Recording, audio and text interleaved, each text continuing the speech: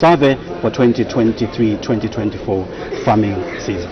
And we continue giving you some of the questions for oral answer under Order 80 that the House is expected to consider this afternoon. We do expect question 363 to be asked by Mr. Joseph Munsanja, who is in Bawala, Member of Parliament, and his question will be directed to the Minister of Community Development and Social Services. He wants to find out in A, whether the government has any plans to revive the Maurice Katoa Homecraft Center at Mapanza in Bawala Parliamentary constituency. In B, if so, when the plans will be implemented, and in C, if there are no such plans, why? Iteji Member of Parliament, Mr. Mutinta, will ask question number 365, and he is directing his question to the Minister of Green Economy and Environment. The member would like to find out how many carbon trading projects were approved under the interim carbon trading guidelines from 2021 to 2022 year by year, what the total number of the carbon credits sold as of December 2022 was. So, and the C part of the question, the member wants to find out what the projected carbon credit sales by the year 2030 is. And the last part of the question, the Member of Parliament for Iteji would like to find out what the anticipated financial benefits from the sales of the country by the country are. So those are some of the questions, and we continue interesting you to some questions that are expected to be posed by various members of Parliament today. Exactly, President, and question 366 will come from Mr. Robert Kapyanga, who is in Pika, Member of Parliament, and is expected to ask the Minister of Infrastructure, Housing and Urban Development in A, when the rehabilitation of the following roads in Impika district will be. That's one Eko Tazara and Impika Katiwunga Munkungule Kakonko. In B, what the cause of the delay in commencing the project is. In C, what the scope of the works in each project is. And in D, what the cost of each project is. We do have question 362 that will come from Kalabo Central Member of Parliament, Mr. Chinga Miyutu, and is directing his question to the Minister of Energy. The member would like to find out whether the government has any plans to facilitate the construction of a fuel filling station in Kalabo district. If so, when the plans will be implemented, and if there are no such plans, why? So that's basically some of the questions for oral answer under Order 80 that we expect the House to consider. We also expect the House to consider a question for written answer under Order 81, and this is question W7, which is coming from Mr. Jonathan Daka, who is Chadiza Member of Parliament, and is expected to ask the Minister of Lands and Natural Resources in A, how many title deeds for residential properties were issued in Chadiza Parliamentary constituency from 2000 to 2023 year by year, and in B, whether the government has any plans to decentralize the issuance of title deeds to district level to make the process efficient, and C, if there are no such plans, why? So those are the questions that are expected to be considered on the floor of the House. Just a reminder, remember we do have supplementary order paper for today, Tuesday, 18th June 2024, and this one is a ministerial statement that will be rendered on the floor of the House by the Minister of Agriculture, and this is Honorable Ruben Mutolo, and this ministerial statement is on the crop focus survey for the year 2023 to 2024 farming season. And after that ministerial statement is presented on the floor of the House, we expect members of Parliament to seek clarity from the Minister by asking follow-up questions. I'd like to urge our viewers, wherever you are, and those of you that are following us on our social media platform, it could be Facebook or YouTube, make sure that you are with us and send your comments. Let us know where you're watching us from. There you have it. That's the Honourable Madam Speaker's procession making way to the chamber. Taz and I will be on hand to give you live commentaries. Keep watching Parliament Television. Honourable Members of Parliament, Madam Speaker. Yeah. Yeah.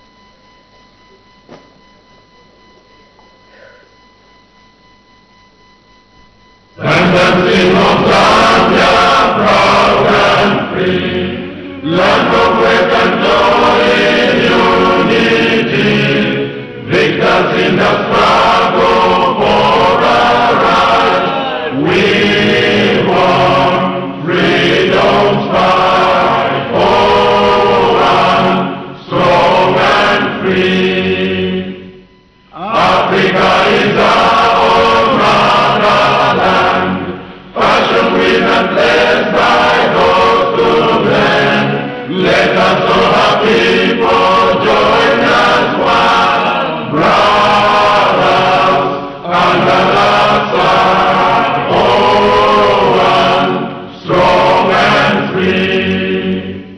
One land and one nation is our cry. Dignity and peace in Zambia's sky, like a noble eagle in its flight. Zambia, praise to thee, oh one, strong and free. Praise be to God, praise be, bless our great Zambia, Zambia, Zambia. Remain we stand under the flag of our land, Zambia, praise to thee, oh one, strong and free. Prayer. Almighty God, who in your infinite wisdom and providential goodness has appointed the officers of leaders and parliaments for the welfare of society and the just government of the people, we beseech you to consider with your abundant favor us your servants, whom you have been pleased to call to the performance of such important responsibilities in this land.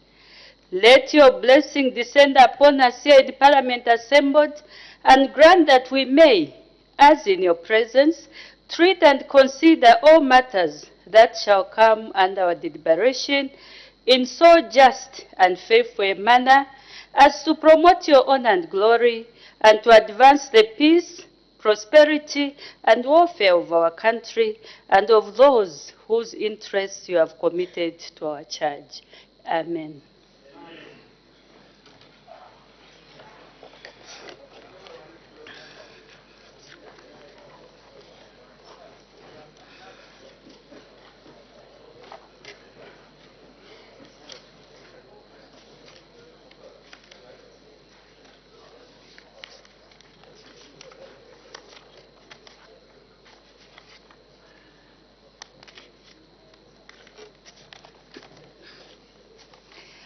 Honorable members, I have 4 announcements to make.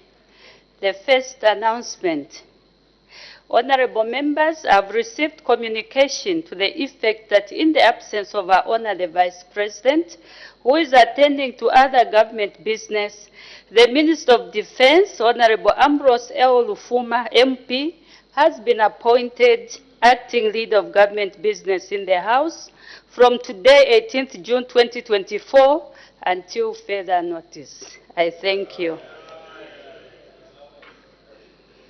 The second announcement, honorable members, I wish to recognize the presence in the public gallery of pupils and teachers from Chisamba Girls Academy, Chisamba District.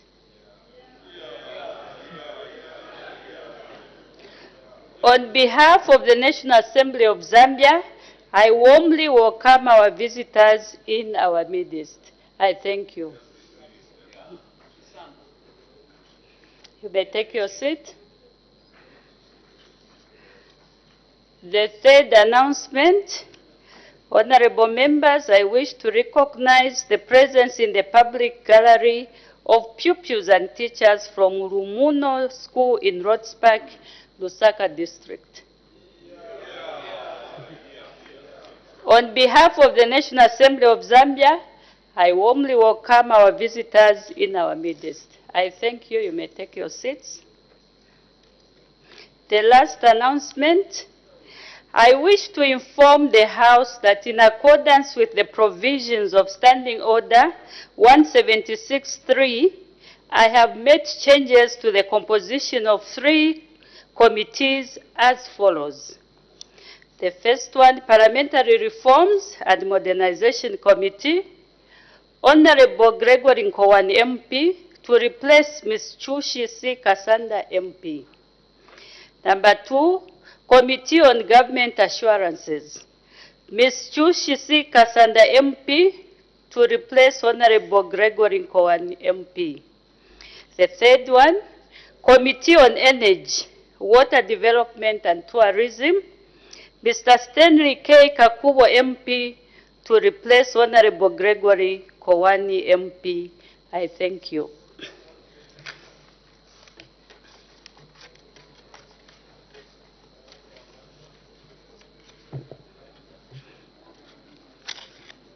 We make progress. Agent matters without notice. The Honorable Member for Nakonde. Madam Speaker, thank you very much for this opportunity to raise an urgent matters without notice, directed, Madam Speaker, at the Minister of Agriculture. Madam Speaker, with me here I have the Daily Mail newspaper, and the subheading, Madam Speaker, is saying 500,000 metric ton of maize to be imported from Tanzania. Madam Speaker, against what we were told by the Minister of Agriculture, who even dared God that even if we can't have rains for 2 seasons, we have got enough maize, that Zambia is not in anything like food insecurity. Madam Speaker, the Zambian people would want to know, where has the minister taken our maize? For him to start now importing the maize that he promised the Zambian people, that even if we can't have rains for 2 seasons, Zambia is not food insecurity. We want to find out, Madam Speaker, because we cannot start using the maize from Tanzania when we had enough maize, and the minister on the floor of this House assured each and every member that Zambia is not food insecurity. Madam Speaker, I seek your serious guidance so that we know where the minister has taken our maize. I thank you. Yeah.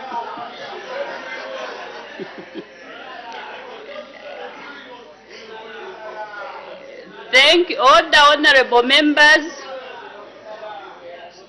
All the honorable members. For me, that question really, that matter, is not appropriate to come maybe through a ministerial statement. The honorable member can raise a question and ask the minister, so that the minister can explain the present situation regarding the maize situation in the country. We can move to the next member, the honorable member for Pambashi.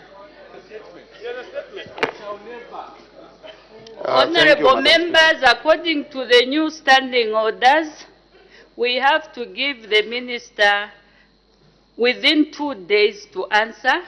He cannot respond immediately after the matter has been raised. Please, let's get used to this. We are no longer using those standing orders. Thank you, Madam Speaker.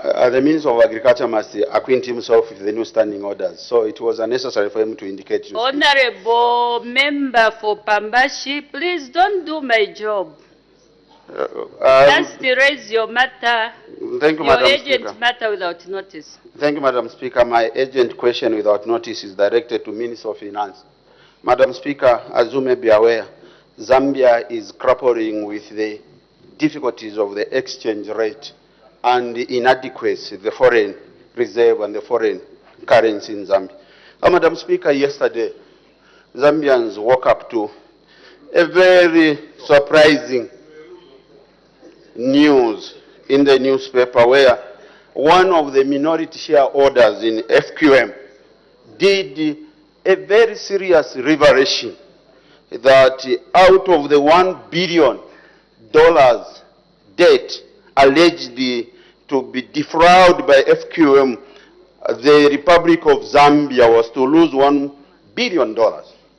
And ZRA agreed without a consent of the court or without the approval of this parliament or the Zambian people to reduce the debt from $1 billion to merely $23 million, Madam Speaker. If you checked a newspaper yesterday and today, and this has been doing rounds and commentaries by the citizens of Zambia, Madam Speaker, would want to find out what is the position. Is it true, as reviewed by the minority shareholder, who's a spokesperson, Mr. Charles Lee, a French nation? Is it true that the government of Zambia is going to lose in excess of over $900 million done by ZRA to give away to FQM? I seek your indulgence, Madam Speaker. Thank you.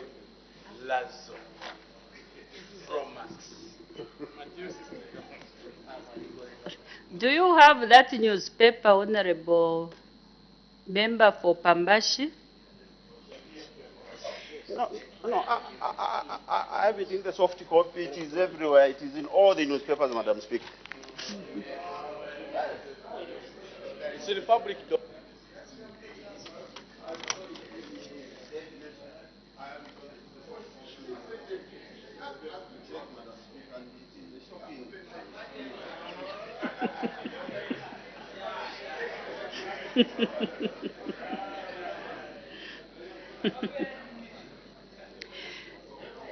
Thank you, Honorable Member. Much as that matter is important, this is a matter, when you are talking about the foreign currency, it has been there. It does not require an urgent action. Can the Honorable Member find another avenue of bringing this matter so that it can be attended to, maybe by the Minister of Finance?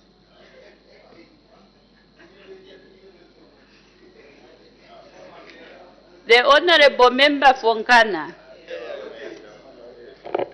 Madam Speaker, my urgent matter without notice is directed to the Minister of Water.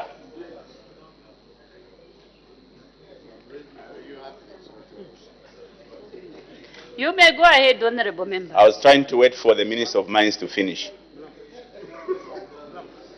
Is the matter directed to the Minister of Mines? No. He was making noise, Madam Speaker. Honorable Member, please proceed with your matter. Madam Speaker, water is life. There's a serious problem of water in the entire district of Undola, which water supply comes from Kafubu water. Madam Speaker, you may wish to know the valves that drains water in Kafubu water have malfunctioned for the last almost 1 month, and the water utility has failed to fix these valves, threatening the supply of water into the entire district of Undola. My phones are awash with messages from the residents of Undola who are demanding or calling upon the Minister of Water to come to the rescue of the water utility company to save the city of Undola from the challenges of water. Is the Minister of Water in order to allow the people to be at risk of diseases because of failure to just fix these valves? I seek your indulgence, Madam Speaker. Thank you. That matter seems to be urgent. I will request the Honorable Minister for Water and Sanitation to come back to the House on Thursday just to come and inform the nation of the water situation in Ndola district and what measures they are planning or they have put in place to resolve this problem. I thank you. So according to the new standing orders, we are just supposed to have 3 matters or 3 people to raise the matters per day. We make progress. I have permitted the Honorable Minister of Agriculture to make a ministerial statement. The Honorable Minister of Agriculture.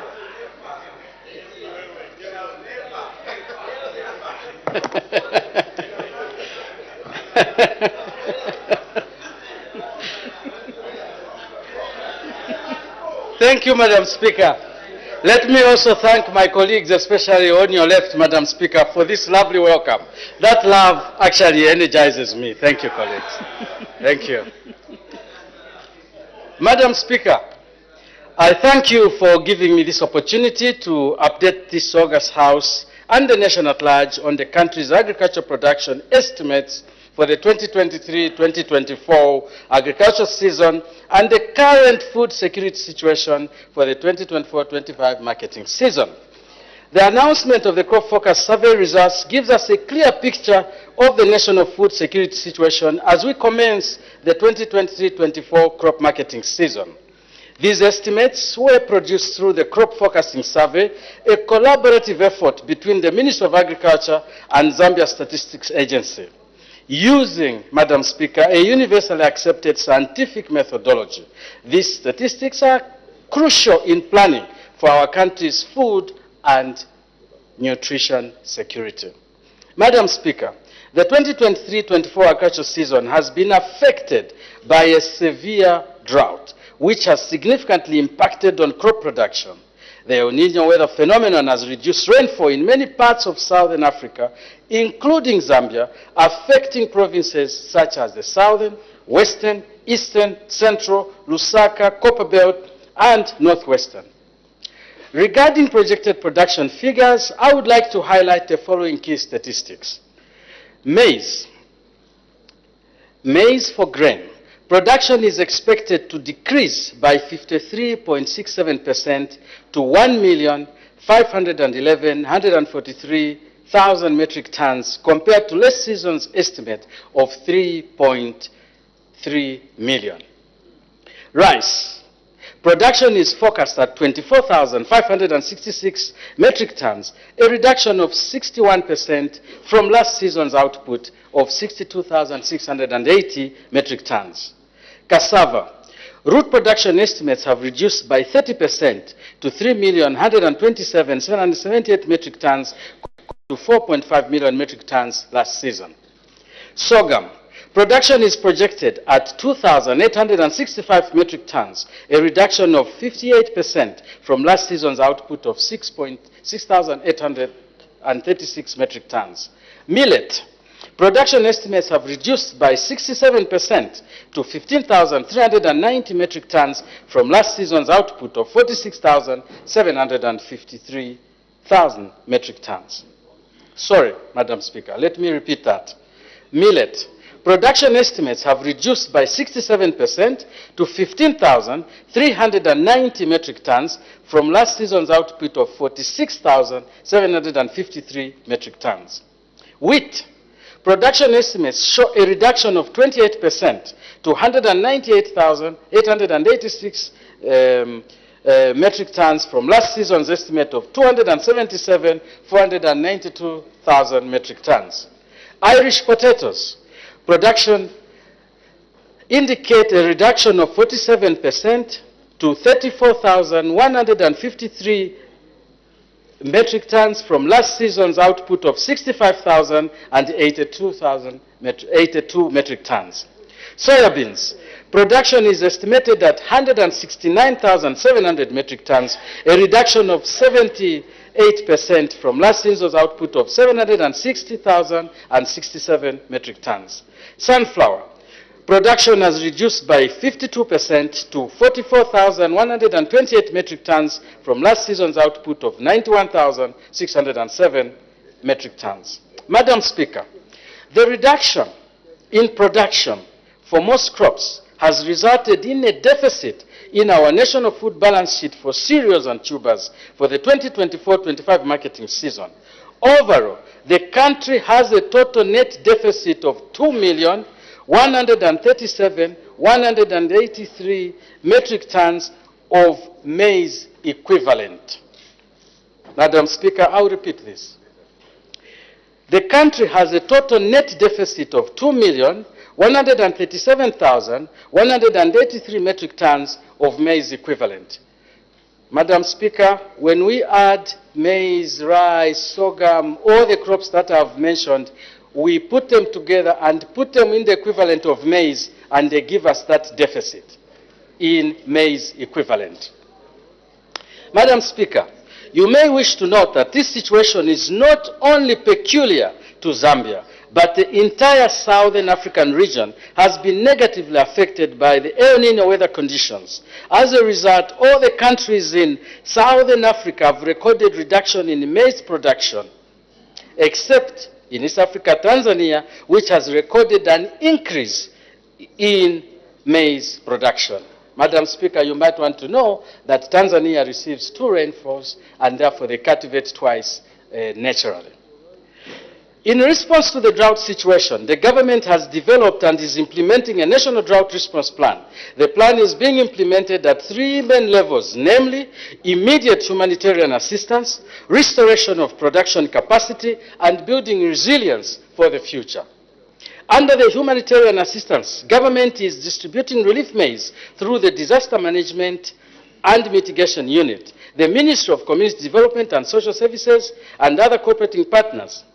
In addition, the Food Reserve Agency has opened up community sales of grain at various depots across the country.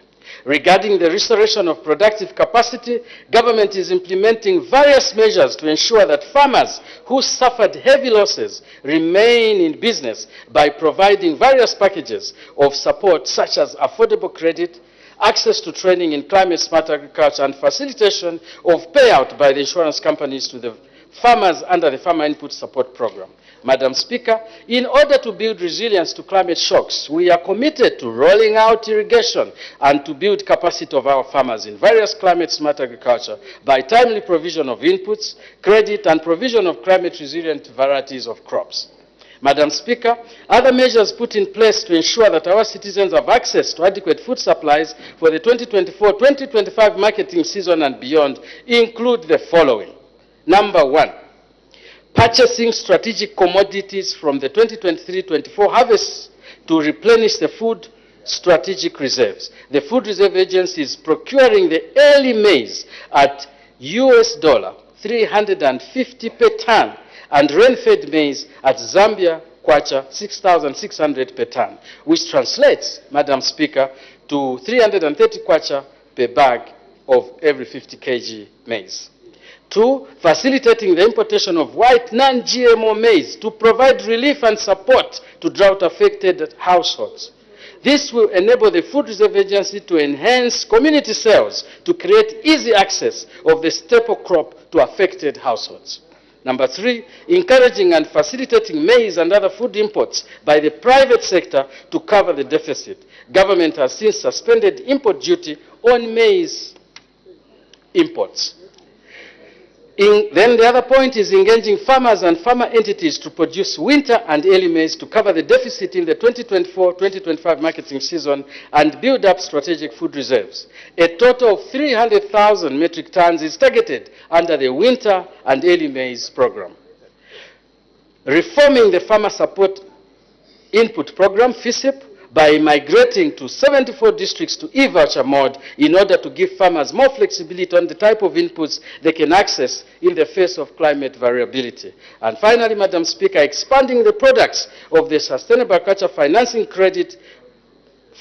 Facility, the commonly called credit window, for the 2024-2025 season to include not only seed and fertilizer, but also small-scale irrigation equipment, farm power mechanization, livestock, and aquaculture. Again, to empower and give farmers a wider choice of inputs. Madam Speaker, I'll repeat this. We are not only going to give fertilizer and seed, we are also going to give irrigation facilities, we are also going to give mechanization, and we are going to give aquaculture, and finally we are going to support livestock. Madam Speaker, we are committed to building a more resilient and sustainable food system for our country. We will continue to monitor the situation closely and provide updates as necessary. We shall ensure that no Zambian shall die of hunger during this period. Madam Speaker, before I go to sit, I hope it works. Maloza yumwe.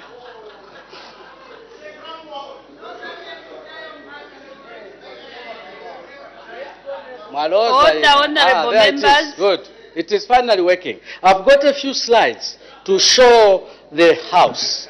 Madam Speaker, the first slide I want to show is actually a slide which shows the distribution of area planted under maize province by province. This is important, Madam Speaker, because if you look at the provinces, it will show us, Madam Speaker. Order, honorable members, order. I think we know our standing orders. It will show us, Madam Speaker. Order, honorable member for Shiwangandu. It will show us, Madam Speaker, that some of the provinces which we have been talking about to say give a lot of fertilizer in those provinces. I would like the House to see that these provinces are actually planting very, very little. And it is important, Madam Speaker, for us in this House to see those provinces and ensure that we talk to the farmers that they actually plant more. And I'm surprised, Madam Speaker, because one of the members who is protesting is actually a member who has been affected in this House and has been saying, why are you taking less fertilizer there? That is the reason, Madam Speaker. Let the people plant more. Let us tell our provinces to plant more. And let me show you the positive side of why I'm insisting on this. Look at this graph. Look at this graph, just wait.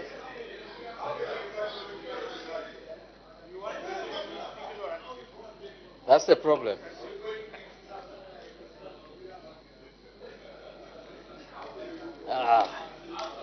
There we go. Thank you. Thank you. Just hold on. Hold on. Now, Madam Speaker, if you look at that graph. Order, honorable members. The minister has still got 8 minutes for I have his my time, ministerial yes. statement. Look at that graph. Madam Speaker, that graph actually shows why those provinces, it's a chart, it's still a graph, that graph still shows, Madam Speaker, that despite the fact that those provinces actually planted very little, they have contributed significantly to the country. So the message I'm giving you is unbiased, it's good information. Honorable Chitotela, look at what your province is doing, contributing very positively, but you plant very little. So we want you to plant more so that that graph can improve for you significantly more. I'll move to another graph. Madam Speaker, the New Dawn government has now started encouraging the commercial farmers to be part of the maize growing group. And when you see that, Madam Speaker, we have moved from almost 0 in 2021, we moved to 4% in 2023, and now the commercial farmers are producing 17% of the maize production. We are going to make sure that that increase is sustained so that we can have more maize produced by commercial farmers. This is the type of information we should be happy with as a country, not just harassing each other for no good reason at all. Look what a graph. Yeah, I'm ready for you today. There is one more graph. Hold on, hold on. Order, honorable members. Order. Madam Speaker, considering that time is not with me, I think I've done my part. I'm very, very happy with this ministerial statement. Thank you very much for the opportunity.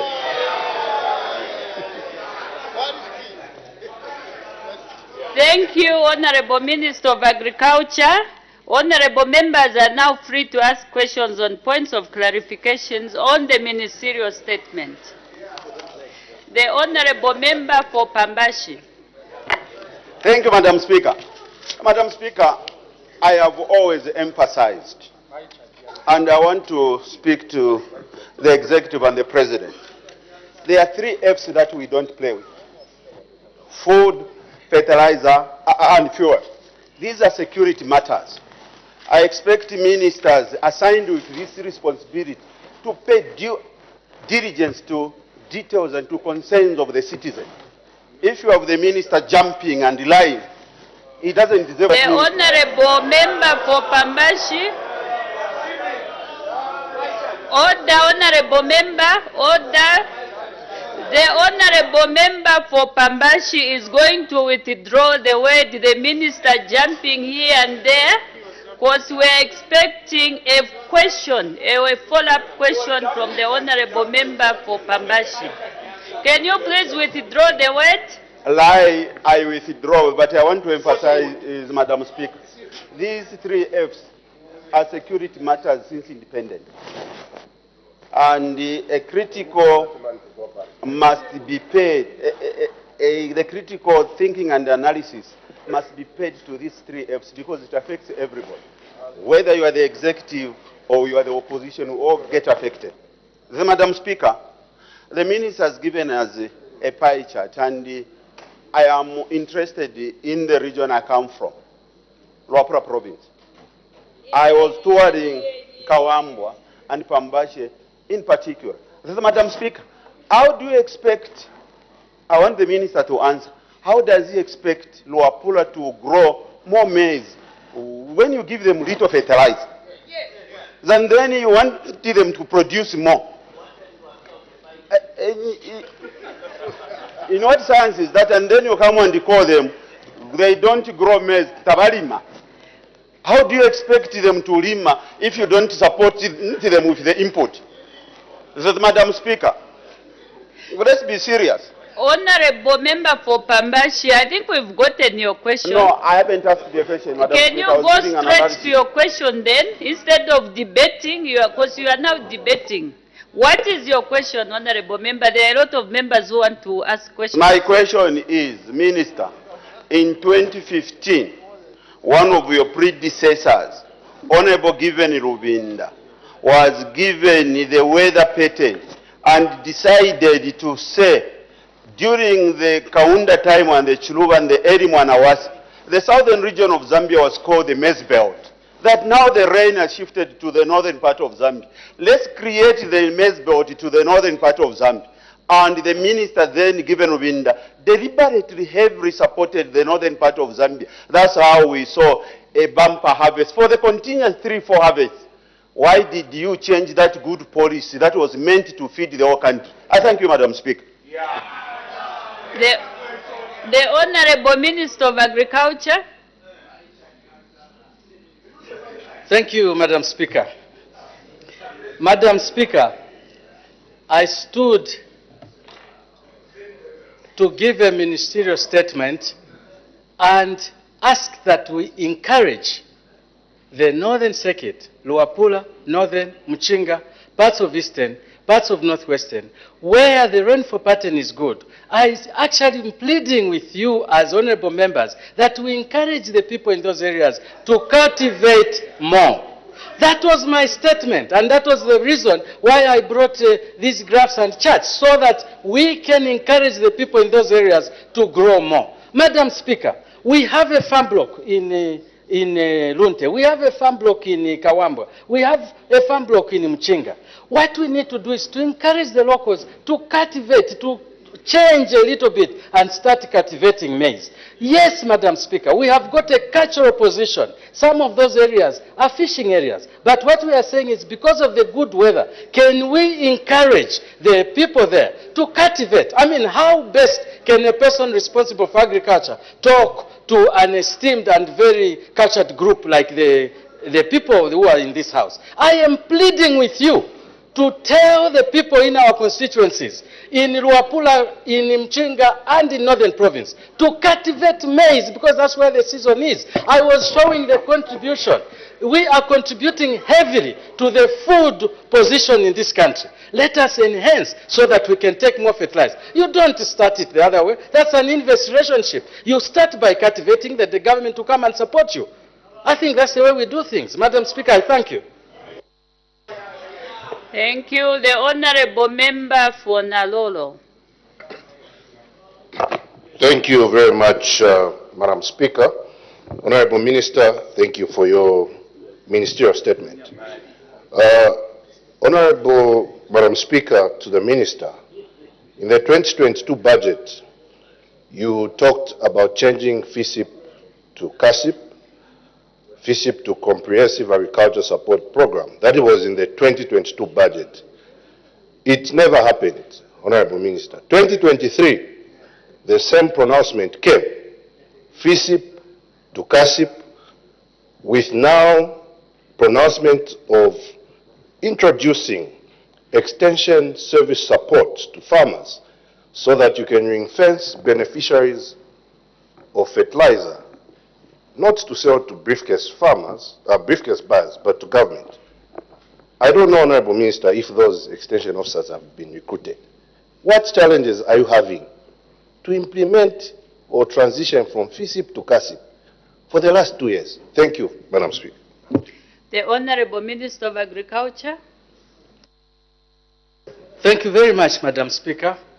Madam Speaker, I will be very calm in responding to this question so that the country can also benefit from this important question. CASIP, the Comprehensive Agricultural Support Program, encompasses also FISIP. In other words, FISIP is part of CASIP. What we were saying when producing the document CASIP was that we want to enhance, for example, extension. And we have done that. Whilst we have not employed, but for the first time, we have given almost all our extension officers a motorbike. We are giving vehicles in the provinces. This is part of enhancing them. Almost all the extension officers have been given a laptop. So we are trying to give them facilities. We are trying to give them facilities to work hard. Secondly, Madam Speaker, the CASIP has now brought about the credit window, the Sustainable Agriculture Financing Facility. We didn't have this. So we are now bringing cheap agricultural credit in the farming agricultural sector. For the first time, Madam Speaker, in a long time, we now have loans which are being given to farmers at 12% interest. It never was. So that's part of the CASIP.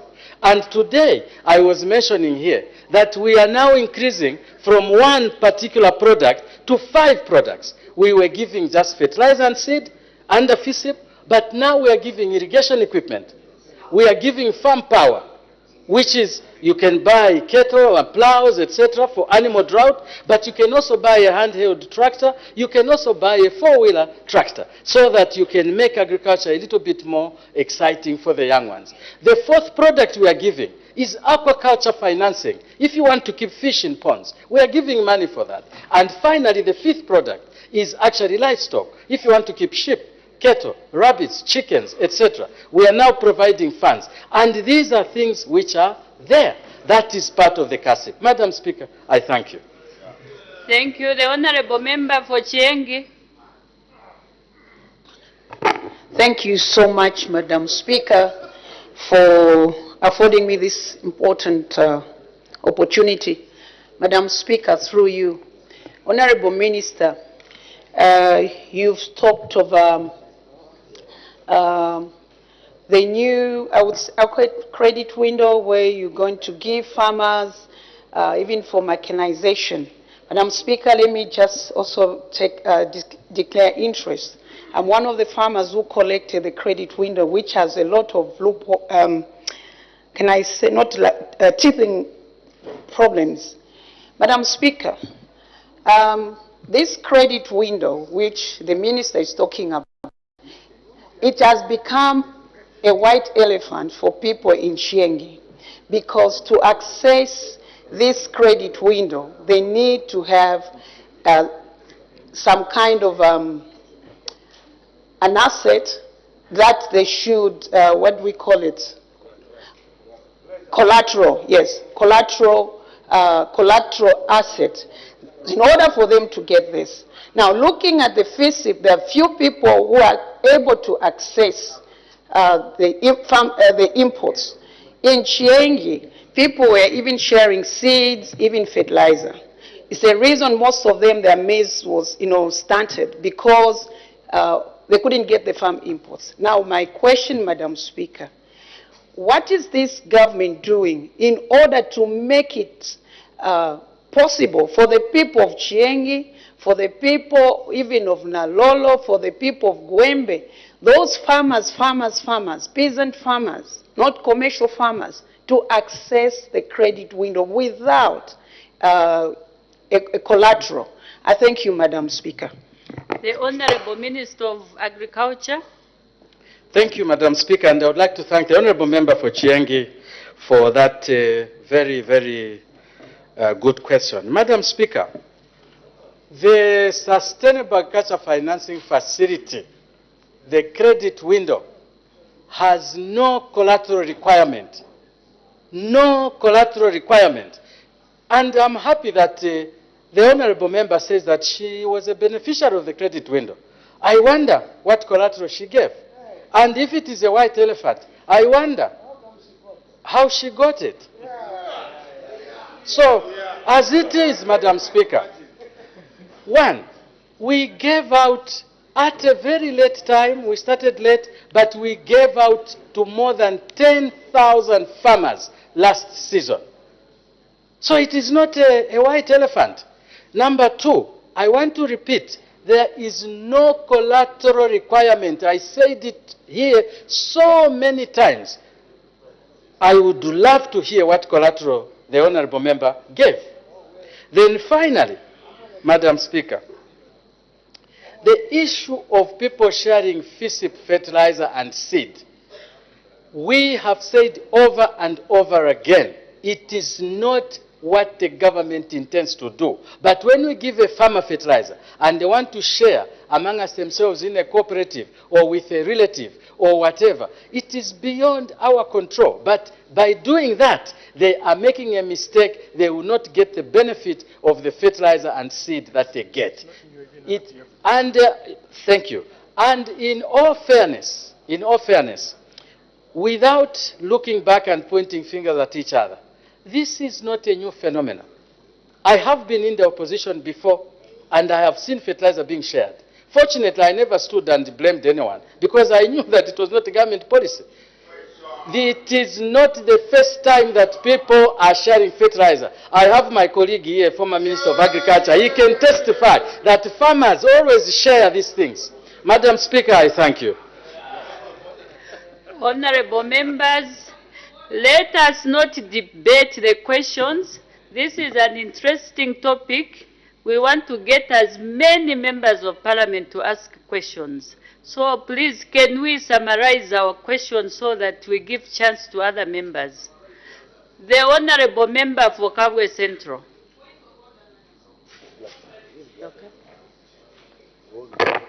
Thank you so much, Madam Speaker, for giving this opportunity to ask a follow-up question.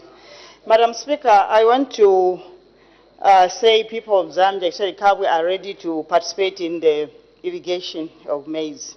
We are ready to make sure that we produce 3 times in a year, winter maize and early maize and also rain-fed maize. Now, because I've seen already the response people are making. If you travel around Kabwe, you see a lot of people with the green maize. That means they are ready to take up this program. So my question is that apart from the credit window, do you have any other program that you have rolled out to assist farmers, especially the small-scale farmers, to start, especially the early maize, since now we're almost off winter, the early maize, so that we make sure that we do the early maize, we do also the rain-fed maize. Any other program apart from just the credit window that we can rely on? Because we are ready to take up this challenge. For me and for people of Kabwe, it is a positive challenge that we need to take up so that we increase food security in the country. Thank you. Thank you. Before the minister comes in, there's an indication for a point of order. The honorable member for Chienge, what is your point of order? Thank you, Madam Speaker. Madam Speaker, according to Standing Order number 65, unless it has been changed with the new orders. Madam Speaker, when I mentioned white elephant, this is happening in Chienge. And I can even bring to your office the facts of what is taking place regarding credit window in Chienge. Madam Speaker, people of Chienge, most of the farmers, they have failed to access credit window. There's a form which are also filled in. There's a part which asks for collateral. There is that form, Madam Speaker. So I would want the minister to come out so clear and truthful for the sake of the people of Chienge. I thank you, Madam Speaker. Thank you. The honorable member for Chienge, I listened to your point of order. Apparently, it does not sound like a point of order. How I wished you had assigned one of your colleagues to come up with a question to the minister on the same issue, so that we could have given an opportunity for the minister to answer. It does not qualify as a point of order. So please, let's learn to share, especially when the question is still on the floor. Let's use our colleagues. If we are not satisfied with the answer given by the minister, a colleague can raise another question almost related to the same matter. We make progress. The Honorable Minister of Agriculture is going to respond to the Honorable Member for Kabwe Central. Thank you, Madam Speaker, and I would like to thank the Honourable Member for Kabwe Central for that question. Madam Speaker, I think it is important to note that the government cannot support all the farmers in the country. There is only a certain percentage that we are supporting. If we assume that we have 3 million small-scale farmers in the country, the government under FISIP is supporting 1,024,434. That leaves almost 2 million. Out of that 2 million, we said, let us create a sustainable agriculture financing facility, the credit window, so that those who cannot access a FISIP can access this facility, which is cheap. So I would encourage that those farmers who are very interested in the issue of the early maize and sometimes at the right time the winter maize can try to access this. And I want to repeat, if there is a program we are going to grow, it is the credit window. If there is a program which the government is going to grow, it is the credit window. Yeah. The numbers will be changing, increasing year after year, because it is a sustainable way of providing support to farmers. The FISIP is like a sunken cost. You give money and you don't go back. You can only ask the farmers to give you the crop, to sell the crop to you, but you don't ask them for anything. But a credit window, you pay back what you got. And therefore, it is a sustainable way of financing. Madam Speaker, we've been using more than $400 million more than $400 million year in, year out, to support the FISIP, to buy the fertilizer and to buy the seed. And it is simply not sustainable in our current financial situation. We have gone into debt restructuring because we were failing to pay debt. So how can we be going into that? So the best thing to do is to find a more sustainable thing. So I would like to ask the Honorable Member for Kawe to inform mostly those who are interested in the irrigation facility that we are going to give, Madam, money to drill a borehole if there is no water source near you. Within the irrigation money, we are going to give money for a solar pump. Within the irrigation money, we are going to give funds for a tank stand, a tank, pipes, and the type of irrigation system you want to apply on your farm. We are also going to give money to buy solar panels. This is very, very affordable, and it's the right way for our country to go. If we do not harness this, we will be losing a very, very good opportunity. So I want to repeat, Madam Speaker, we can provide extension, and it's good that there are people planting maize. And indeed, you travel the country, you see a lot of green maize around. That's what the country should be doing. That's what all of us should be doing, to plant and to plant early. Now, Madam Speaker, there's an issue of early maize and winter maize. Early maize is the maize that is planted around October, so that the rain comes and takes over your irrigation. That is what we call early maize. And then it will be ready about March, April. Winter maize, you are advised to plant it much earlier, before, say, this time, before the mid of June, so that you do not interrupt your normal cultivation. Because if you delay now, this maize will be in your field up until the rain is coming, and you have disrupted what you are supposed to do naturally without using irrigation. Madam Speaker, I thought I could make that clarity. I thank you. The Honorable Member for Lukasha.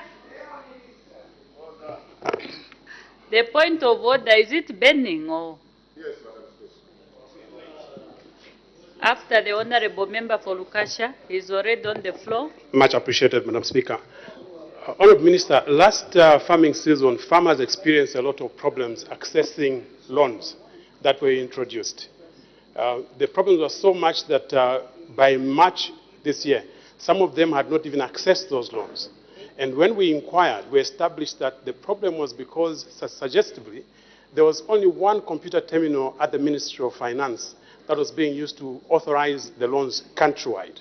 I want to find out, now that we've expanded this scheme, what mechanism have you put in place to make sure that these loans are going to be easily accessible for the farmers countrywide?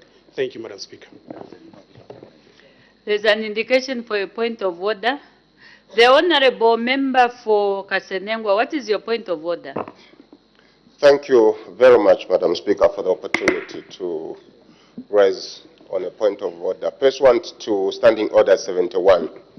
Madam Speaker, the Minister of Agriculture has indicated here that they have given computers and laptops to all the extension officers.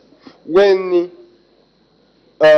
farmers in my constituency, Kasenengwa, were forced, not asked, forced to contribute money towards the purchase of these gadgets.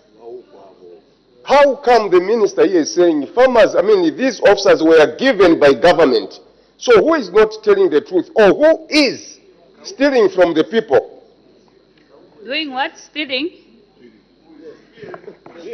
Yes, Madam Speaker. It's unparliamentary. Who is obtaining money by false pretenses, Madam Speaker?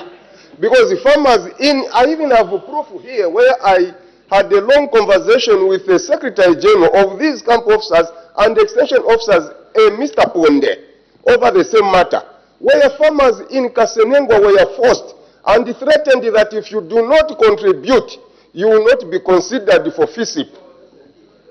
And here we are told that they were given by government. Madam Speaker, is the Honourable Member, I beg your pardon, is the Minister of Agriculture in order to mislead the people of Kasenengwa that those computers were given by government, and yet it's the farmers themselves who bought those computers? I thank you, Madam Speaker. Thank you, the Honourable Member for Kasenengwa.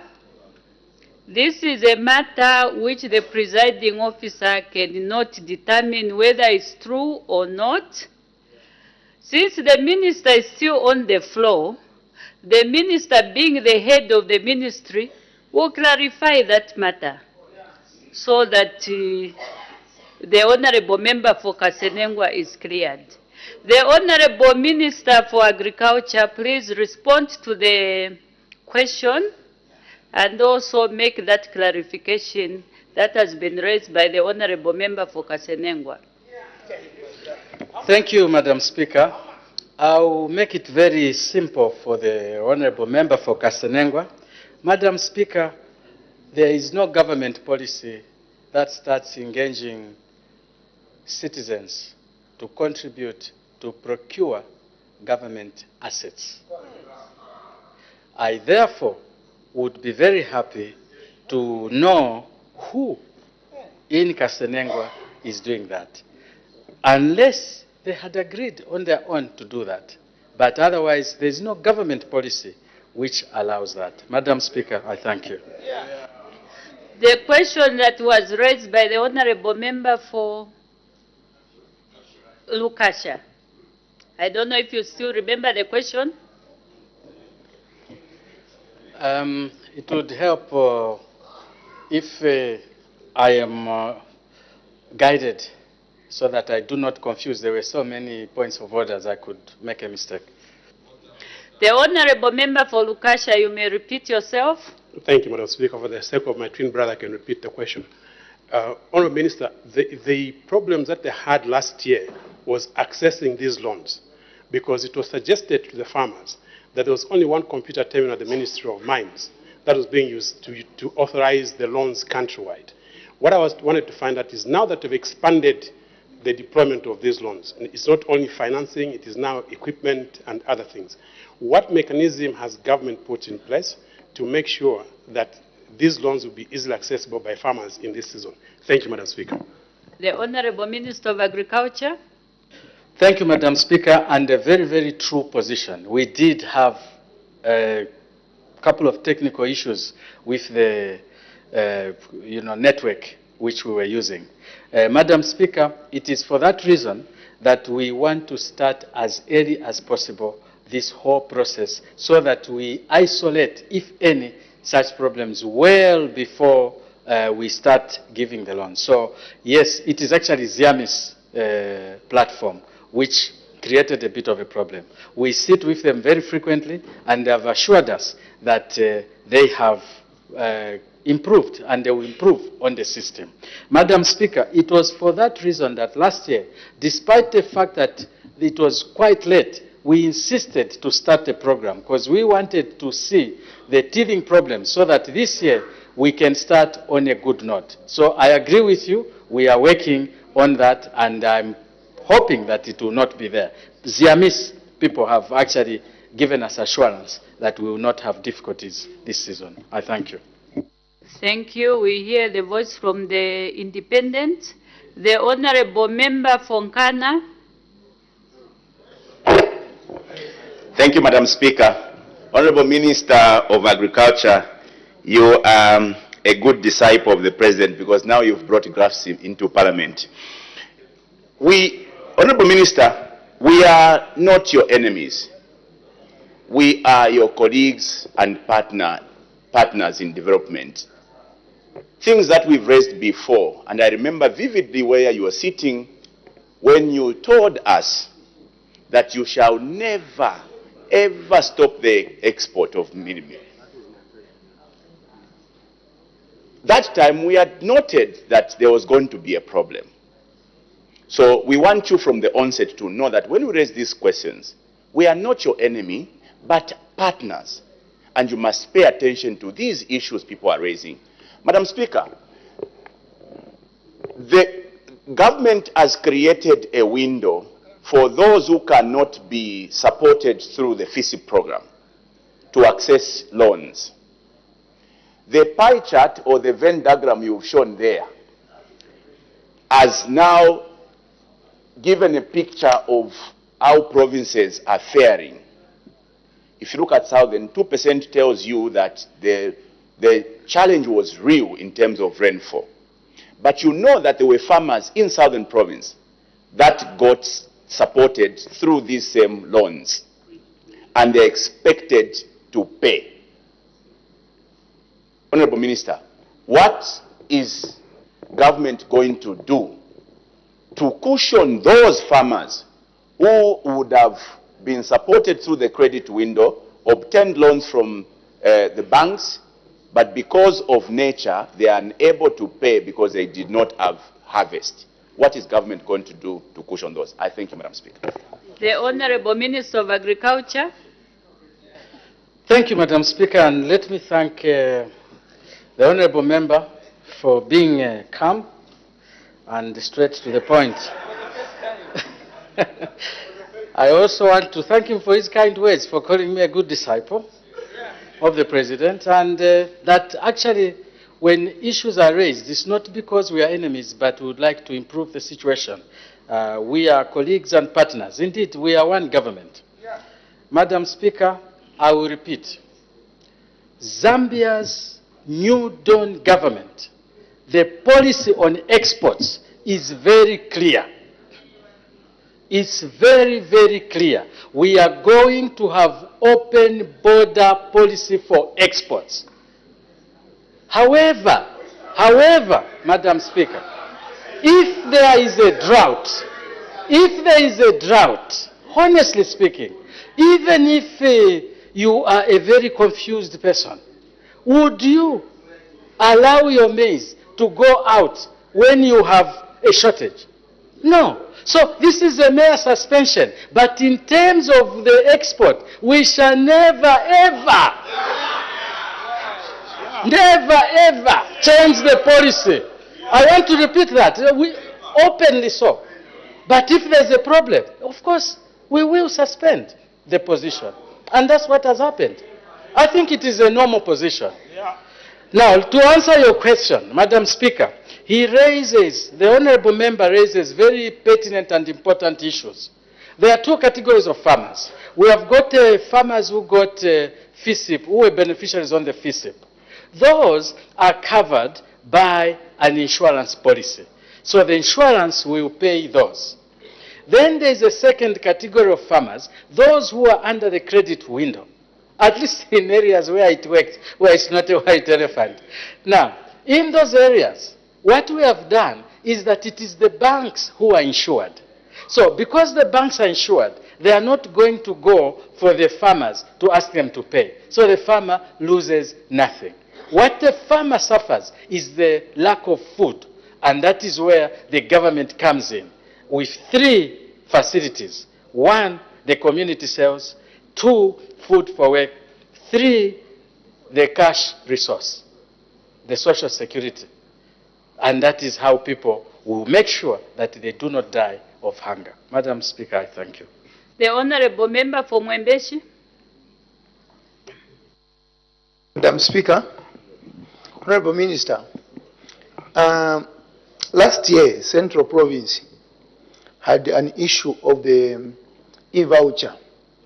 Now, I don't know if I heard you properly, or is it just in my ears that people are saying that you are going to roll out the 25% into the country, this e-voucher system.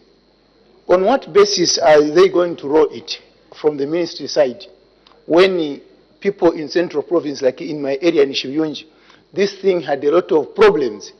So where is the basis of rolling out the whole country, 25% in the country? I thank you, Madam Speaker. Thank you. The Honourable Minister of Agriculture.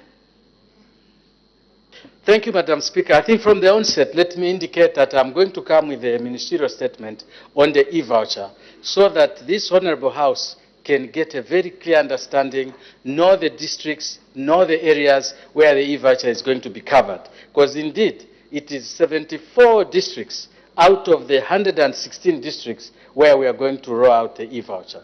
So this is our program, and it is going to be rolled out.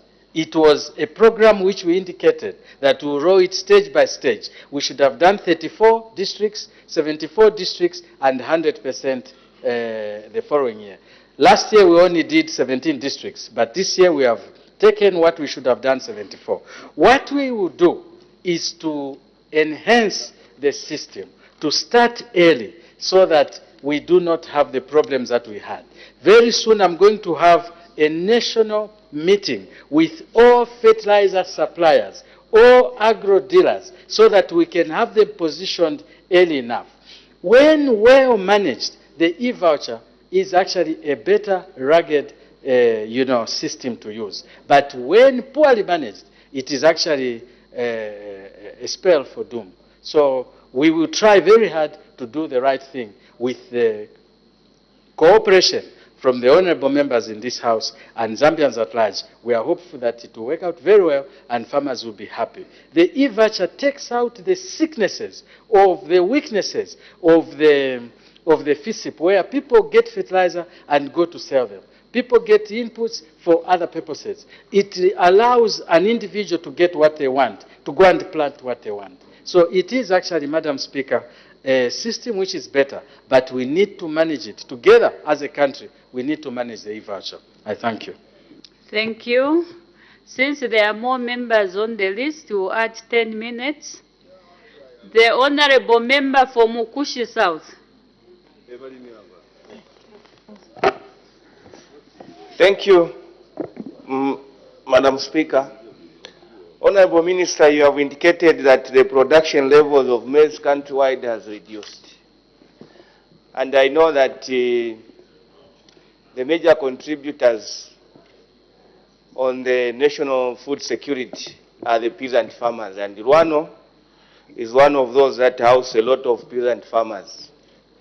Now, Honorable Minister, due to drought, and this is what has caused the low level of food production, and also partly due to late distribution of input. Because some of the farmers in Rwano have not even received the top basal fertilizer. Now, you are on record, Honorable Minister, of having issued instructions that farmers who have received FISIP should take their produce to FRA. If they don't take their produce to FRA, then you are going to remove them on the 2024-2025 FISIP beneficiaries. How are you going to identify these farmers, bearing in mind, of course, that there was also bad weather, a drought, and obviously that has affected the production levels? I thank you, Madam Speaker. The Honorable Minister of Agriculture. Thank you, Madam Speaker. Indeed, Madam Speaker, the maize figures dropped from 3.2 million to 1.5 million, which I just gave out this afternoon. Madam Speaker, it is because of this weather pattern that we are talking more of creating resilience for the farmers, and by giving them money so that they can irrigate their crop. They should be in control of the water other than expecting water from the heavens. So that's why we are encouraging that even you, Honorable Member, you should talk to the farmers that they get this credit window facility. Now, Madam Speaker, farmers who got loans either through FISIP or credit window, yes, if, for example, they are in Kawambwa, they should pay the loan because the rain was good. But if that farmer is in an area, for example, like Monze, and it has been proved that the crop just went to waste, he will not pay. I think I answered that when there was a question from, I don't know whether it was Honorable Binwell or another person, but I answered that there are these facilities, either insurance or the bank will not come to you. But it is, Madam Speaker, I think, imagine we use $400 million to buy fertilizer and seed, and we give to Zambians, and they cultivate, and they do not sell to the Food Reserve Agency, and some of them even sell the maize outside the country. Then what are we doing? Whom are we subsidizing? So that is what we want to cure, and that is why we asked everyone who cultivated to sell to the agency. Now your question was, how are you going to identify them? We have got First of all, those who got money from banks are listed. The banks will visit them. It is their responsibility to go to the banks and tell them that their crop failed, so that the banks can make an assessment. It will be assessed through the region where they are. It is not an easy task, but it has to be done. So I want to repeat, yes, if you got money from FISIP, fertilizer, you got money from the credit window, you are obliged. They signed the contract that they will supply maize to the agents. It will be our responsibility to identify them. But as Honorable Member of Parliament, you can help us to say these are the ones who got from you, and they have got good fields, or some of them have bad fields. And I know in Luano you are sisters. From today, I will be sitting with you every day until you help me with that situation. Madam Speaker, I thank you. The Honorable Member for Kwacha. Thank you, Madam Speaker, for the opportunity, and also thank you, Honorable Minister, for the ministerial statement that you just presented on the floor of the House. Honorable Minister, with the statistics that you have just presented to us, there is a likelihood that because of the shortfall in terms of maize, we are likely to import from our neighboring countries, our friends.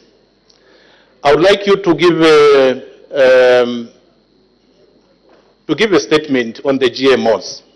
In an event that we look to our colleagues for importation of maize to cover the shortfall that we have, is the government thinking of bringing in GMOs to come and be given or be fed to our Zambian people? I thank you, Madam Speaker. The Honorable Minister of Agriculture. Thank you, Madam Speaker. Madam Speaker, if you notice from the information that is being given out, the country is looking to importing non-GMO maize. That is the government's position. And as at now, it appears we import much of our maize from Tanzania, which is a non-GMO producing country. Madam Speaker, I thank you. There's an indication for a point of order. The Honorable Member for Mukushi South. What is your point of order? Thank you, Madam Speaker. Madam Speaker, the Honorable Minister is in order to avoid answering my question and veer off and says, no, I answered the question, the one that Honorable Binwa Mpundu asked. My question, Honorable Madam Speaker, was that the issue of the FISIP farmers, not those that got credits, but the FISIP farmers who have been forced that where you have to supply maize if you got fertilizer on FISIP, and if you don't supply, we will not put you on the schedule of the beneficiaries for 2023, 2024, 2025 farming season. That's where my question is based. It's not based on those that you gave loans. No. It is those that have benefited on FISIP who has been affected due to drought. I seek your serious, Madam Speaker. The Honorable Minister, and congratulations for the most warm welcome you received at DK Stadium. Did you respond to the question that was raised? He did, eh? Okay. The next member, the Honorable Member for Bwana Mkubwa. Thank you, Madam Speaker. And thank you, Minister of Agriculture, for the inputs. I know, Minister, not everyone will understand the graphs, so I think it's good for us to understand and look what you are depicting. Minister, I wanted to find out, the previous season, you have 1.4 million farmers, and these farmers, they get insurance. The previous farming season, there was about 67 million kwacha in terms of payouts to the farmers pertaining to insurance. That is on, I think, area yield. I wanted to find out this affected season in terms of insurance, and if the ministry at all has reconciled with Smart Zambia to ensure that these farmers can get their monies which they insured the crop for. I thank you, Madam Speaker. The Minister of Agriculture will also take into consideration the issue raised by the Honorable Member for Mukushi South. Thank you, Madam Speaker. I'll start with the Honorable Member for Mukushi South. I'm used to lovely welcomes like the one I received here, and that's why I'm Minister of Agriculture today. Otherwise, I shouldn't have been. So I take it as part of life. It's part of our job. That is number one. Number two, Madam Speaker, I indicated that we have information of the 74 districts that were seriously affected with the El Nino phenomena. Farmers in these areas will not be treated like we will treat farmers in the northern circuit. So if you are farmers in, as I'll give Monze again, if you are farmers in Monze, surely they will not be treated the way we will treat the farmers in Shuangandu, for example, or Chiengi, for example, or Luano, for example, where you come from, where there was good rain. So, Madam Speaker, the answer will not change. If you are from a region which had good rain, encourage the farmers to pay so that we can continue, we can sustain our operations. Whether it is FISIP or not, FISIP, you have to give some few bags so that the government can benefit. And Madam Speaker, on a very serious note, who is releasing maize now in the hungry areas? It is the government. Sell to the government so that in times of need the government can give you back. That is number one. Number two, I am happy to inform the Honorable Member for Bwana Mkubwa that actually insurance payouts have already started. I'm grateful. The last member, the Honorable Member for Lundazi, in less than a minute. Thank you, Madam Speaker. One of the issues, Honorable Minister, that has contributed to the low harvest in Lundazi is the elephants, which were ravaging the fields of our people. I would want to find out from you, Honorable Minister, when or what are you going to do to assist our people with the mechanization system so that they can be able to grow the maize early? As in, when are you starting to deliver so that my people can know in Lundazi and benefit from the same mechanization system? I submit. The Honorable Minister of Agriculture. Thank you, Madam Speaker, and I would like to thank the Honorable Member for Lundazi for bringing that issue, because then I will let others also know. Madam Speaker, as we speak now, every single farm training center in this country has received or is going to receive mechanization equipment. Every single farm training center. Our aim is to give 696 units across the country, 6 mechanization units per district. But we have started and we have given to every farm training center. As long as there's a farm training center, you go there, you find a unit of equipment which has come brand new so that farmers can hire and use those. That is what we are doing. That's what the New Dawn government is doing, taking equipment into the districts. Now, in as far as the issue of the loans, the personalized loans, we are likely to start towards the end of this month. I'm hoping that we would have cleared 1 or 2 things and give out the loans, maybe beginning next week or so, because most of the work has been done. The banks have come on board, and it is good, Madam Speaker.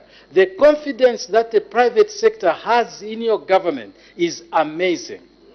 They have put in so much money, their own money, to support mechanization. And I'm extremely grateful to the Bankers Association and to the banks that have come on board to put their money so that Zambians can have equipment for their farms. Madam Speaker, I thank you. Thank you.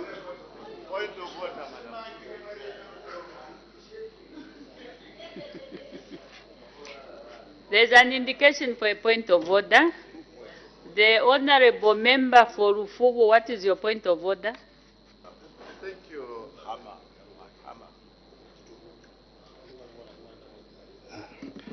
Thank you, Madam Speaker. My point of order is going to the Minister of Agriculture. And, You can proceed.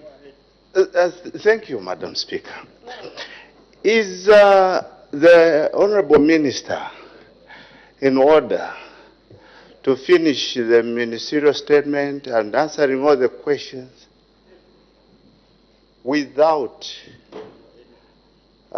considering the people, the farmers, that will be left out? When you look at the FISIP and all the systems that government is put in place, you put them together, they will not even cater for half the small-scale farmers in Zambia, meaning another half, or maybe more than half of the farmers will not benefit from these systems. Is it in order not to talk about what the government is doing to help these also, because they were also affected by the drought? Thank you, Madam Speaker. Thank you. From my own observation, there are a lot of honorable members who've got issues to do with agriculture. I would therefore request the Honorable Minister of Agriculture, like what he did today, to come more often to this House with ministerial statements so that the honorable members will be very satisfied with issues or challenges that they have in agriculture. So it's a special request that you come more often to this House. Thank you. We make progress. The honorable member from Pika, is it related to the Minister of Agriculture? Thank you, Madam Speaker.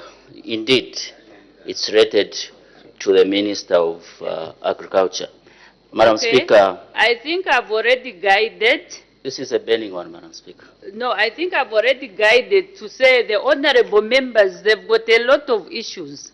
Some of the issues, like what the honorable member for Rufubu raised, it's a matter of concern, but it wasn't raised in the ministerial statement or in the responses. So similarly, if the honorable member from Pika is not satisfied, you can either raise an urgent question or we wait for the Minister of Agriculture, as already guided, that he should be coming to this House with ministerial statements. Because the honorable members, they've got issues back in their constituencies. You can also maybe take up an active role by raising a question to the honorable member, a specific question. But what I've seen generally, most of the issues are experienced in most parts of the country. So with that guide, I think we can make progress. Questions for oral answer, understanding order number 80. The honorable member for Chiluvi. Thank you, Madam Speaker. As I continue to wish Honorable JJ Banda quick recovery. Question 361, Madam Speaker.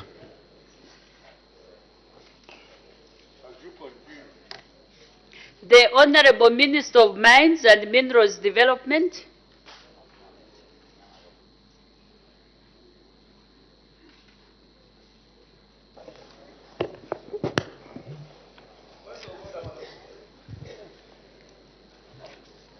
On who? Because the minister has just stood up. to make a response to the question. Is it on the Minister of Mines? Madam Speaker, I just wanted to learn something, because I've been in this House for a bit of a time, on what just transpired. Has it been allowed? You can't remember. Let the Honorable Minister proceed, then you come later. Thank you very much, Madam Speaker. Before I answer the question, I also want to welcome back our good friend, Honorable Kalimi. Welcome back. We are grateful you are here. Madam Speaker, the Honorable Member, Mr. Fube, asks the Minister of Mines and Minerals Development what the lifespan of lithium deposits discovered in Mapatizia parliamentary constituency is. B, whether the government has any plans to ensure that the lithium processed within the constituency in order to add value, the lithium is processed within the constituency in order to add value before export, and if so, when the plans will be implemented. The answer is as follows. Madam Speaker, A, what has been determined in Mapatizia parliamentary constituency are lithium occurrences. The deposit or resource has not yet been established. Exploration works are ongoing to define and quantify the resource, which will be followed by mine development. Only then can the lifespan of the mine be determined based on the discovered and quantified reserves of lithium. B, government policy is to have the in-country processing of all minerals, including lithium. However, plans to ensure lithium is processed within the constituency will be dependent on the outcome of the ongoing exploration works, which will define the resource. Should the project be...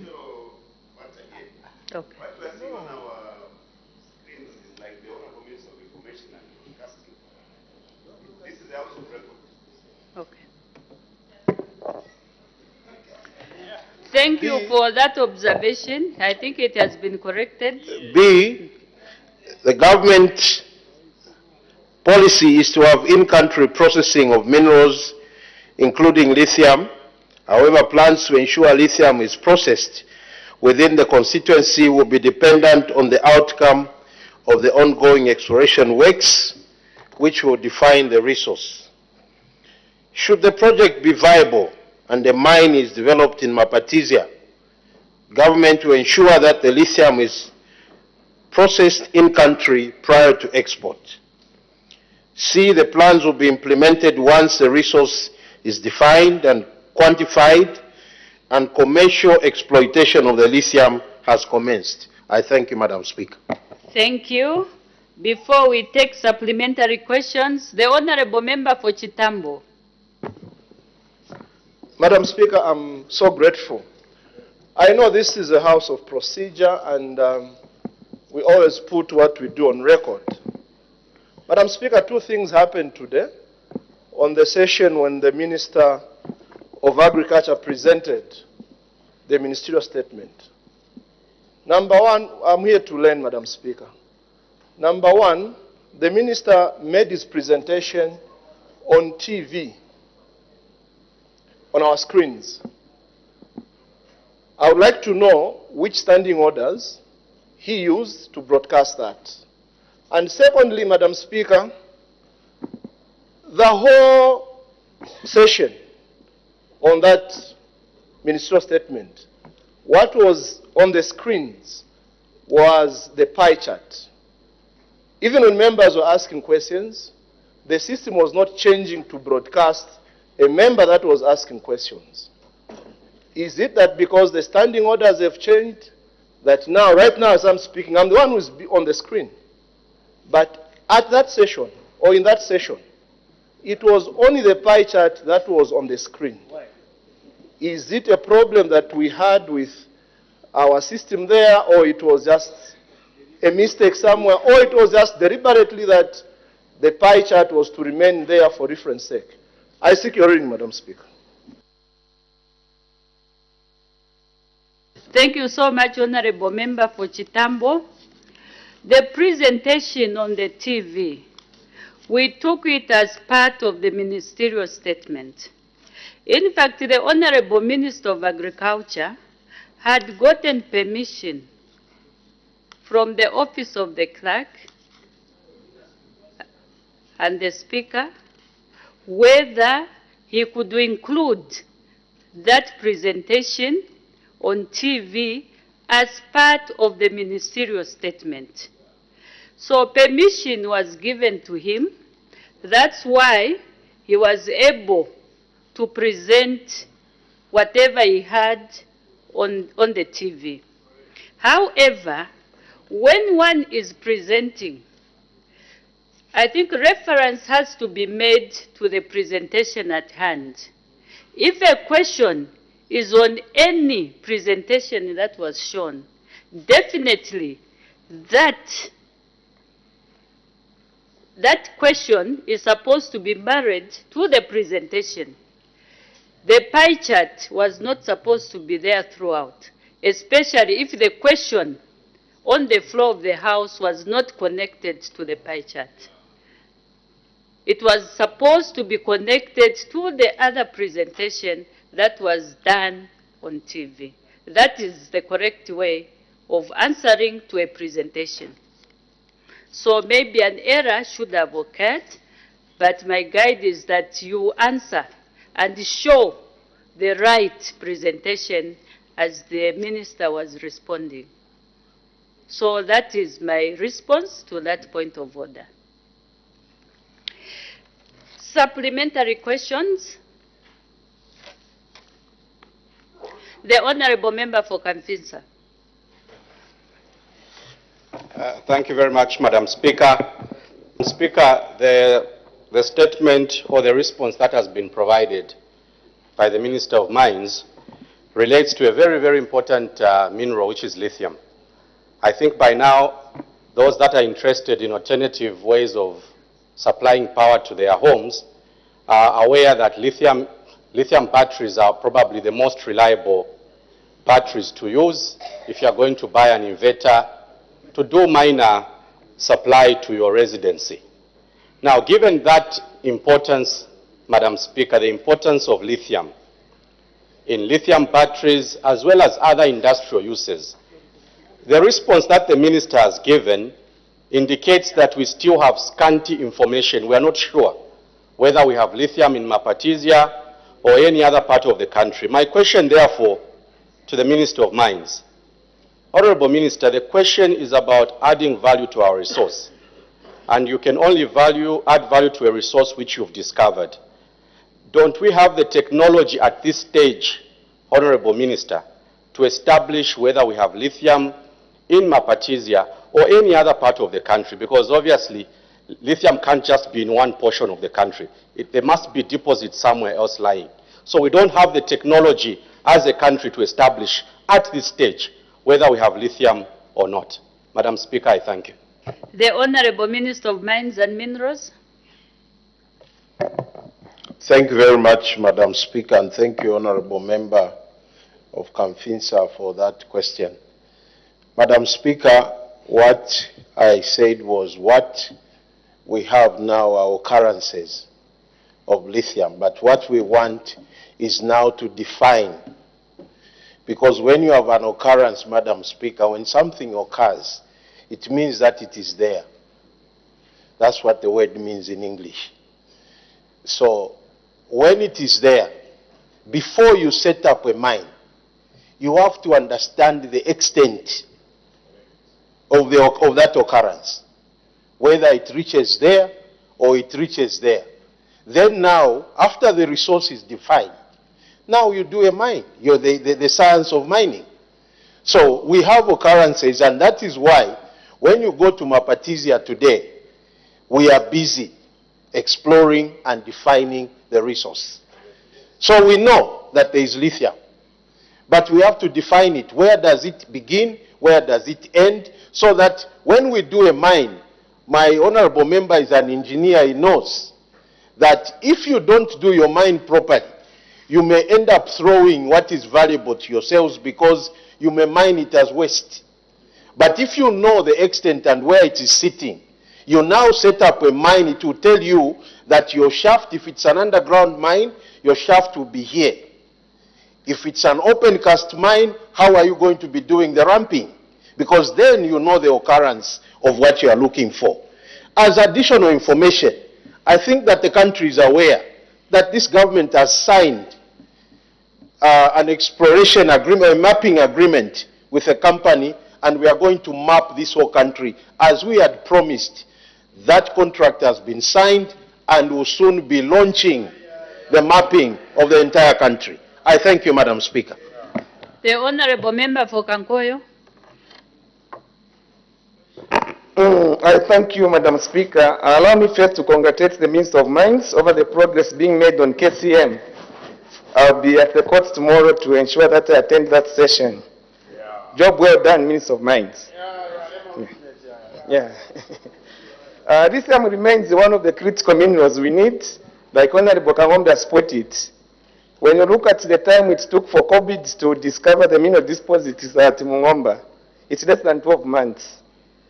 What is making it difficult to finish the exploration on the lithium while it was easy to do at Mungomba? I thank you.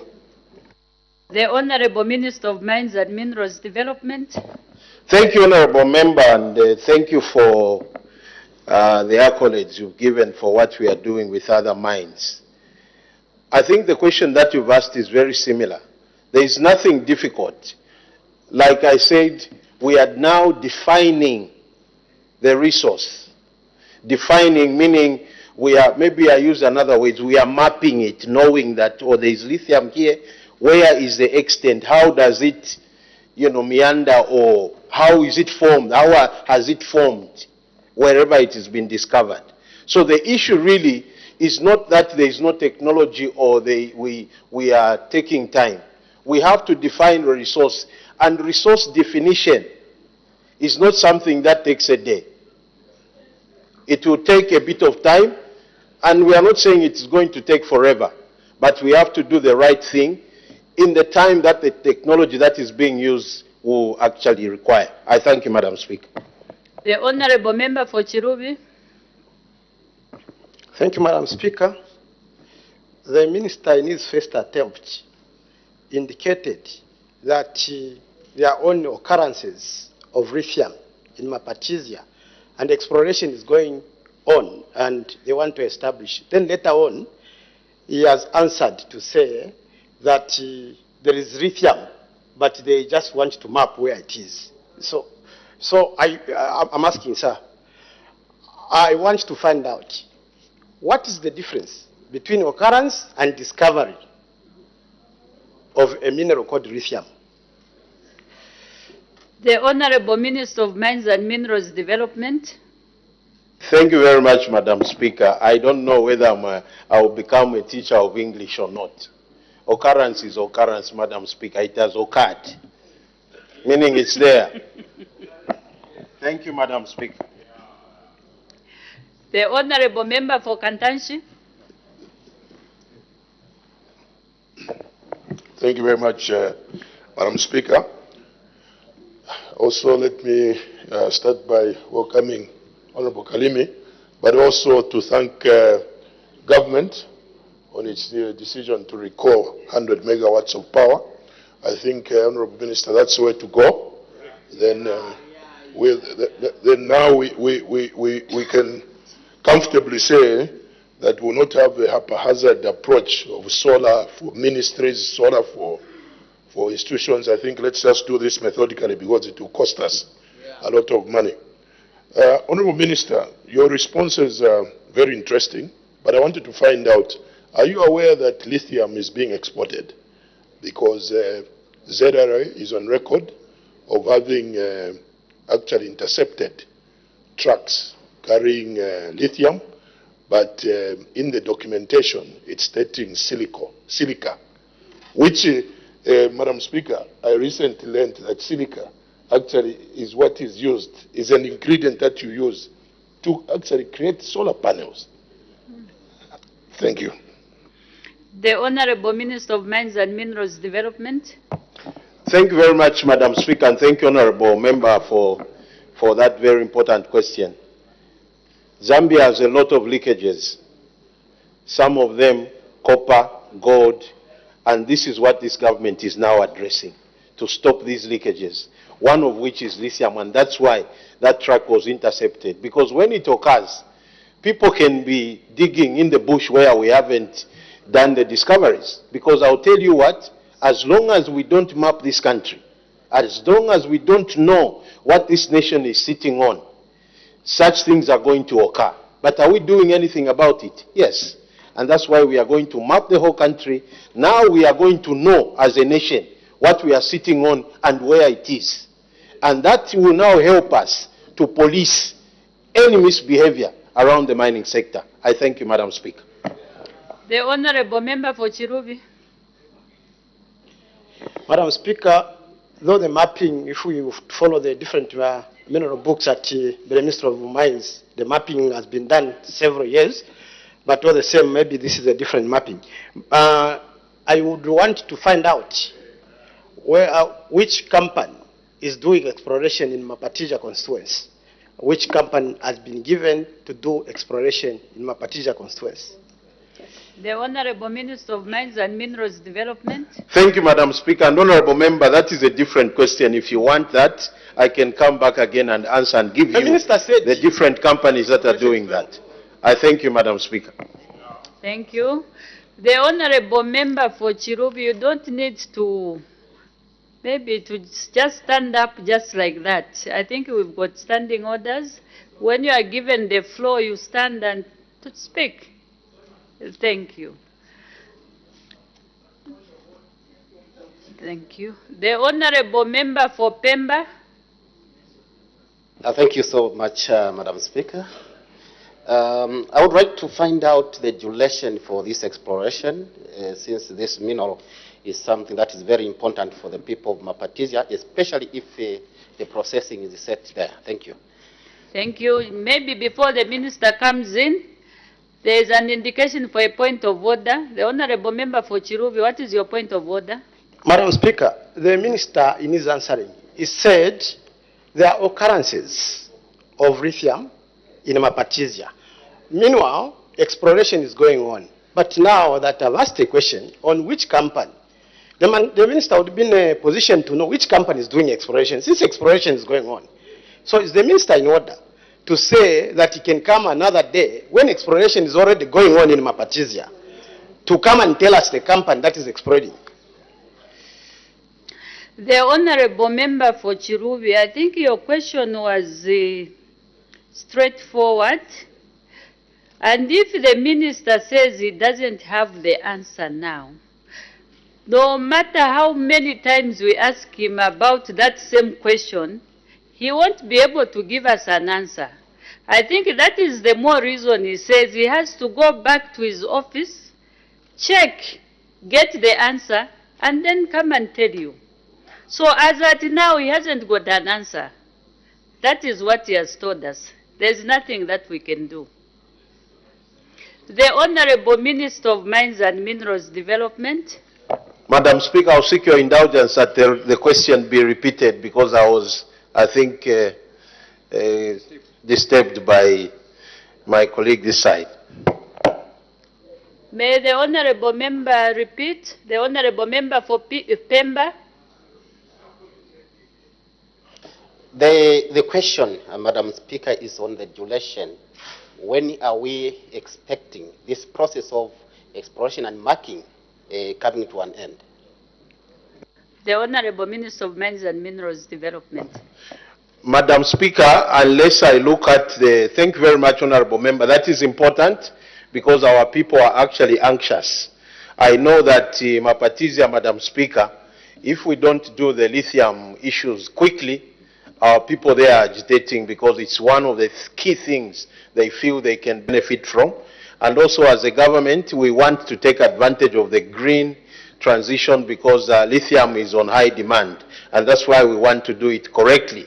But in terms of the time frame, I think that it is another matter, Madam Speaker, if I look at their program of works, because the companies that, it's not only one company, by the way, and that is why I couldn't answer the exact names as the Honorable Member for Chilubi had asked.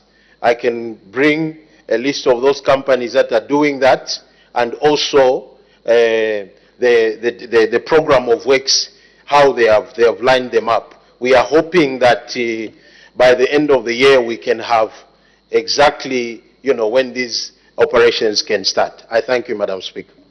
Thank you. The Honorable Member for Mapatisia. Thank you very much, Madam Speaker. Honorable Minister, as the people of Mapatisia, we are so grateful for what this government is doing. Yes, there was a mess in Mapatisia concerning mining. There were holes everywhere. As a matter of fact, this lithium was discovered some time back, but it was not brought to light. It's only when this government came in, that's when it was reported that it's there. Yes, and I must say that we are so grateful as people of Mapatisia. The artisanals have been given. It is true, the mapping is going on and the exploration is going on. And I would just like to urge government, Honorable Minister, as you do the in-country processing, please kindly consider Mapatisia to be one of those places. Thank you. The Honorable Minister of Mines and Minerals, any comment to the request? Yes, Madam Speaker, I thank you, Honorable Member, and we've been working closely with her to make sure that even the artisanals are able to benefit, and licenses are flying around to artisanals to also do their mapping and all that. Definitely, this government has said one of the pillars we are working on is value addition.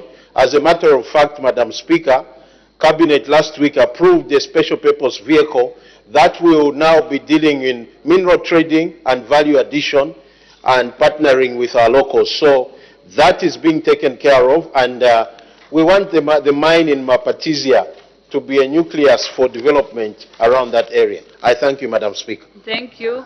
The Honorable Member for Chama South. Is that standing the point of order? Is it so urgent? Madam Speaker, it's quite important, Madam Speaker, because it touches on the decorum of the House. You may go ahead. Thank you. Thank you, Madam Speaker. Madam Speaker, it is a requirement that all members of Parliament should take the business of this House very serious. And it is in our standing orders. But if you look at the attendance, Madam Speaker, whether the quorum is there or not, if you look on the right, this Parliament belongs to the ruling party because they are the ones that are running government. It also belongs to a few members of opposition like Honorable Kafaya. Surprisingly, Honorable Kafaya is in this House, but look on the right, Madam Speaker. We have more than 90 members of Parliament from UPND. But look in the benches, Madam Speaker, are honorable members of Parliament that do not attend Parliament, who just come here, log in, then thereafter they leave Parliament in order. Because we are expected to be, Madam Speaker, we are expected to be debating national matters, making follow-ups, representing our constituencies. But oftentimes you find that benches are empty. Even when we are adjourning this House, Madam Speaker, you barely have a quorum. Are the members of Parliament who do not want to be in this House in order to just come logging and leave the House? I seek your serious ruling, Madam Speaker. Of course, the members that are not here, without our knowledge, they are out of order. Because there are people actually are watching, and they are listening to hear what their representative is saying or bringing the issues to their house. But if the people are not seeing their member of parliament, well, I think I can't answer on their behalf. But as members of parliament, we are supposed to come to this house on the days that we are expected to do so. The whip is next to you there. We're supposed to help the presiding officer. We've got the government chief whip and the deputy chief whip, who are supposed to help. It's not the duty of the presiding officer to call the members, the whips, leader of opposition, government chief whip. That is your duty. I'll end at that.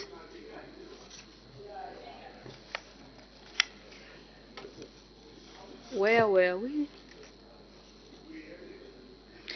The honorable member for Kaumbwe.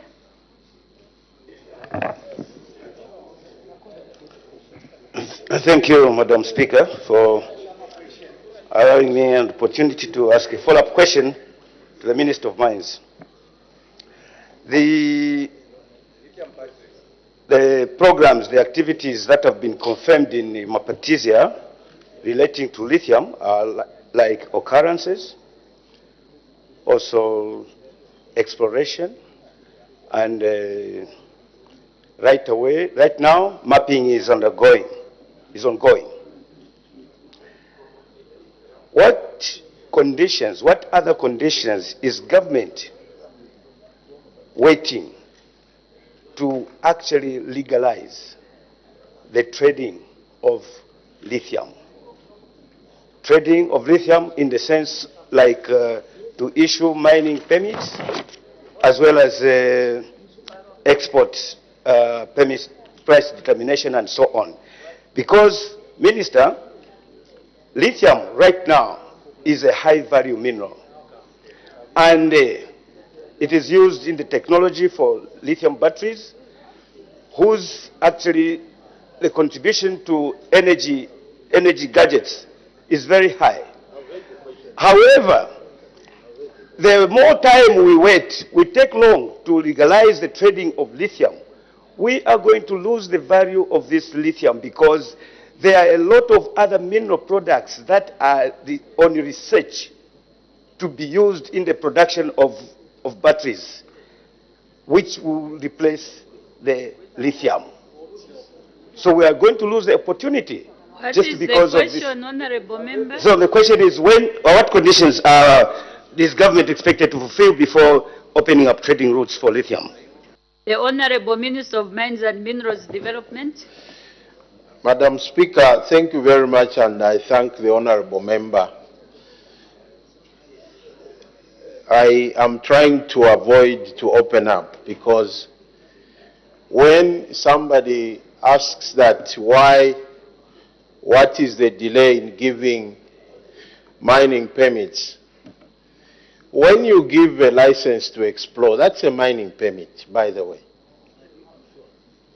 So government has done its part. But mining is not like you dig here, you find, you dig there, you find. You have to do the science of it. You have to map the area. You have to define the resource. If we rush, we are going to lose the value that we could have gotten out of it. So we have done our part as government. We facilitated the mapping. If you go to ask the honorable member from Apatizia, there is a lot of excitement about what government has done to facilitate what you're talking about. But you don't just mine. You have to do the science of mining, which is to map, to explore, to define the resource, then set up a mine. Thank you, Madam Speaker. Thank you. We'll take the last two, the Honorable Member for Lunte and the Honorable Member for Chama South. In that order. Madam Speaker, I'm grateful for the opportunity to interact with the Honorable Minister. Honorable Minister, I am just wondering where the truckload of lithium, which was intercepted by ZRA, is now. Honorable Minister, if there is no exploitation of lithium, why is the Ministry of Mines issuing export permits for lithium? Thank you, Madam. The Honorable Minister of Mines and Minerals Development. Madam Speaker, as far as I'm concerned, the ministry is not issuing any export for lithium. If they were doing it in the previous regime, we are not doing it ourselves. We are controlled. And that is why trucks are being intercepted. It's because this government abhors theft. So in terms of where it is, I think that the police have the answers to those and ZRA. I thank you, Madam Speaker. Thank you. The Honorable Member for Shama South. Thank you, Madam Speaker. Honorable Minister, we are very excited to hear that your government is planning to actually map the entire nation. I'm particularly interested to know if at all you've put measures in place, because mapping, Madam Speaker, I'll give an example, just our neighbor Zimbabwe. Zimbabwe launched a satellite, and in November they are launching a second one. They have their observation station at a place called Mazorewa, and these satellites, they are helping them to map, apart from the soil data analysis, but more importantly also mining activities, to know where there is gold, where there is copper, where there is lithium, where there are these rare earth elements. Are we, or have you put in place such good measures to ensure that this information is in our hands? Otherwise we can talk of mapping, and yet this information will be in the Washington, Beijing, and many other developed countries. Have we put such measures in place to ensure that you and I, we Zambians, should have this data for our decision making? I submit, Madam Speaker. The Honorable Minister of Mines and Minerals Development. Thank you very much, Honorable Member. Though it's not about lithium, but I'll answer. It's an interesting one. Honorable Member, the mapping that we are doing is actually a joint venture between the Zambian government and Excalibur. So that information we have, I know what you're talking about. Usually you can do mapping and people hide the information and they only use it to their advantage. But I want to tell you that there will be full disclosure, because this is a program funded by you, the taxpayer. We have allocated 160 million to mapping and exploration in this year's budget in the mining space. So we cannot fund something and not have access to information. That will not happen. So please be rest assured and sleep peacefully. The government is in charge. I thank you, Madam Speaker. Thank you. We make progress. Next question, the Honorable Member for Kalabo Central. Thank you, Madam Speaker. Question number 362. The Honorable Minister of Energy.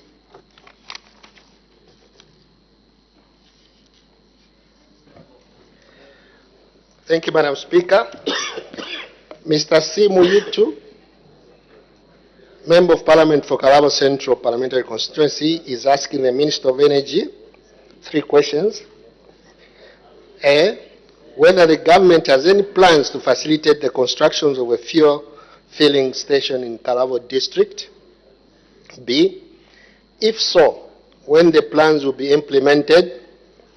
And C, if there are no such plans, why? Madam Speaker, the answer to question A is government has no plans of constructing a filling station in Kalabo district, As you may be aware, the Ministry of Energy, prior to August 2022, embarked on a program to construct rural filling stations in districts without filling stations. The first phase of the program saw the government construct 2 filling stations in Luwingu and in Mporokoso districts, respectively. In the second phase, government planned to construct filling stations in Lukulu and Kalabo districts. However, due to a shift in policy, which saw government disengage from financing and procurement of construction of rural filling stations and other petroleum infrastructure, the construction of the 2 filling stations have been extended to the private sector. In line with the new Dawn government's policy to promoting a private sector-led economy, the Ministry of Energy in the third quarter of 2024, this year, will roll out a framework which will clearly spell out investment incentives, which will call for private sector participation in the financing and construction of rural filling stations. This will also be extended to Kalabo district. Madam Speaker, the answer to question B, based on response in A, question B falls off. Answer to question C, as earlier alluded to, government in August 2022 disengaged entirely from financing and procurement for the construction of rural filling stations. Madam Speaker, I thank you. Supplementary questions. The Honorable Member for Kalabo Central. Thank you, Madam Speaker. Madam Speaker, that response is a very good response. However, Madam Speaker, there are 2 words. In my question, there's a word facilitation. In his response, there's a word rural. Rural is not part of my question. In my question, there was Kalabo district. So the government has decided to combine these 2 situations, Kalabo district and rural. So I'll center on his response for rural. Rural of Zambia is part of Zambia. What criteria, Honorable Minister, did you use to shift your policy to disregard rural areas? Then rural areas cease to be part of value. What criteria that made that shift to disregard the rural areas? Thank you, Madam Speaker. Thank you. The Honorable Minister of Energy. Madam Speaker, sorry, I was chuckling with laughter. Madam Speaker, it's a very good question, really, to give an answer as to what criteria was used in disengaging from construction of rural filling station. Madam Speaker, just like government has disengaged in the procurement of petroleum products, it is the same basis why we had to disengage from construction of rural filling stations. I submit. The Honorable Member for Kalabo Central. Thank you, Madam Speaker. So before I ask my second question, I would request the Honorable Minister maybe to withdraw the word rural from the response. Because when the word rural is used, it hurts me a bit. Because it shows disregard, the negative discrimination. Why is it that the government centers on the urban area. Those are the criteria I wanted to get from him. Because if rural is not important, now that the urbans have the economic power, they are able to construct filling stations using the private world. And the rural, where economically there's none. You know, Madam Speaker, governments are meant to save those without.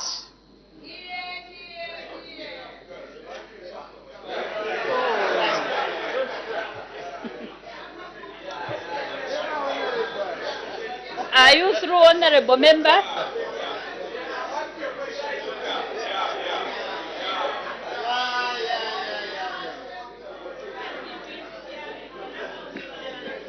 You see, Madam Speaker, that's why I was requesting him to withdraw the word rural. Because we are human beings. We are as human as those in urban areas. Why? Why didn't they disregard the urban? Why didn't they save the rural who don't have? Madam Speaker, 2020 budget, 2021 budget, from his response, indicates the desire of the government. Order, honorable members, order. Order. It's not me, it's him who said in the previous budget there was a plan to construct filling stations in Rukulu and Karabo, which was a good move, which was a good intention. Surely, such a good intention, you step on it and bury it? Is that the fair way of handling rural areas? Madam Speaker, that's why I was begging the minister to withdraw the word rural and base his answer on Karabo district, not rural. Thank you, Honorable Member. I'm sure the Honorable Minister has gotten the question. The Minister of Energy. The Minister of Energy. Can you please attend to the question by the Honorable Member for Karabo Central? Madam Speaker, it is not the Ministry of Energy which classified Karabo as a rural town. It is the Ministry of Local Government. And as such, let me clarify this. Let me clarify this. Let me clarify this. Okay, let him just finish, then I'll come back. Can I finish? Let him finish, then we'll come in, Honorable Member. It is not a disadvantage to belong to a rural setting. Madam Speaker, even in the development of this solar and electricity development projects, rural areas like Chifunabuli has an added advantage. You find these companies that will come and develop these projects will be given incentives, additional incentives, to go in rural areas. So it is a blessing in itself to belong to a rural setting. Madam Speaker, I submit. Thank you. The Honorable Member for Karabo Central, what is your point of order? Thank you, Madam Speaker. He says, the Honorable Minister says that the classification of Karabo being rural is not by the Ministry of Energy. Thank you very much. Is the Minister not aware that there is no Karabo Rural Council? As I'm speaking to you today, There's no Kalabo Rural Council. That is a cake. That is unique. As I'm speaking to you, Honorable Minister, there's no Kalabo Rural Council. There is Kalabo Town Council. So now, Madam Speaker, is the Honorable Minister, therefore, in order to drive us backwards to a rural council? Is he in order, therefore? The answer. Anyway, thank you, Madam Speaker. I'm sure the Honorable Minister of Energy can comment on that, because right now it's like we are confusing our own people. The Honorable Member of Parliament is saying there is no Kalabo Rural Council.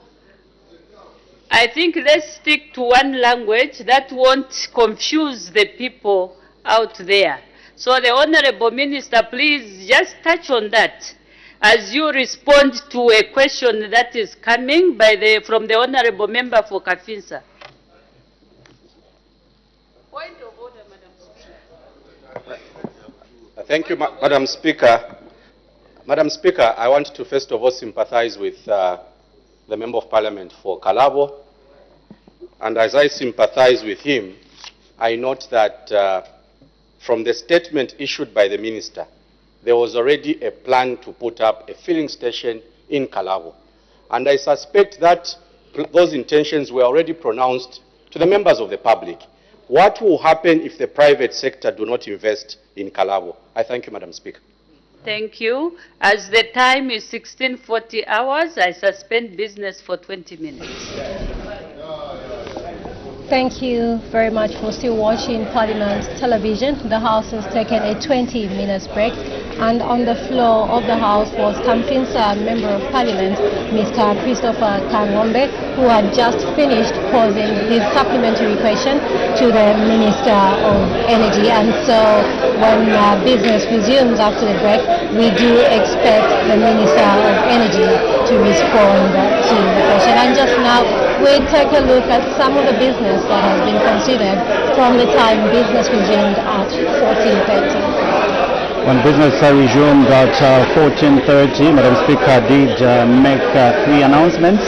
And the first announcement that Madam Speaker made earlier on was to inform the House that she had received communication to the effect that in the absence of our Honour, the Vice President, who is attending to other government business, the Minister of Defence, Honourable Ambrose L. Lufuma MP, has been appointed acting leader of government business in the House from today, 18th June 2024, until further notice.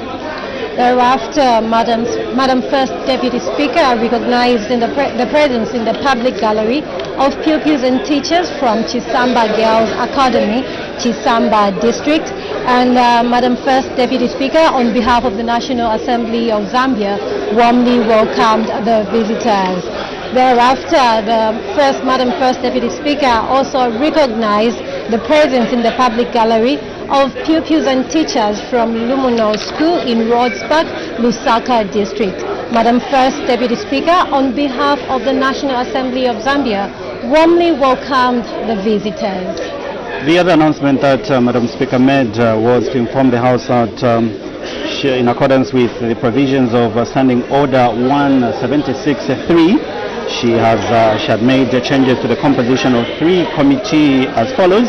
Parliamentary Reforms and Modernization Committee, Honourable Gregory Nkowani MP to replace Ms. Chushika Sanda MP. Committee on Government Assurance, Ms. Chushika Sanda MP to replace Honourable Gregory Nkowani.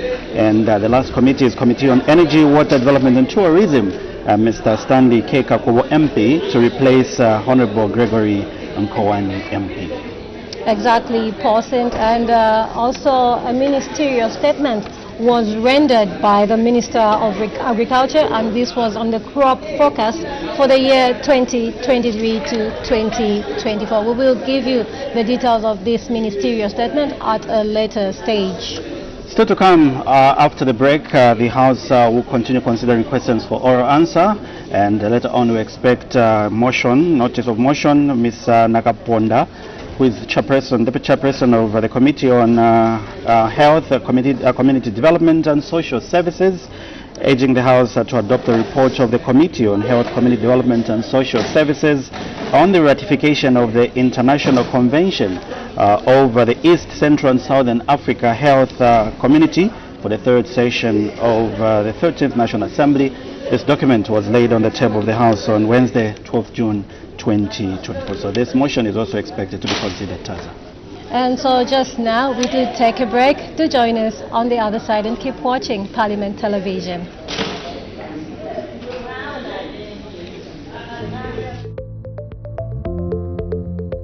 Zambia has been experiencing adverse impacts of climate change, including an increase in frequency and severity of seasonal droughts, occasional dry spells, and increased temperatures on the environment. In response to climate change, Speaker of the National Assembly, the Right Honorable Madam Nelly Muti MP FAPRA, recently launched the Plant a Tree Challenge, aimed at inspiring Zambians to plant trees at their residences and in communities as a way to mitigate climate change. The Speaker declared the Plant a Tree Challenge when she officiated at the Zambezi River Indaba and Expo social football match between members of Parliament and diplomats accredited to Zambia on 2nd March 2024. Speaking during the launch of the Plant a Tree Challenge, Speaker of the National Assembly, the Right Honorable Madam Nelly Muti MP FAPRA, said planting trees is one way to mitigate climate change and make a green Zambia. And as I was giving my speech, I threw a challenge. I threw a challenge to everyone, all of us, that if each one of us plants one tree, at least one tree, we'll have 20 million trees. Even if we planted half of that, we'll have 10 million trees. That will make will contribute something towards the fight against this climate change, the negative impact of climate change.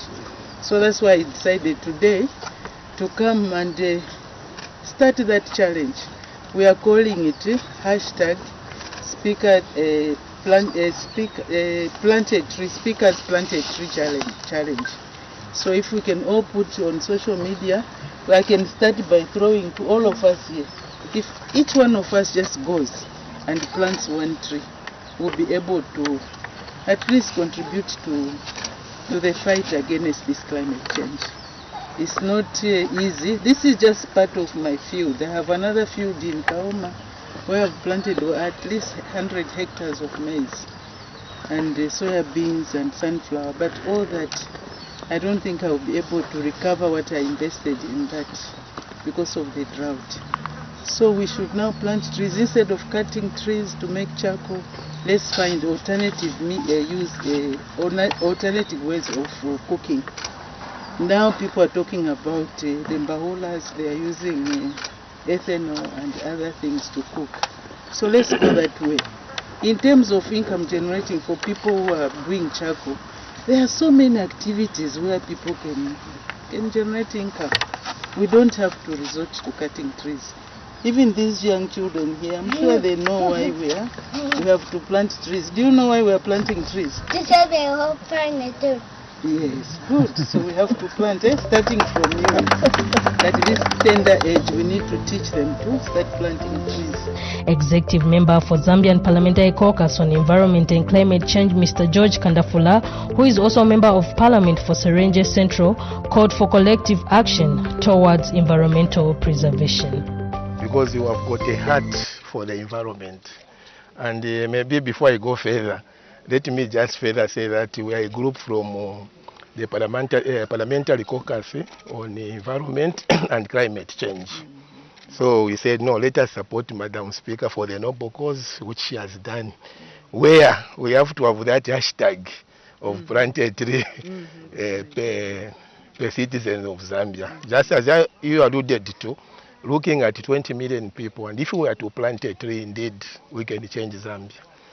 And maybe just to give you one example, just as my fellow honorables talked about, like in Serenje, in the chiefdom of Chief Kabamba, We have gone where we have already done about 5 hectares. We will be doing lemons, oranges, and avocado.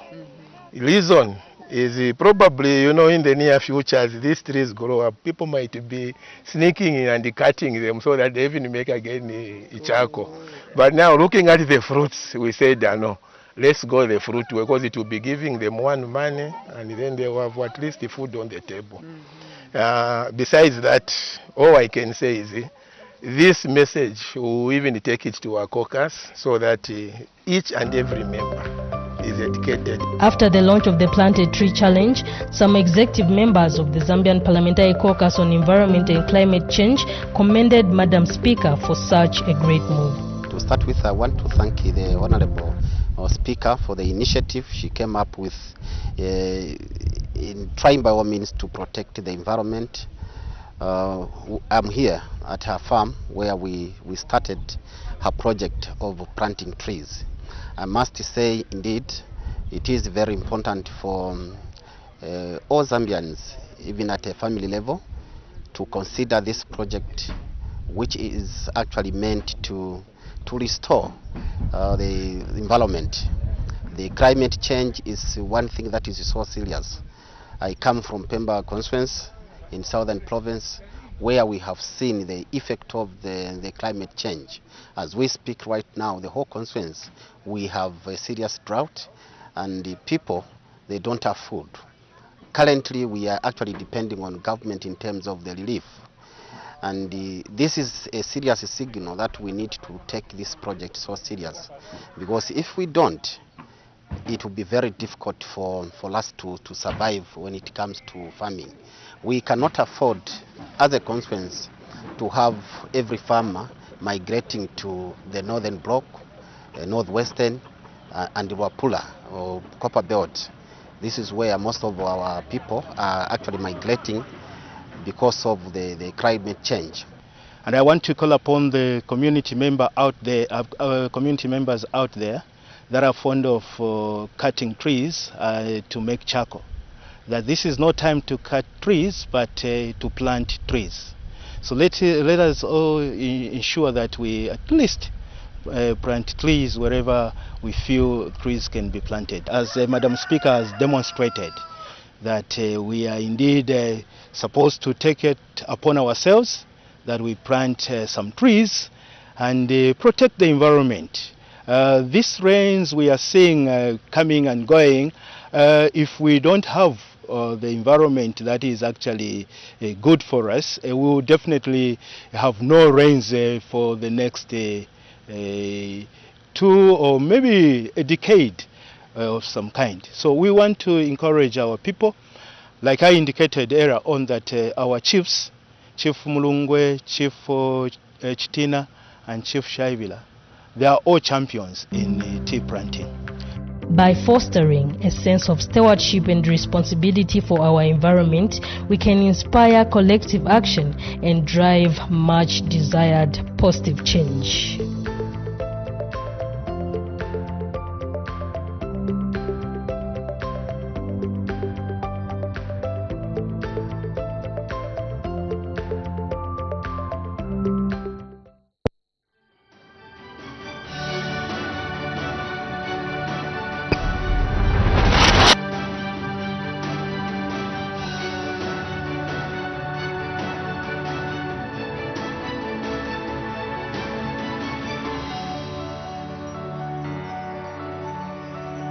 My name is Brian Kambita, Member of Parliament for Zambezi East constituency, and I was born from here in Zambezi East, and I grew up both in this district, Zambezi and Kabompo. I did most of my primary school in Kabompo, and then thereafter I came to secondary school at Zambezi Boarding Secondary School. So I'm a veteran of this place. After my parents retired, we settled here near in this suburb called Mushona, and therefore I am a child who is brought up from here and very familiar with the culture and activities of this place. And since my secondary school, I went on to study in the universities and then worked in the big cities, like any other people do when they reach that level of education. So I've worked both in quasi-government and in the corporate world, up to the level of chief executive officer of a private company. And I'm trained as a business manager from the Copperbelt University. I studied Bachelor of Business Administration and went on to study Chartered Institute of Management Accountants. So I'm both a business manager and an accountant. And most of my time I've worked as an accountant and also as a business manager in the corporate world. What motivated me to join politics, literally, is the way I saw the constituency, infrastructure, education and the like were getting dilapidated. I think in the years around 1996, when I used to come for holidays with my family, I would go around to check around the constituency, and I would see how that in the education sector we were struggling to make ends meet. It motivated me to try and make a difference and participate in politics.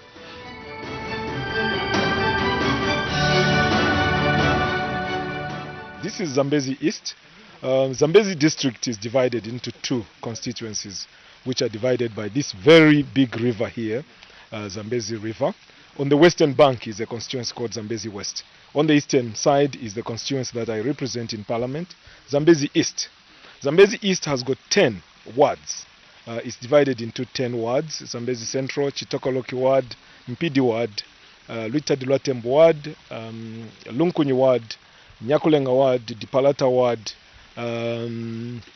We also have Kasesi Chivweji Ward and Zambezi Central Ward. Those 10 wards make up Zambezi East. Of course, we are looking forward to a delimitation of the constituency because it's quite vast. From here to the end of the other constituency, it takes about it's about 100 kilometers. On the other side is also about 100 kilometers. So you're talking of a distance approximately above 200 kilometers in the length, and in the breadth is also approximately around 150 kilometers. So this is quite a vast constituency, and we are looking forward to a time when it will be maybe divided into two, Zambezi South and Zambezi North.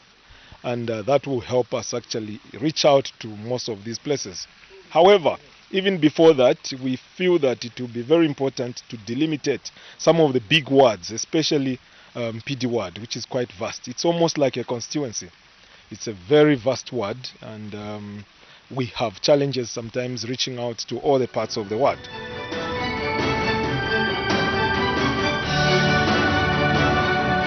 In terms of development, this place receives CDF like any other constituency. So when CDF is dispersed and the constituency is very vast, you go and thinly distribute the resources to places. And therefore, when delimitation happens and the constituency is divided in two, you somehow receive double CDF in that kind of area, which used to receive maybe a single CDF. And then you can cover much more. However, with the little CDF that we used to receive in the previous regime, although it was erratic, we did quite a number of projects, and especially in the education sector, which motivated my becoming a member of parliament. So I focused so much on the primary education, where we built some classroom blocks in various places. And in the health sector, we have done a little bit in terms of putting up health posts. Also, we tapped into the health posts, the 650 health posts that were being built countrywide. We benefited 6 out of those, 4 of which are already finished and are operational. 2 are remaining, and we are still pushing to ensure that these are actually completed as well.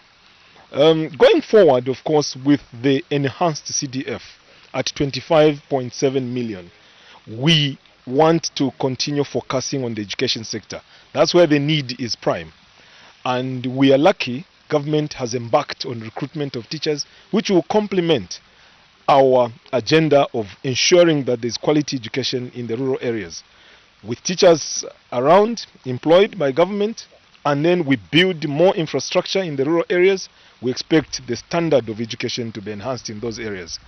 This is one avenue to improve the lives of these people who live in the rural areas, because they will have opportunities like I did in order for them to improve their lives.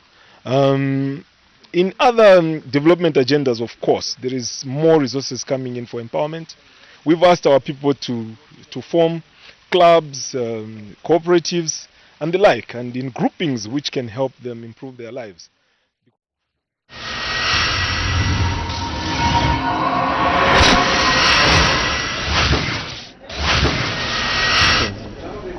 Well, thank you so much for still being with us on Parliament Television. Business is still on the 20 minutes health break, and shortly business resumes.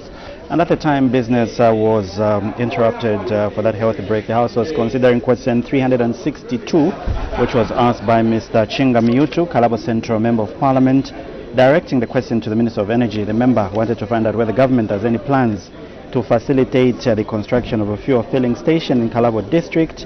If so, when the plans will be implemented, and if there are no such plans, why? And the Minister was about to respond to the point of order that the member of Kalabo Central constituency raised earlier on. Yes, indeed, President, and we must make mention that the Honourable Member of Kamfisa, Mr. Christopher Kangombe, had also equally posed a supplementary question, which we expect the Minister of Energy to respond to. There was a ministerial statement which was rendered by the Minister of Agriculture on the crop focus survey for the 2023-2024 farming season and the current food security in Zambia. I'll be able to share with you details of that ministerial statement. We did see quite a number of members of Parliament posing questions seeking clarity from the Minister. However, quickly, let's look at what is expected to be considered on the floor of the House before adjournment today. We expect the House to consider a motion that will be moved by Ms. Marjorie Nakaponda, urging that this House adopts a report of the Committee on Health, Community Development and Social Services on the ratification of International Convention of the East, Central and Southern Africa. Just now, we take you to the floor of the House. Madam Speaker.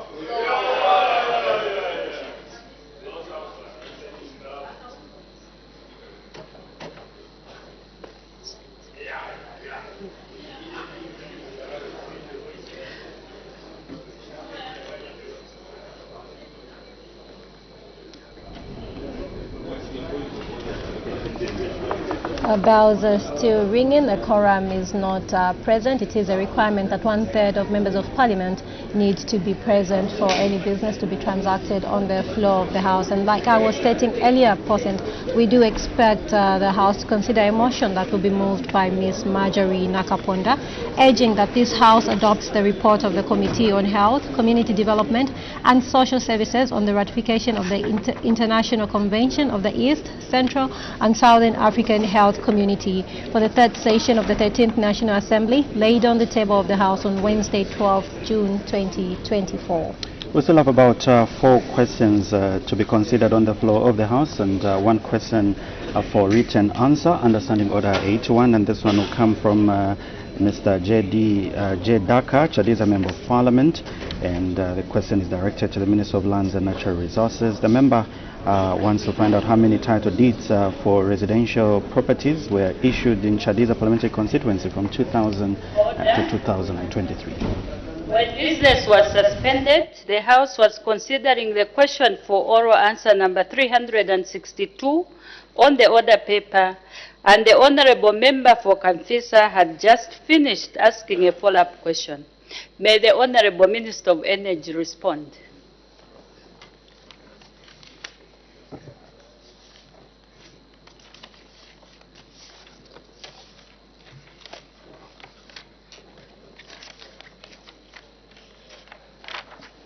Thank you, Madam Speaker. I would like to assure the Honourable Member of Parliament, Mr. Muyutu, that Kalabo is classified as a rural town because if you look at the Rural Electrification Authority, RIA is mandated to provide access to electricity in rural areas. And I'm sure Kalabo is part of the rural areas that RIA will be able to provide electricity. So the question of whether it is derogatory to classify Kalaba as rural is neither here nor there. Madam Speaker, Honorable Kangombe, Junior Fellow of the Engineering Institution of Zambia, asked whether what will happen if the private sector does not come to these rural areas to set up these filling stations.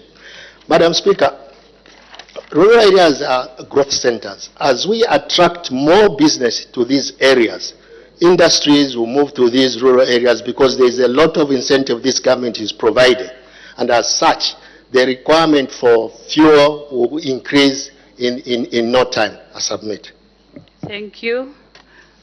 It seems we have a lot of new names. I think we're just remaining with 2 names before break.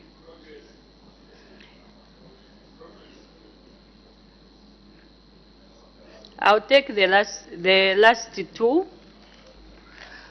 Lundazi and Chitambo, then we make progress. The Honorable Member for Lundazi. Thank you, Madam Speaker, for giving us, the people of Lundazi, a chance to make a follow-up question to the Honorable Minister of Energy.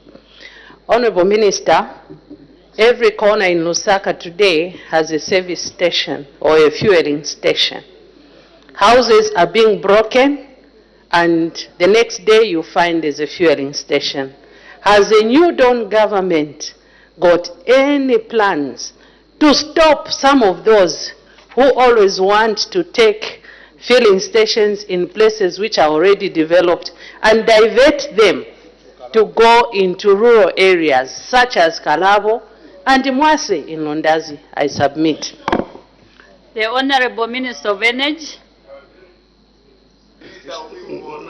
Madam Speaker, the mushrooming of filling stations in towns like Lusaka is controlled by the Energy Regulation Board.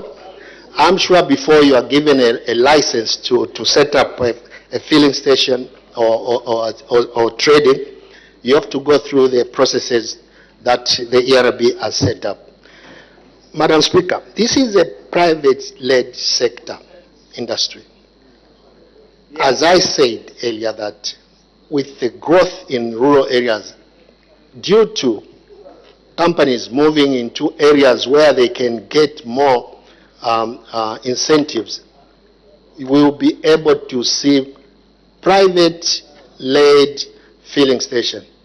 If anything, previously, these filling stations in rural areas used to cost quite a lot of money. Now you can set up a filling station in less than 3 months, the so-called containerized. All you need is just a container with tanks and pumps, and you put a few solar power around the site, and you are good to go. I would encourage my fellow MP, Mr. Mewto, to contact me so that I can introduce him to Puma and other companies that are willing to set up, rural service station. I submit. Yeah. The Honorable Member for Chitambo. Madam Speaker, thank you very much. The Honorable Minister has answered my question. Thank you. We'll take another person. The Honorable Member for Lufugu. Thank you very much, Madam Speaker. Honorable Minister, for you to hear the Honorable even crying, to see he's even crying on the floor of the House, it means the need is urgent. But from your responses and the ministerial statement, there is no time frame that would comfort him to say to come within this time. Would you be kind enough to give us at least time frame, because the need is there, even in Ngabwe, as I speak. The need for a filling station is actually long overdue. Thank you, Madam Speaker. The Honorable Minister of Energy. Thank you, Madam Speaker. I wish and hope that the tears Honorable Mewto has shed today won't be in vain. I'll ask him to inbox me so that we can help with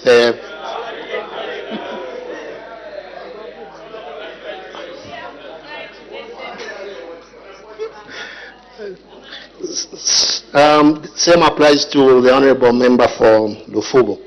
Please, after Parliament, we can sit and I'll be able to guide you on how you can access these facilities. They are not that expensive. Something close to about 500, 600,000 kwacha, you should be able to get a container and set up. Thank you. Thank you so much. I think let's make progress. I had ruled, so I'll go against my ruling if I take some more members. And also for the information of the Northern Province Minister, according to our standing orders, you are not supposed or you are not allowed to ask questions. You have to use a member to ask on your behalf. Thank you. Next question.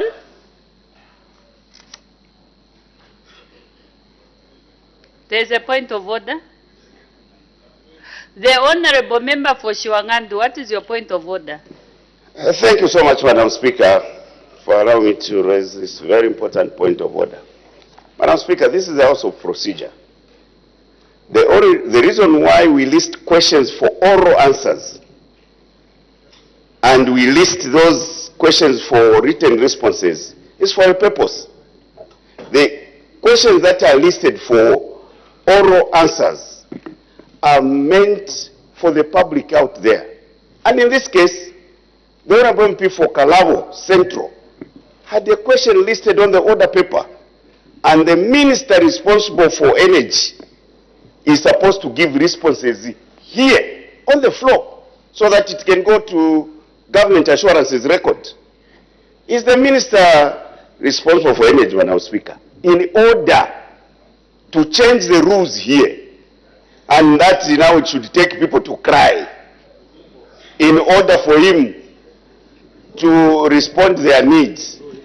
And is in order to say, now we should be waiting for inbox. When the people of Karabo won't know that inbox message is going to be, was it in order, Madam Speaker, to start changing the rules? I think you're very serious ruling on this matter. Of course, the minister is not supposed to change the rules of the House. The rules of the House are there. They are not supposed to be changed unless if there is a request to revise the standing orders of the House. But what I've seen is that when the Honorable Minister has no answer, they will either say they will come back with that response at a later date, maybe through a ministerial statement or another way that they will reach with the responses. Of course, they are in order. When they are not able to give a question, I think they are in order to say they will come back. So it's also up to the honorable members to understand that the honorable minister actually is prepared to come back with a correct response.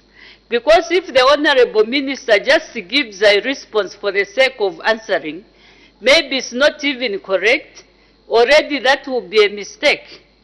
You are saying the people are listening out there. So they are also very careful to even mention that they will come back with the response at a later date.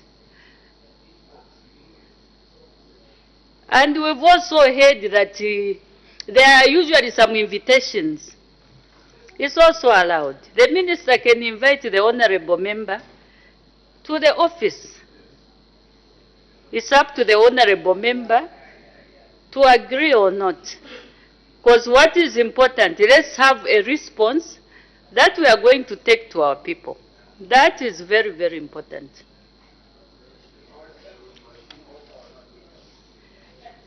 With the guide that I've given, the response that I've given, I wouldn't say that the minister was out of order, because there are those options, there are those responses which have been brought to the floor of the House. So we make progress. The next question, the Honorable Member from Babala. Thank you so much, Madam Speaker. Question number 363.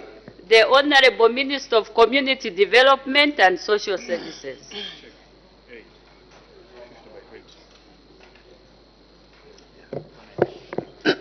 Thank you, Madam Speaker, and thank you, Honorable Member from Babala, for asking this question. Honorable Musanje asked the Honorable Minister of Community Development and Social Services the following questions. A, whether government has plans to revive the Maurice Katoa Homecraft Center at Mapanza in Babala Parliamentary constituency. B, if so, when the plans will be implemented. And C, if there are no such plans, why? Madam Speaker, in respect of whether government has plans to revive the Maurice Katoa Homecraft Center at Mapanza in Babala Parliamentary constituency, I wish to bring to your attention that the ministry has no immediate plans to revive the center. However, Madam Speaker, the Honourable Member will be happy to know that the District South have plans of using the Constituency Development Fund this year, which is readily available to promote the establishment of community-based infrastructure in communities.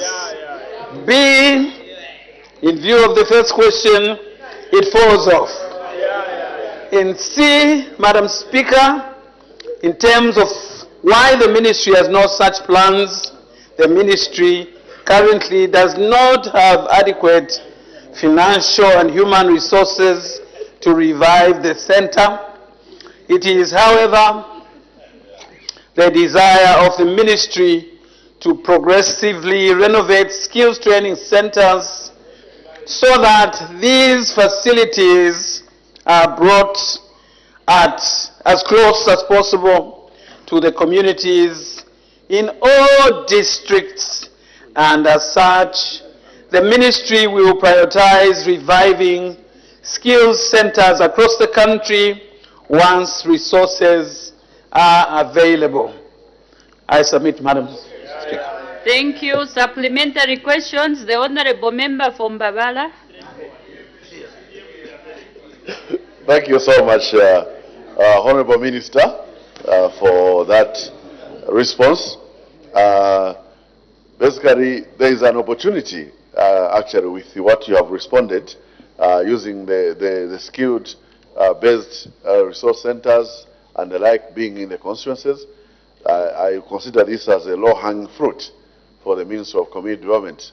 The fact that we do have CDF actually, where we are paying for skills, is an opportunity for the ministry to simply organize training manpower, because the infrastructure is already in place. Just getting training manpower, and once our students apply, we will pay the fees, and then the centers could run. And that is the spirit of this question to your ministry, whether you are thinking about tapping into the available funding under CDF, which is already there for us to pay for the fees, as long as you provide us with the lecturers on such centers who can then train our children as close to their family as possible. I thank you. The Acting Minister of Community Development and Social Services.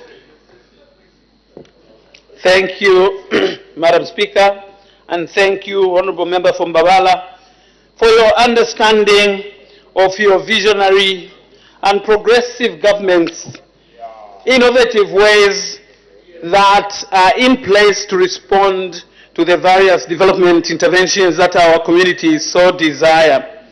And so the CDF, indeed, as you observe, is a low-hanging fruit, and this is an opportunity that our President, His Excellency, the President, Mr. Hakainde Hichilema, has communicated effectively, put it plainly, that this is part of the decentralization of resources that goes with the policy decentralization.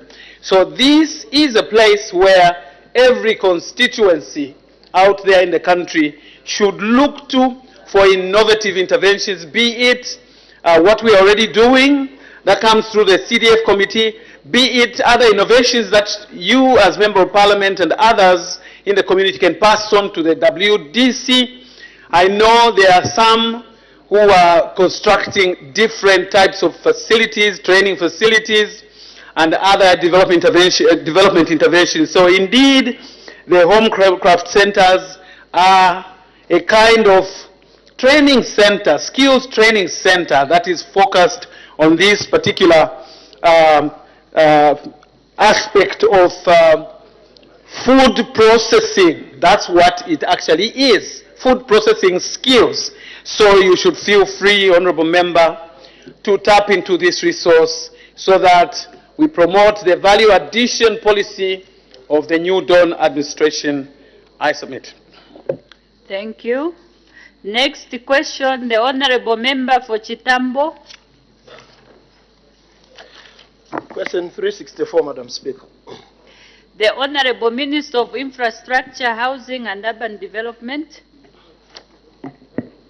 Madam Speaker, the Honorable Member for Chitambo, Honorable Remember Mutare, is asking the Minister of Infrastructure, Housing and Urban Development 3 questions. A, whether the government has any plans to construct a bridge across the Mlembo River in Chitambo district to connect Katikulula Resettlement Scheme Phase 1 to Phase 2. B, if so, when the plans will be implemented, and C, if there are no such plans, why? Answer to A, the rehabilitation of the Eko Tazara Road and the Mpika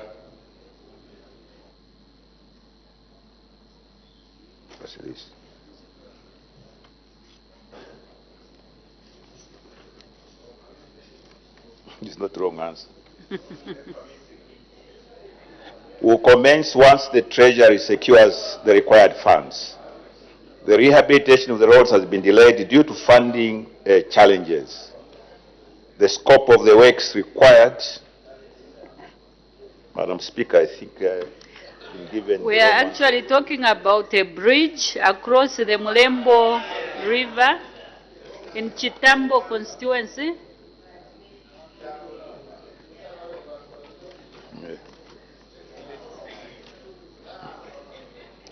The New Dawn government is always prepared. The answer is as follows, Madam Speaker. The government has plans to construct a bridge across the Mlembo River in Chitambo district to connect the Katikulura Resettlement Scheme Phase 1 and the 2 and the 3. B, the plans to construct the bridges will be implemented once the required funds have been secured by the Treasury. Therefore, the answer to number C is not applicable. Thank you, Madam Speaker. Supplementary questions. The Honorable Member for Chitambo. Madam Speaker, Katikulura farming block has now become one of the farming block at the center of my heart. Because, Madam Speaker, this is a scheme which is quite big and is contributing a lot to the national basket. And we need to help the people of Katikulura Resettlement Scheme to ensure that they transport their farming products to the main road, which is Tuta Road.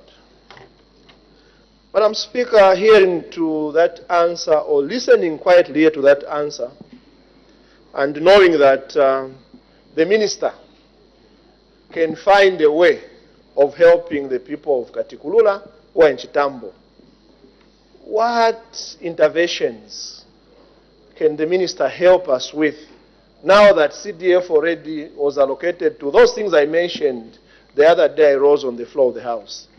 What other interventions can the minister help us so the next farming season these people are helped to transport their farming produce to the depots and to the main road? I thank you, Madam Speaker. The Honorable Minister of Infrastructure, Housing and Urban Development. I thank the Honorable Member for the follow-up question. In fact, Madam Speaker, during the month of July last year, 2023, officers from the Ministry of Local Government and Rural Development conducted a condition survey of the Katikulua Road in the resettlement scheme and found that indeed the road had deteriorated and need rehabilitation. So, like himself as a member of parliament who has identified the need, this government has also identified that this particular road requires rehabilitation. So when we both reach that conclusion, all that is required is to look for alternative means to ensure that we do rehabilitate this particular road. It's just a question of funding. So what we're doing now is look at the funds. As soon as those are available, I can assure him that this particular road will be rehabilitated. Thank you, Madam Speaker. The Honorable Member for Mukushi South. Thank you, Madam Speaker. The Honorable Minister, you did indicate that once funds are available, what is the cost of this same project once the funds are available? And is there any time frame when you intend to work on this bridge? I submit, Madam Speaker. The Honorable Minister of Infrastructure, Housing and Urban Development. Madam Speaker, the procurement process is as follows. The first stage is to advertise, and when contractors come, they indicate their prices. Even though we have what is called the engineer's estimate, it is not something that we announce to the public because we want to get the best price. So that price that is, the cost that is asking for will be known once contractors have put in their prices. We have adjudicated and selected a successful bidder. Hopefully it will be somewhere near our engineer's estimate, but we don't announce that. Thank you, Madam Speaker. The Honorable Member for Kamfisa. Honorable Minister of Infrastructure, the question relates to a resettlement scheme which is under Phase 1 and Phase 2, and the area member of Parliament is asking when this will be done. My little experience with resettlement schemes is that they are under the Office of the Vice President. Is it possible, therefore, Minister of Infrastructure, that under the Office of the Vice President, considering that she superintends over funds for disasters, is there an opportunity for funding to be secured under her vote to put these resources into this particular area? I thank you, Madam Speaker. The Honorable Minister of Infrastructure, Housing and Urban Development. I thank the Honorable Member for Kamfisa. We are one government. When we stand here, we answer for government. And sometimes there may be matters that are related to another ministry, but we answer for the same. So whichever route will be possible to have this road rehabilitated, that will be used. And that might well include the office of the OVP or of the Vice President. Thank you, Madam Speaker. Thank you. I will take the last three. The Honorable Member for Shiwangandu. Bahati. Most appreciated, Madam Speaker. Madam Speaker, the Honorable Minister responsible for infrastructure is sitting next to his colleague, his counterpart, the Minister of Agriculture, who was earlier this afternoon emphasizing the point that he's going to prioritize farming blocks and resettlement schemes where farming activities are taking place for him to increase production. And he has assured our farmers that this year, unlike the previous assurances, is going to make sure that our farmers receive the inputs on time. The rain season isn't very far. My question to the Honorable Minister for Infrastructure, in supporting his counterpart there, who has got a responsibility to feed the nation, so that he stops being Avenue Sarah. Is there any possibility, Honorable Minister, that before the budget for this year, I know that the Minister is coming with a realigned budget in a few days' time, but the budget for the next fiscal year, 2025, is yet to be concluded. Is there a possibility that this particular crossing point can be factored in your plans as you prepare the expenditure budget for the next fiscal year? Thank you, Madam Speaker. The Honorable Minister of Infrastructure, Housing and Urban Development. Some of us try really to come in this house and answer questions because it's necessary. It's part of our democracy, so that we avoid unnecessary politics.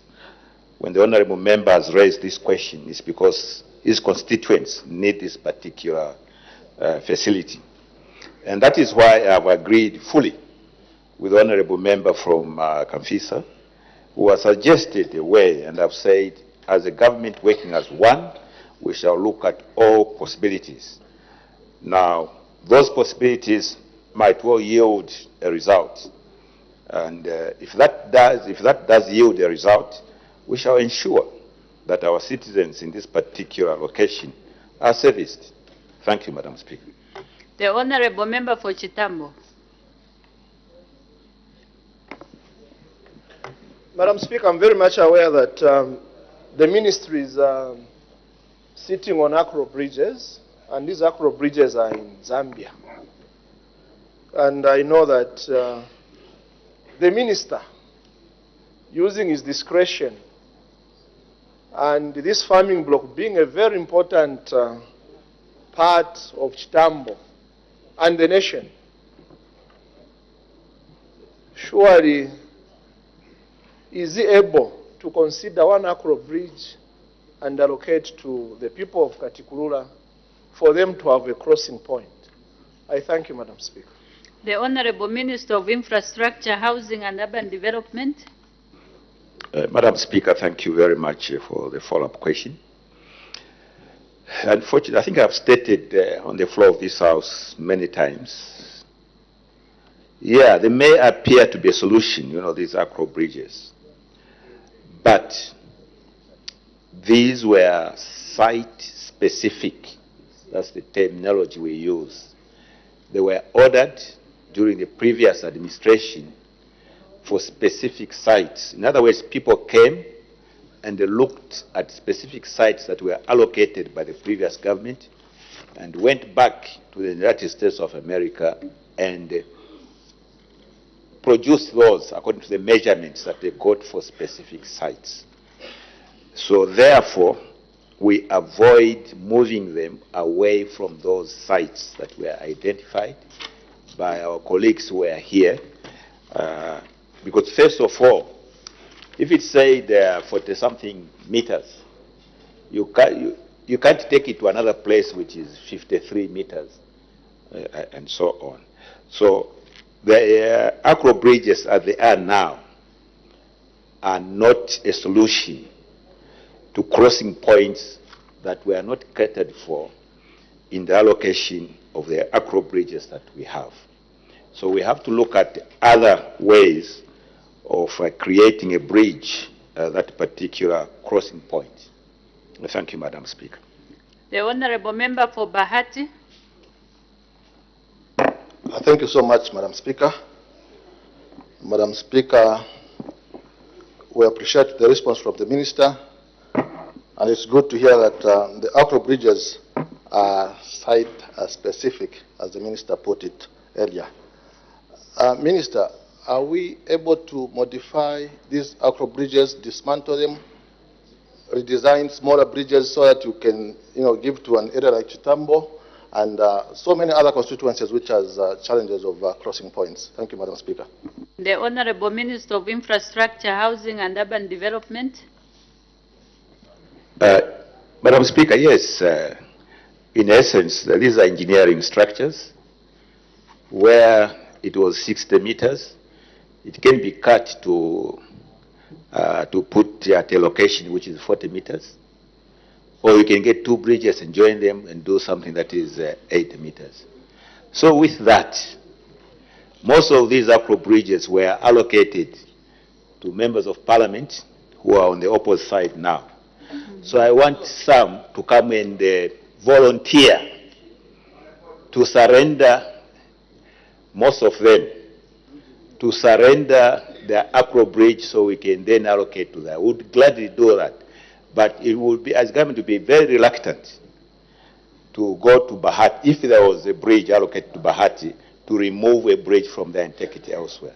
But if the MP and the people want to volunteer, we would certainly entertain that. Thank you, Madam Speaker. Thank you. The last question is the Honorable Member for Milengi. Maybe before you come in, the Honorable Member for Shiwangandu, you've got a point of order? Yes, Madam Speaker. Madam Speaker, my point of order is pursuant to Standing Order 71. Madam Speaker, in responding to follow-up questions, the Honorable Minister has decided to bring in the issue of acro bridges, which were actually coming and assembled and not. I remember being part of the cabinet when those things were being imported.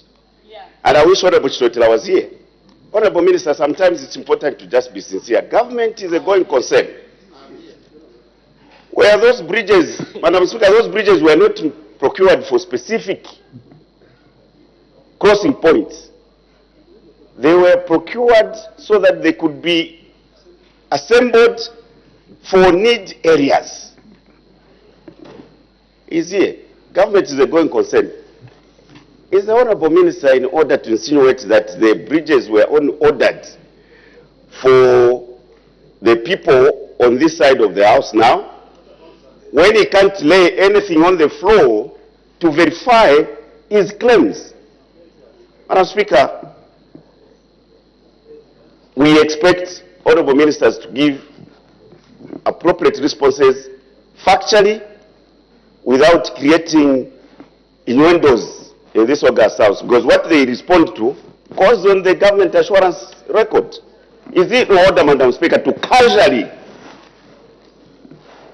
cite those acro bridges in a manner he has done?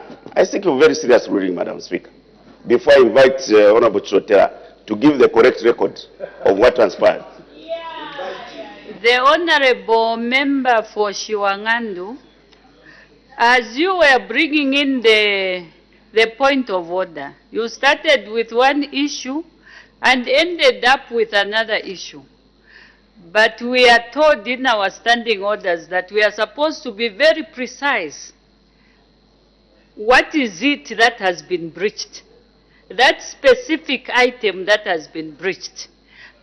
I think that is the way we are supposed to raise the points of order. However, it will be up to the Honorable Minister, because that is again too technical. We don't know whether those, like what the Minister said, they were site-specific. The Honorable Minister, as he gets the question from the Honorable Member for Milenge, you can factor in that issue, Honorable Minister, just to clarify more on whether those agro bridges were site-specific. The Honorable Member for Milenge, you can continue. Minister, thank you very much for your answers. Minister, the situation in Chitambo, the desperation could be demonstrated by numerous questions that have been asked about this area. And your neighbor there has demonstrated the need to link these farming blocks, which are an important aspect in our times now, considering the crisis that we have in the food. Now, we have heard of, numerous road transactions that we have done, the models that we have done, including PPP. Now, given the importance of the farming blocks, do you think this area could attract PPP interest? Thank you. The Honorable Minister of Infrastructure, Housing and Urban Development. Madam Speaker, let me first of all make it very clear that when ministers stand here and make a statement, it's a factual statement. The fact that today I've said Acro bridges were site-specific, that's not the first time I'm saying it. I've said it several times on the floor of this House, because that's exactly what it was. Those people from Acro bridges came here, and the sites that were selected were measured, and each bridge was manufactured according to that site. That's what we mean by site-specific. And that is why the MPs who know they have Acro bridges, we are working with them to ensure that we install those bridges, usually using Zambia Army, Zambia National Service, and so on. And we are doing that. We do not have the leeway to move them all over the place.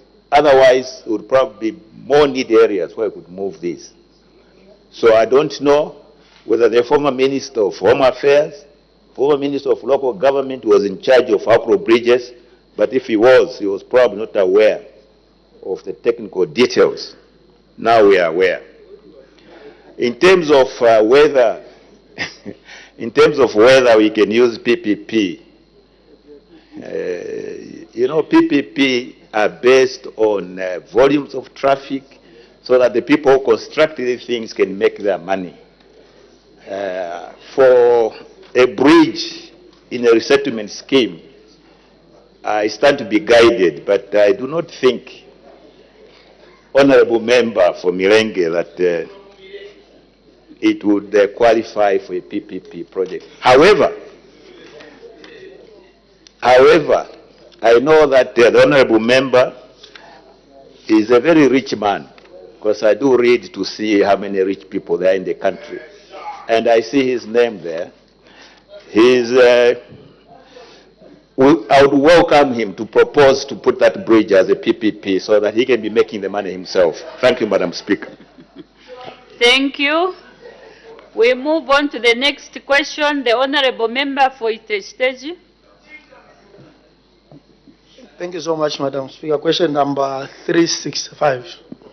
The Honorable Minister of Green Economy and Environment.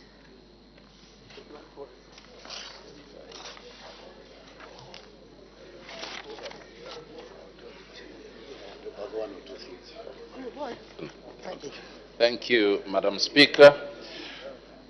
The Member of Parliament for Itesteji is asking question number 365 to the Minister of Green Economy and Environment, and the question is in 4 parts.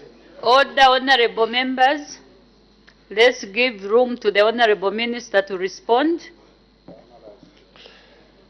And the question, Madam Speaker, is in 4 parts as follows. A, how many carbon trading projects were approved under the interim carbon trading guidelines from 2021 to 2022, year by year? B, what the total number of carbon credits sold as of December 2022 was? C, what the projected carbon credit sales by the year 2030 is? And D, what the anticipated financial benefits from the sales of the country are? Our response, Madam Speaker, is as follows. A, first of all, I wish to give a brief background, Madam Speaker, to the interim carbon trading guidelines to provide context to my response to question number 365. Madam Speaker, carbon trading in Zambia, like in many other countries, commenced in the year 2005 when the Kyoto Protocol became effective. From 2005 to 2022, about 30 carbon projects have been implemented in Zambia under either the voluntary carbon markets or the compliance markets. Madam Speaker, the projects have mainly been in the forestry, energy, and agricultural sectors. On 19th December 2022, my ministry issued interim guidelines for the handling of carbon markets and trading in Zambia, which cover a broader range of eligible carbon projects. Unlike the forest carbon stock management regulations, SI number 65 of 2021, under the Forest Act number 4 of 2015, that are specific to the regulation of forest carbon projects, the guidelines provide preliminary administrative measures and procedures to guide the regulation and management of the carbon markets in Zambia until the climate change bill is enacted. The interim guidelines on carbon were further elaborated through the Carbon Market Framework Part 1 issued in October 2023. Having been launched on 19th December 2022, effectively the interim carbon trading guidelines have been in operation for only a year. Madam Speaker, the guidelines were not in operation in the year 2021 because they had not been issued. Therefore, in 2021, there were no carbon projects approved under the interim carbon trading guidelines. Similarly, the guidelines were only in operation for 12 days in the year 2022 from 19th December to 31st December 2022, and no carbon projects were approved in those 12 days of 2022. Madam Speaker, a total of 11 carbon projects were approved under the interim carbon trading guidelines. The approved projects were in the following categories: 1, agriculture, forestry, and other land use sectors. 2, improved cook stoves. Number 3, fuel switching. And number 4, energy efficiency. Under B, Madam Speaker, as earlier alluded to, Zambia has been participating in the carbon markets from 2005 onwards, and about 32 projects have thus far been implemented, generating a total of 18,700,742 carbon credits.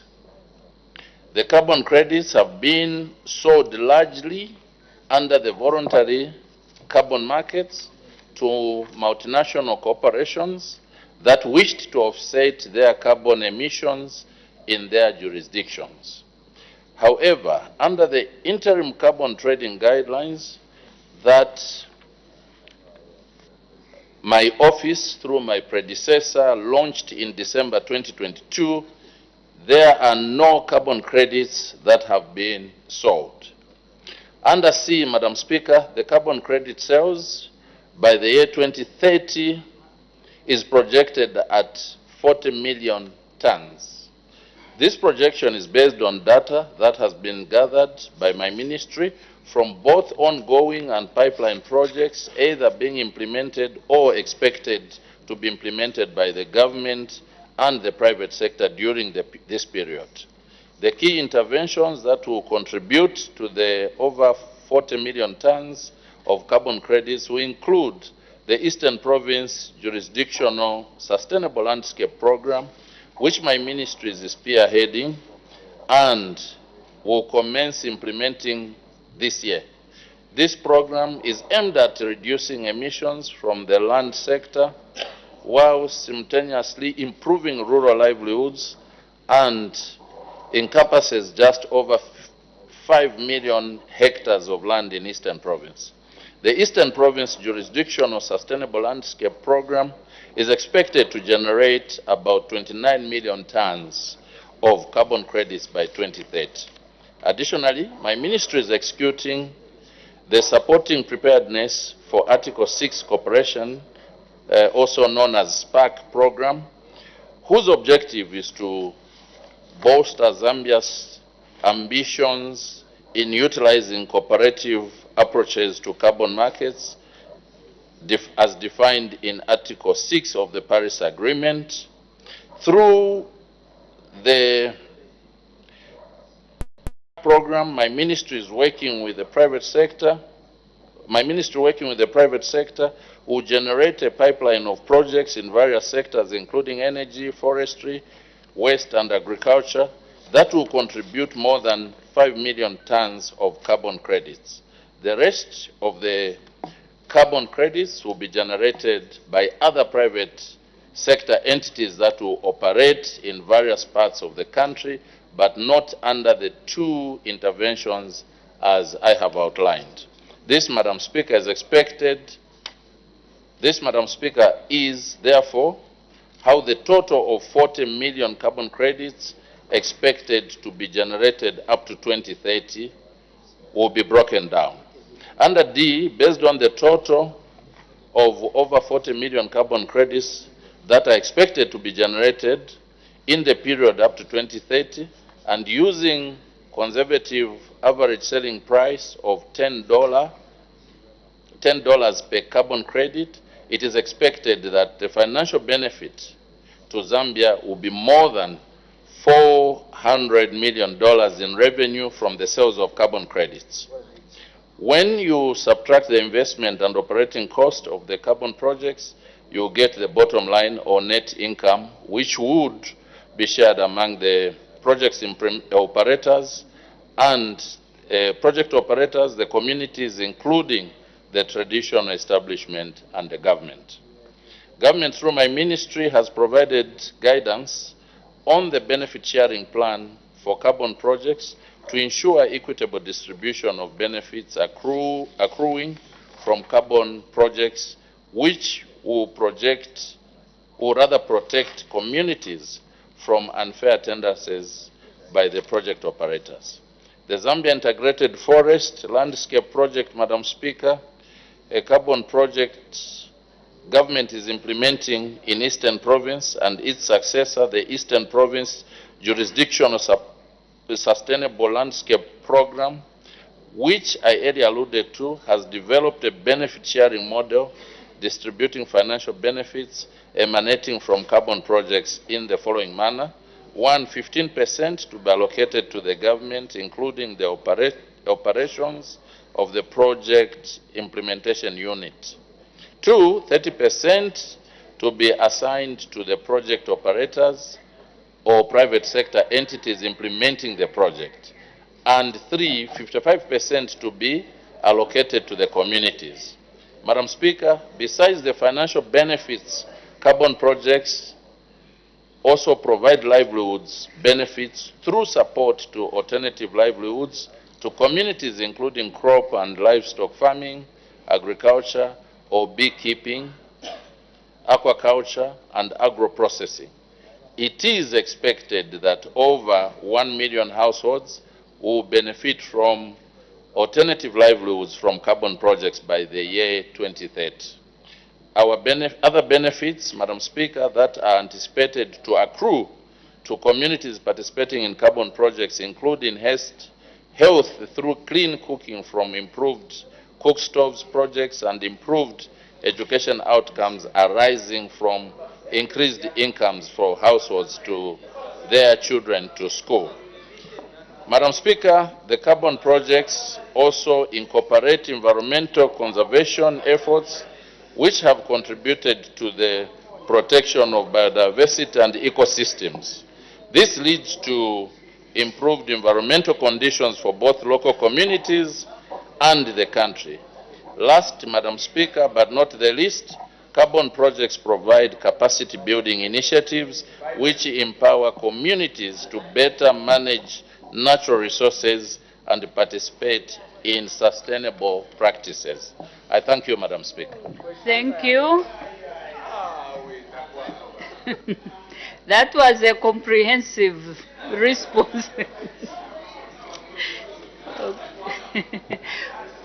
Order. ICT, as you are allowing those members on Zoom, please make sure that they are dressed appropriately. If a member is not dressed well, please don't log him or her in. Thank you. Supplementary questions, the Honorable Member for Itej. Thank you so much, Madam Speaker and Minister. Thank you for the well-elaborated answers. Just a question, Madam Speaker. Minister, you have indicated that by 2030 we are anticipating about 40 million tons, which is quite an enormous amount of benefit to the country. And you've also indicated that currently the carbon trading mechanism is working under the interim carbon trading framework. We are yet to ensure that we have a carbon trading bill that will make sure that a lot of participants come on board and they trade so that the country benefits from this resource. And the people out there, they're asking when the carbon trading bill is going to come on the floor of the House. When are we anticipating to see this important bill to come on the floor of this House so that it unlocks this potential? Because we are missing out. Other countries have moved ahead, but we are still dragging because we don't have a bill which clearly stipulates how carbon trading should be done and how the community should benefit. Thank you, Madam Speaker. Thank you. The Honorable Minister of Green Economy and Environment.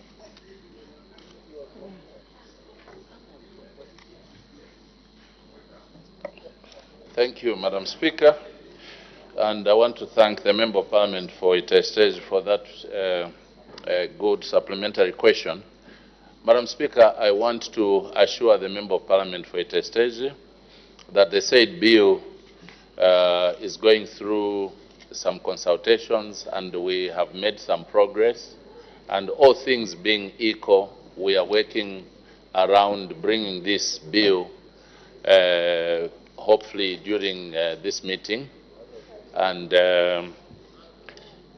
we hope that there will be no delays, but all things being equal, we should be able to have it before the House adjourns in August.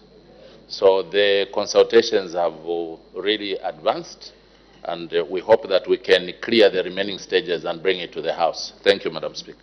The Honorable Member for Kasama. Thank you, Madam Speaker. Thank you, Honorable Minister, for such a comprehensive statement.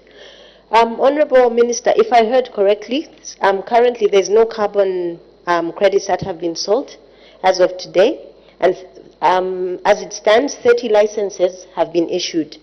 My question is, what measures are being implemented to ensure the equitable distribution of benefits from carbon credit projects to the local communities when that time comes? Thank you.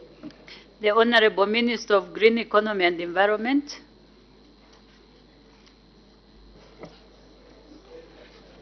Thank you, Madam Speaker, and I want to thank the Member of Parliament for Kasama for that follow-up question.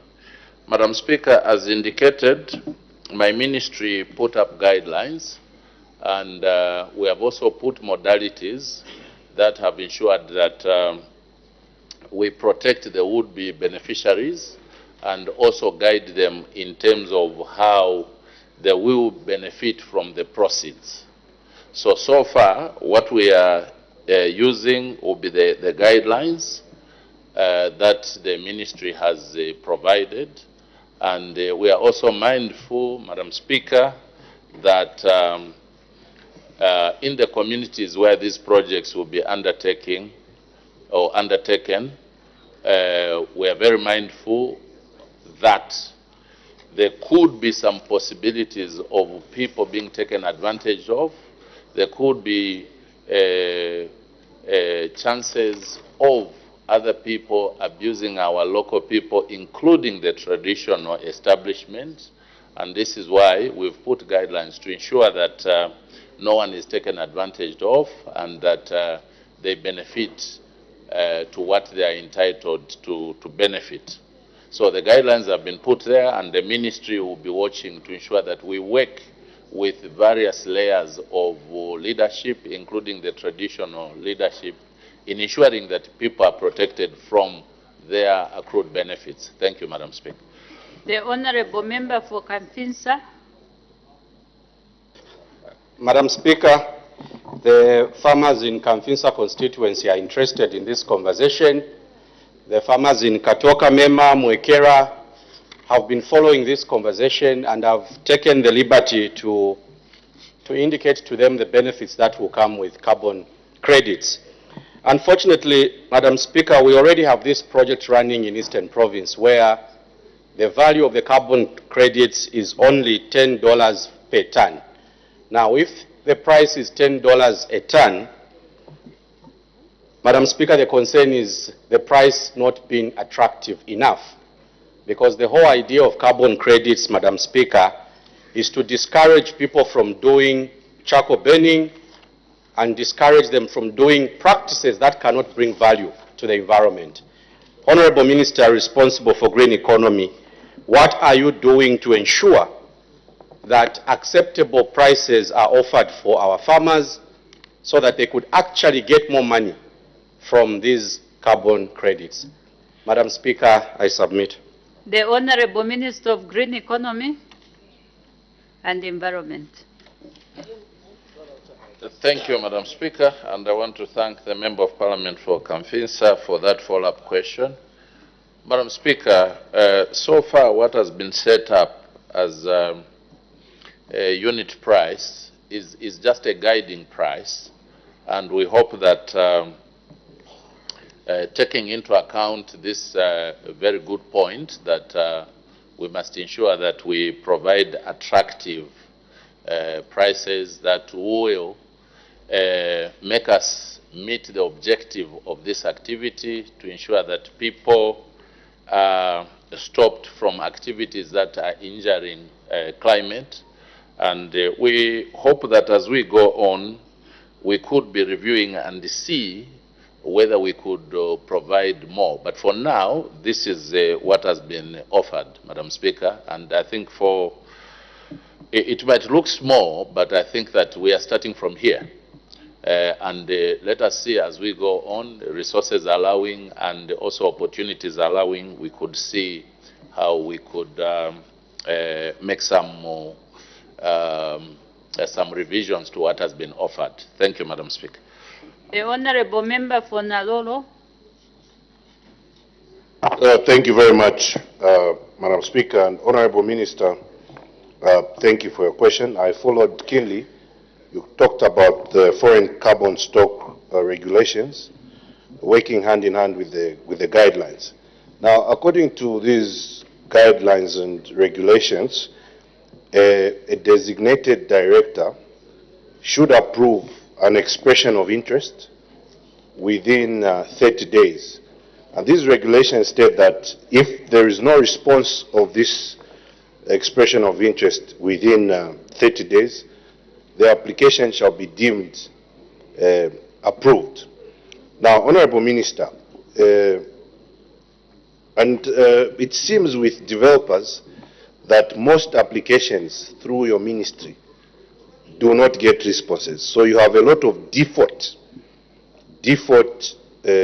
approvals, and this puts the integrity of these carbon credits questionable. Do you have plans to digitize this process so that you can avoid double entries and that there can be a sense of transparency that these applications can have traceability of being duly scrutinized? Thank you very much, Madam Speaker. The Honorable Minister of Green Economy and Environment. Thank you, Madam Speaker. And I want to thank the Member of Parliament for Nalolo for that follow-up question. Madam Speaker, if what he has raised is true, that most of the applications have not been receiving responses, then that is regrettable. but I want to assure the country, I want to assure the nation through this House that we shall endeavor, Madam Speaker, to improve and ensure that all applications receive responses within the stipulated time, and ensure that the people receive their notification as expected. So it's regrettable if that is true, but be assured that some changes will be made. And as early as this morning at 7 o'clock, I was meeting the Department of Climate Change and Green Economy and looking at a number of improvements that we have to do and to make. And one of them is to ensure efficiency in our communication with the would-be applicants. Madam Speaker, as to whether we are considering going digital, this is the technology age. There will be no harm in looking at that, but most importantly, to ensure that we avoid double entries. Again, this is one area that I'll work on with my ministry, building on a number of achievements that my predecessor made. And I want to say that I'm taking off from a very strong foundation, and we shall ensure that issues of double entries, which might bring about conflicts, are avoided. So, Honorable Member, Madam Speaker, through you, I want to assure the Honorable Member for Nalolo that this will be done to ensure that there are no conflicts arising from possible double entries. Thank you, Madam Speaker. Thank you. Honorable members, we've still got a report to look at. So I'll take 3 more members so that we make progress. The Honorable Member for Nyimba, Chiluvi, and Kawata, in that order. Thank you, Madam Speaker. Madam Speaker, the people of Nyimba are very interested in this topic. I think being one of the pioneers of the carbon trading.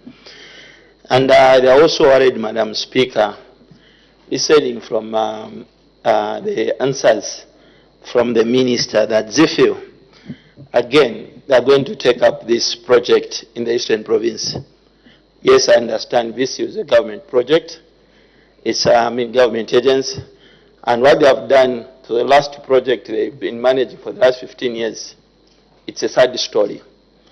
Telling us again, as people of Nyimba, for ZIFIL to take up carbon trading, we are also worried.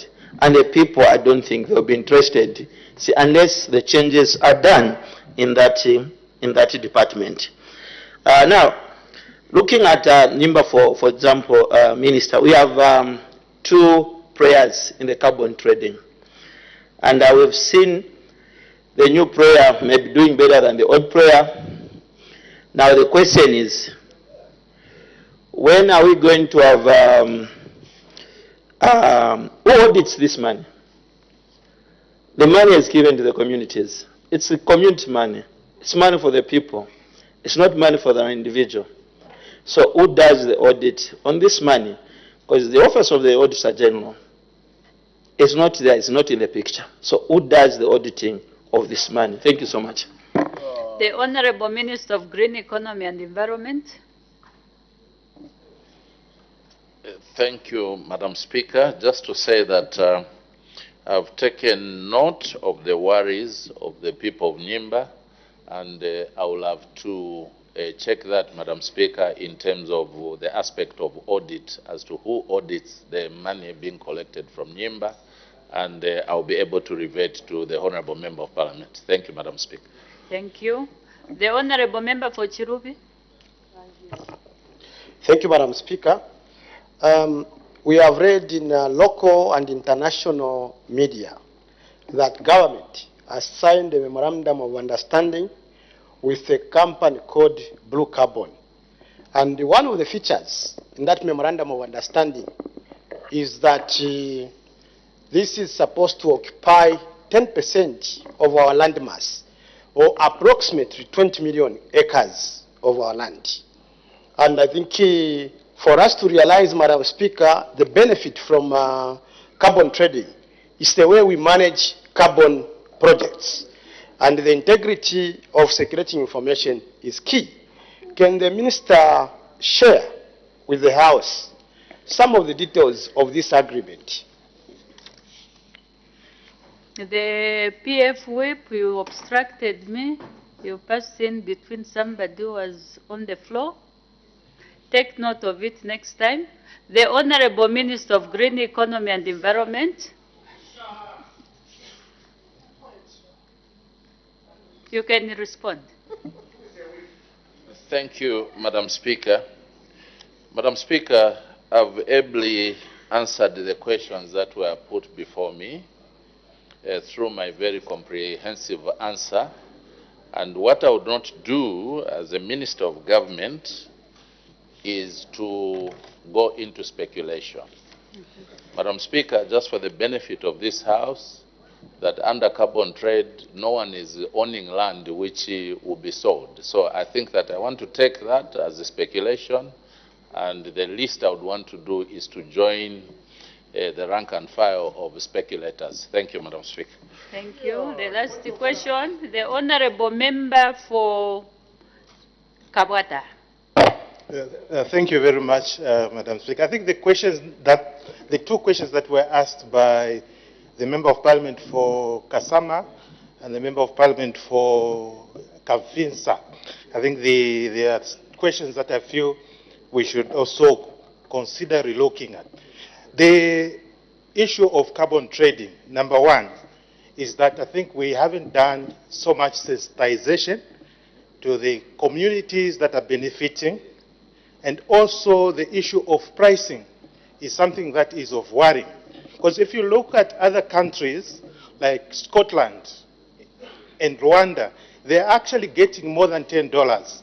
Other countries are getting even $50.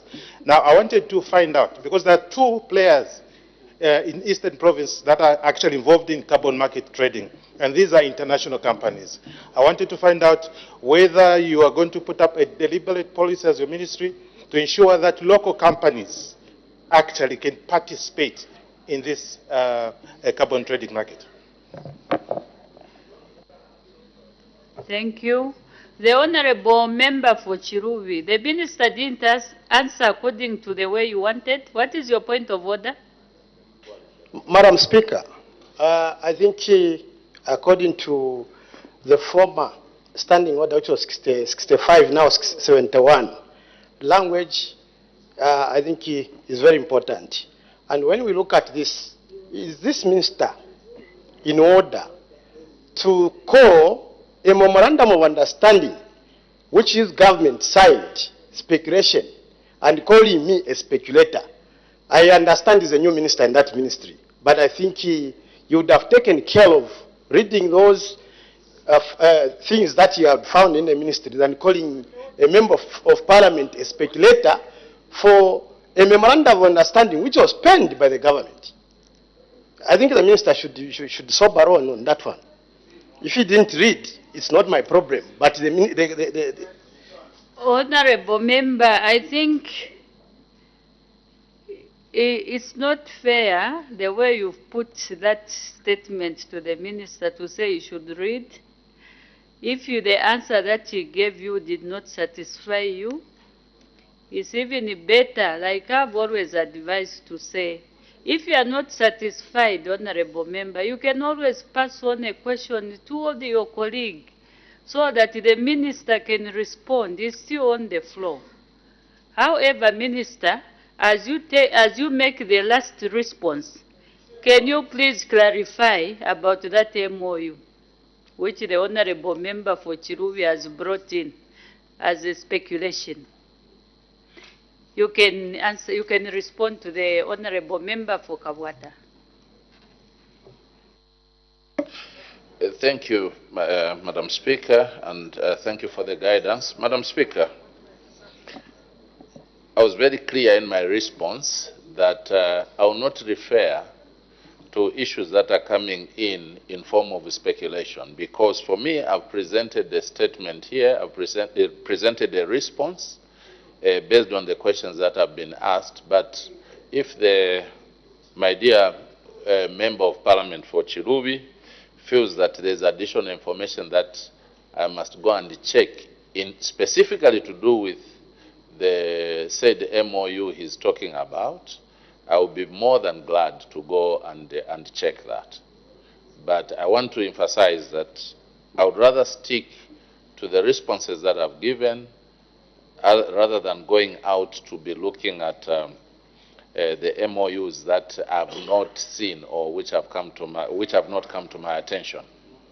As regards a question by the Member of Parliament for Kabwata, again, thank you very much, Honorable Taengwa, for that question.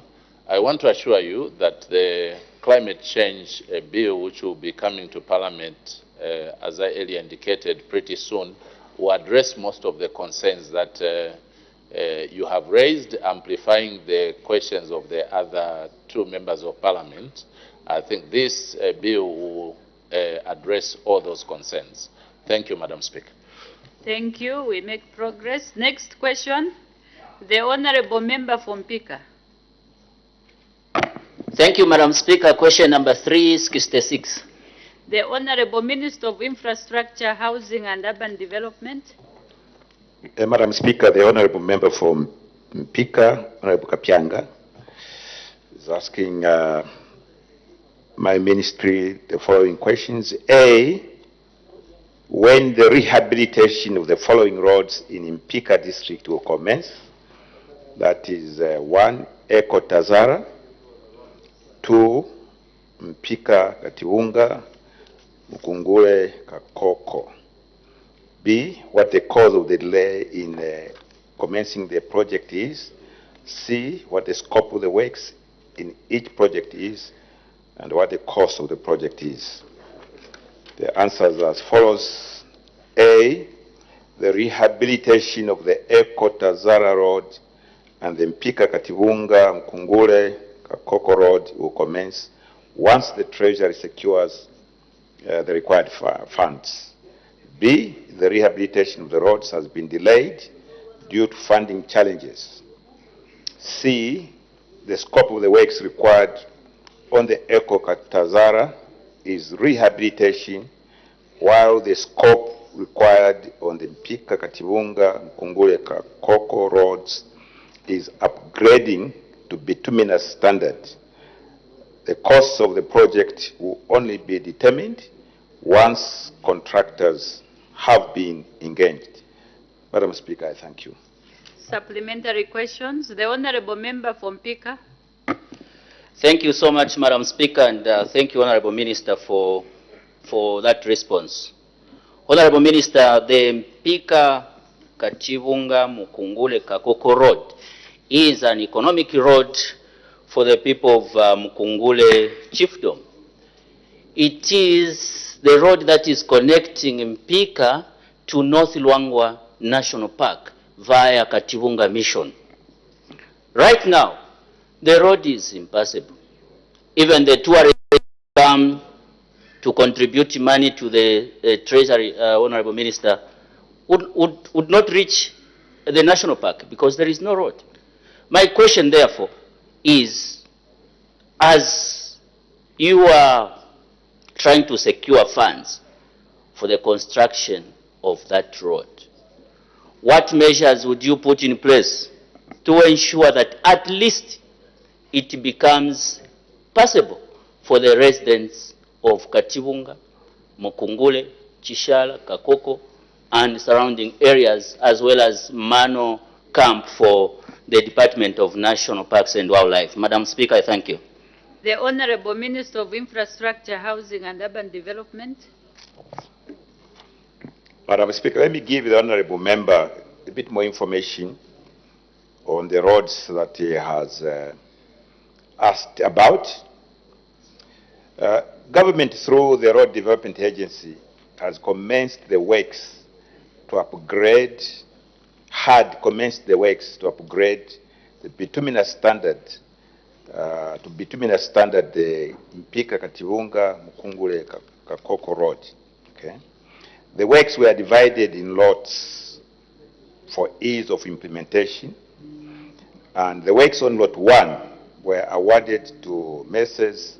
and Hui Xuan Construction Group Corporation Limited at a contract sum of 267.7 million kwacha.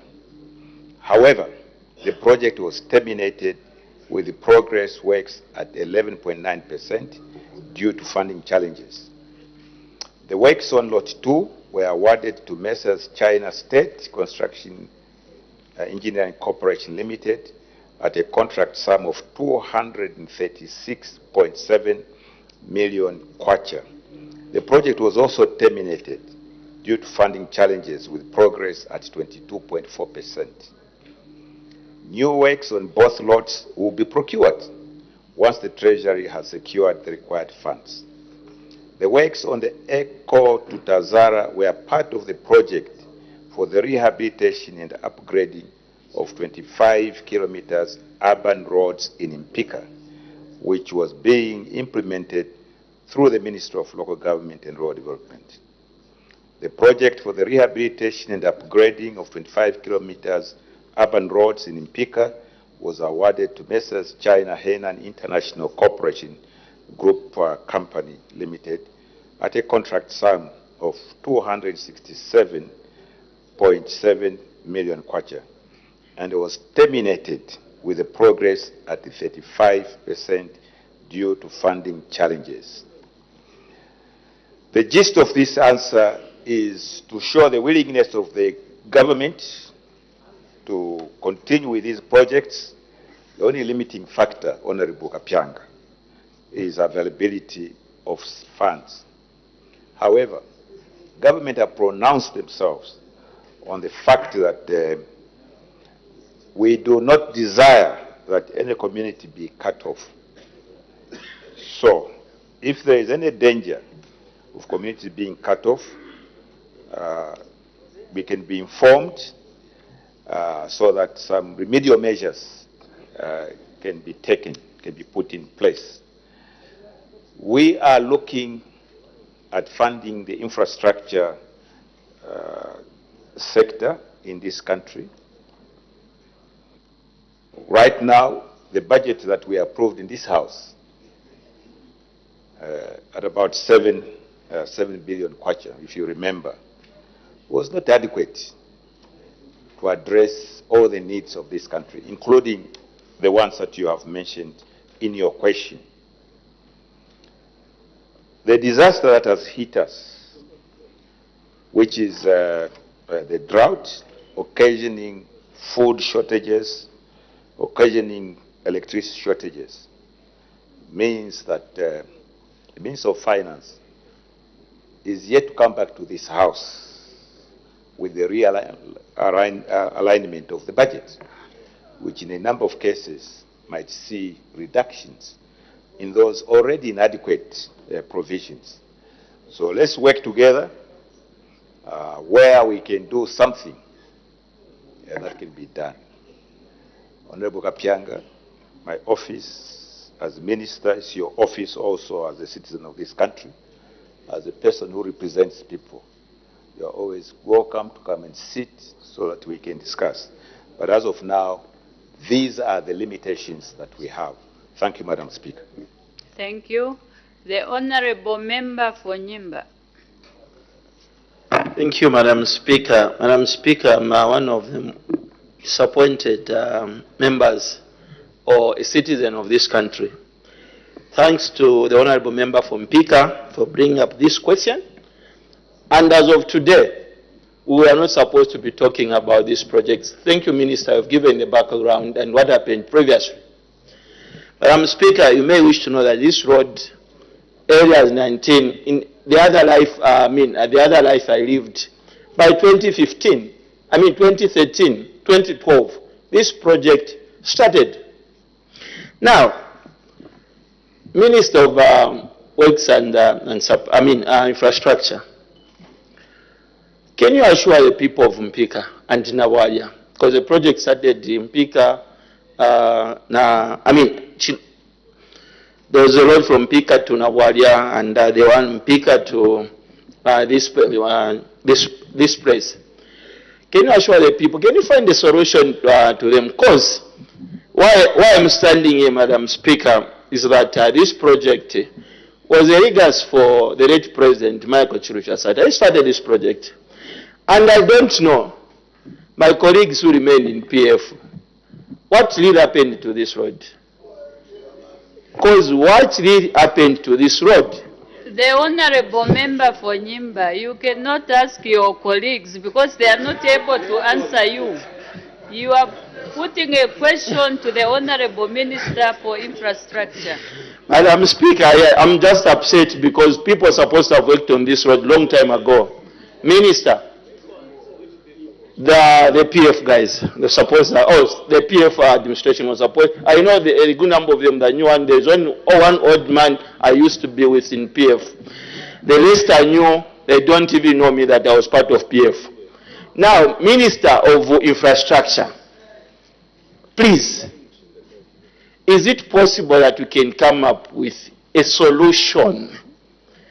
Because if you look at this road, Madam Speaker, it's economical road. If we are talking about tourists, you cannot take tourists to this road at this time. It's bad. The road is impassable. This is a money spinner road. Minister, with all your plans, I know you are a very senior engineer. Can you come up with a solution? Is it come up with immediate solution by 2025 so that the road becomes passable? Thank you so much. The Honorable Minister of Infrastructure, Housing and Urban Development. I feel for you, I feel for the honorable member. These roads are important. They open up the country. And if you open up the country, you create opportunities to grow the economy, because all the sectors, whether it's tourism, trade, commerce and trade, I think they'll improve. In that area, from Pika through Mchinga, going all the way to Nakonde, where my desire, ministry's desire, is if we can open linkages into Eastern Province. You know the benefits of that. That's why we talk about Matumbo, Chama, Lundazi, and others, Muyombe, and so on. Okay. So the spirit is willing. It's the body that is not able to, on account of the size of the budget. And that is why, even though I'm Minister of Infrastructure, Urban and Housing and Urban Development, I also oftentimes comment on the need to grow our budget, on the need to support this government so that we do everything possible to grow the size of our budget. The size of our budget, at the moment, is 177 billion kwacha. Divided by the exchange rate, you're talking about $5-6 billion. Too small. Okay, and that is why we should all be happy when we see what's happening in the copper belt with the opening of mines and so on. So these are the things that will grow this economy. And when we grow the economy, we'll have sufficient funds to look after every sector of our economy, including important roads like these.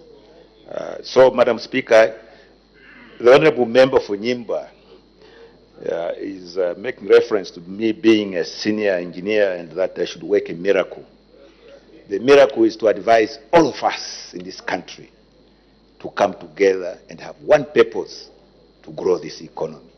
Thank you, Madam Speaker. The Honorable Member from Pika. Thank you so much, Madam Speaker, and thank you once again, Honorable Minister. Honorable Minister, the Eko Tazara Road forms part of the Mpika urban roads. And, Honorable Minister, we have been told that government has secured funding from World Bank to construct the road from Serenje to Chinsari. I mean, yes, to Chinsari via Mpika.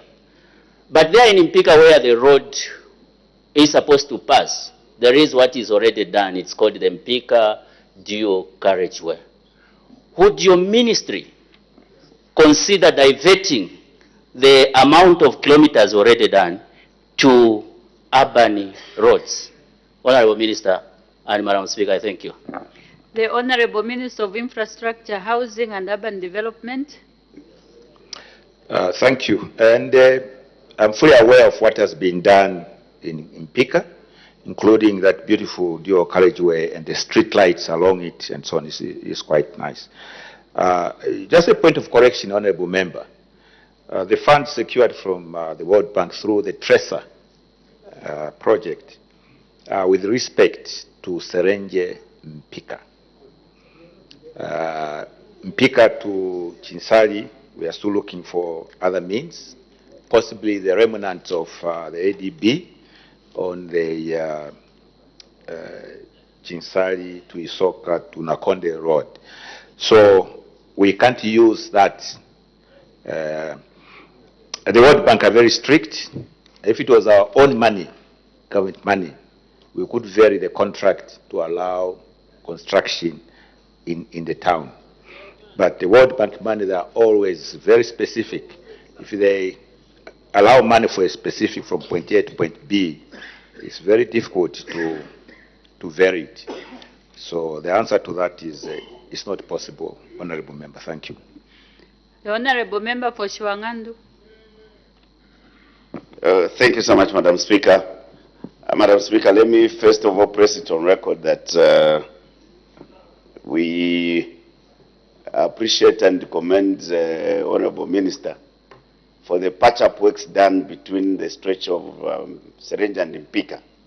And I wish you could have extended that to Mpika Chinsali, which is awaiting that Euro facility which was secured. That road going to Kakoko, on which was terminated, initially before the termination, there was a decision to rescope the works, downgrading from the bituminous standards to all-weather, gravel, to just make that corridor passable. May I know what transpired to that decision, Honourable Minister? Thank you, Madam Speaker. The Honourable Minister of Infrastructure, Housing and Urban Development. Madam Speaker, you see, sometimes when you, with the experience, you try to avoid going into controversial areas so that people can go away, spend their nights peacefully, rather than reflecting on what you have said in this House. This is why, you see, so much money was procured, and we question what it was used for, not because we want to follow up anybody, but because we are also mindful that our citizens throughout this country could have benefited a lot more. Okay? When you look at the Chinsali to Isoka to Nakonde, that road, if you look at the costings of that road, you look at the quality of that road, perfect. And the reason for that is because it's foreign money, ADB money. Okay. But where we are using our own money, either procured through loans, bad things happened.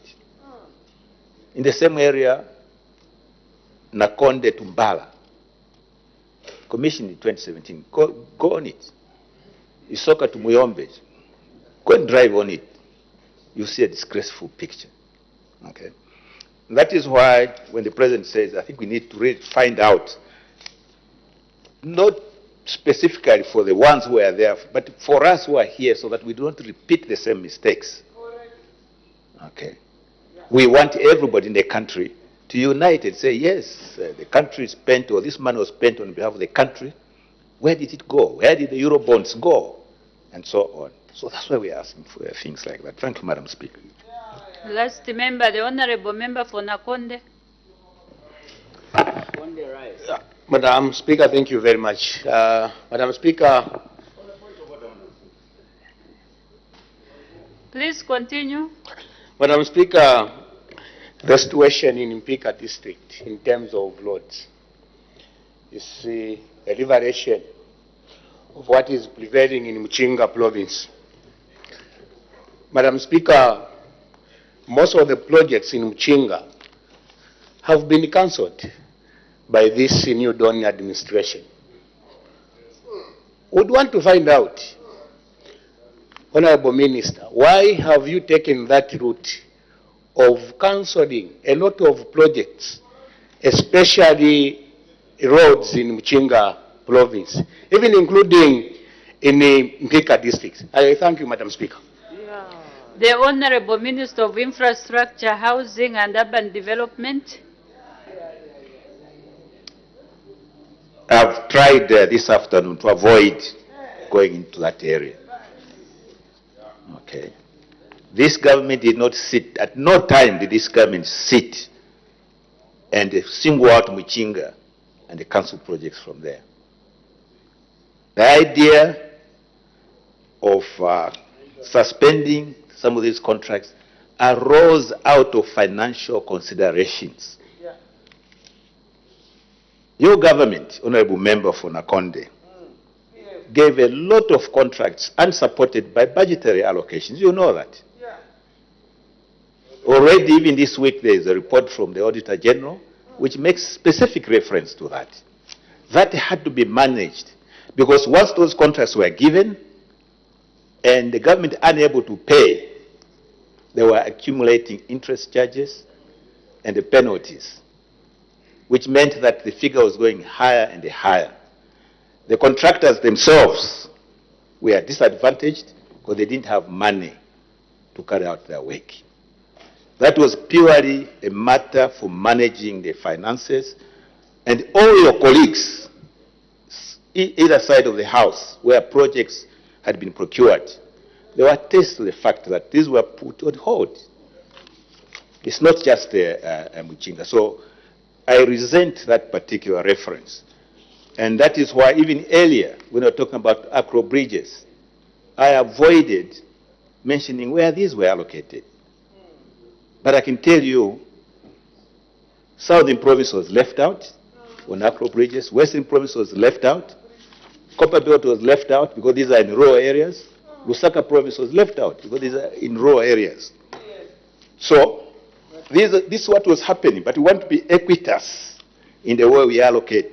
This country is for all of us.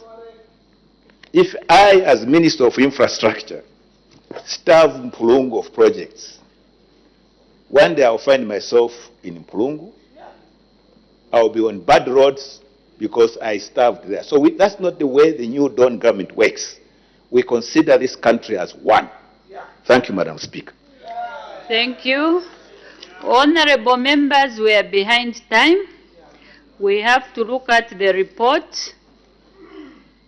We move on to the next item on the order paper. Notice of motion. The Honorable Member for Isoka. Thank you, Madam Speaker. Madam Speaker, I beg to move that this House do adopt the report of the Committee on Health, Community Development and Social Services on the proposal to ratify the Convention of the East, Central and Southern African Health Community for the third session of the 13th National Assembly laid on the table of the House on Wednesday, 12th June 2024. I thank you. Is the motion seconded? Yes, Madam Speaker. Seconded by the Honorable Member for Bahati. The question is that this House adopts the report of the Committee on Health, Community Development and Social Services on the ratification of the International Convention of the East, Central and Southern Africa Health Community for the third session of the 13th National Assembly, laid on the table of the House on Wednesday, 12th June 2024. Any debate? The Honorable Member for Isoka. Thank you, Madam Speaker. Madam Speaker, pursuant to Article 63 of the Constitution of Zambia and Section 5 of the Ratification of International Agreements Act number 34 of 2016. The committee was mandated to consider and make recommendations to the House on the Executive's proposal to ratify the Convention of the East, Central and Southern African Health Community. Madam Speaker, the East, Central and Southern African Health Community, ECSA-HC, is an intergovernmental health organization that fosters and promotes regional cooperation in health among member states. ECSA-HC was established in 1974 to foster and strengthen regional cooperation and capacity to address the health needs of the member states through partnership with diverse institutions. Madam, member states of the ESA health community are Kenya, Lesotho, Malawi, Mauritius, Eswatini, United Republic of Tanzania, Uganda, Zambia, and Zimbabwe. Madam Speaker, it is worth noting that Zambia is among the founding members of ECSA-HC and has been actively participating in various activities of the community, including constantly meeting the requirement to make financial contributions in order to ensure continued execution of the Secretariat's function from the inception of the community in 1974. Madam Speaker, let me state from the outset that all of the stakeholders who made submissions before the committee were in support of the ratification of this convention. Ratifying the ECSA convention would offer Zambia numerous benefits, including enhancing collaboration, targeted support for regional health challenges, access to technical assistance and capacity building initiatives, opportunities for advocacy and policy influence, and synergy with existing continental health initiatives. Madam Speaker, Zambia stands to also benefit from the organization area of services designed to enhance the efficiency and effectiveness of the health service provision in the region. The ratification of the convention would, in this regard, open avenues for accessing services which aim at fostering efficiency and relevance in health care delivery. Additionally, the ratification of the convention would provide employment opportunities to Zambians who may work with the Secretariat. Madam Speaker, the committee is generally satisfied with the conditions for determining whether or not the ratification of the agreement is in the best interest of the nation, as set out in the Ratification of International Agreements Act number 34 of 2016 have been met. The committee, therefore, recommends that the National Assembly approves the proposal to ratify the agreement, as these benefits align with Zambia's goal of improving the health status of the people in order to contribute to increased productivity and socio-economic development. Madam Speaker, I beg to move. I thank you. Does the seconder wish to speak now or later? Now, Madam Speaker. The Honorable Member for Bahati. Thank you so much, Madam Speaker. Madam Speaker, allow me first of all to thank the mover of this motion for highlighting a number of issues contained in the report. Madam Speaker, the mover of this motion stated that the East, Central and Southern African Health Community, also known as the EXA, is an intergovernmental organization which was established under the auspices of the Commonwealth, and Zambia is one of the founder members of this organization. Madam Speaker, it's also important to note that this organization was established in 1974. Madam Speaker, the organization has 9 member states, but it supports 27 African countries. And Madam Speaker, the mover of the motion highlighted that the mandate of the EXA health community is to foster regional cooperation in the health sector among member states. Madam Speaker, the mover of this motion has given us the benefits of why this country should ratify the EXA Convention. And Madam Speaker, just allow me to highlight some of the programs that are running currently in Zambia that are sponsored by EXA. Madam Speaker, the EXA health community is running the following programs here in Zambia. Number 1 is the Global Fund Regional TB Project, which is currently going on in Zambia. The EXA is so active, Madam Speaker, in trying to eliminate TB on the copper belt that is coming from the mining sector. And Madam Speaker, it's also important to note that there's actually a Zambian who's heading this combating of TB in the mining sector. It's based in Arusha at the EXA Secretariat. Madam Speaker, the EXA has trained quite a number of health workers here in Zambia, including specialized personnel.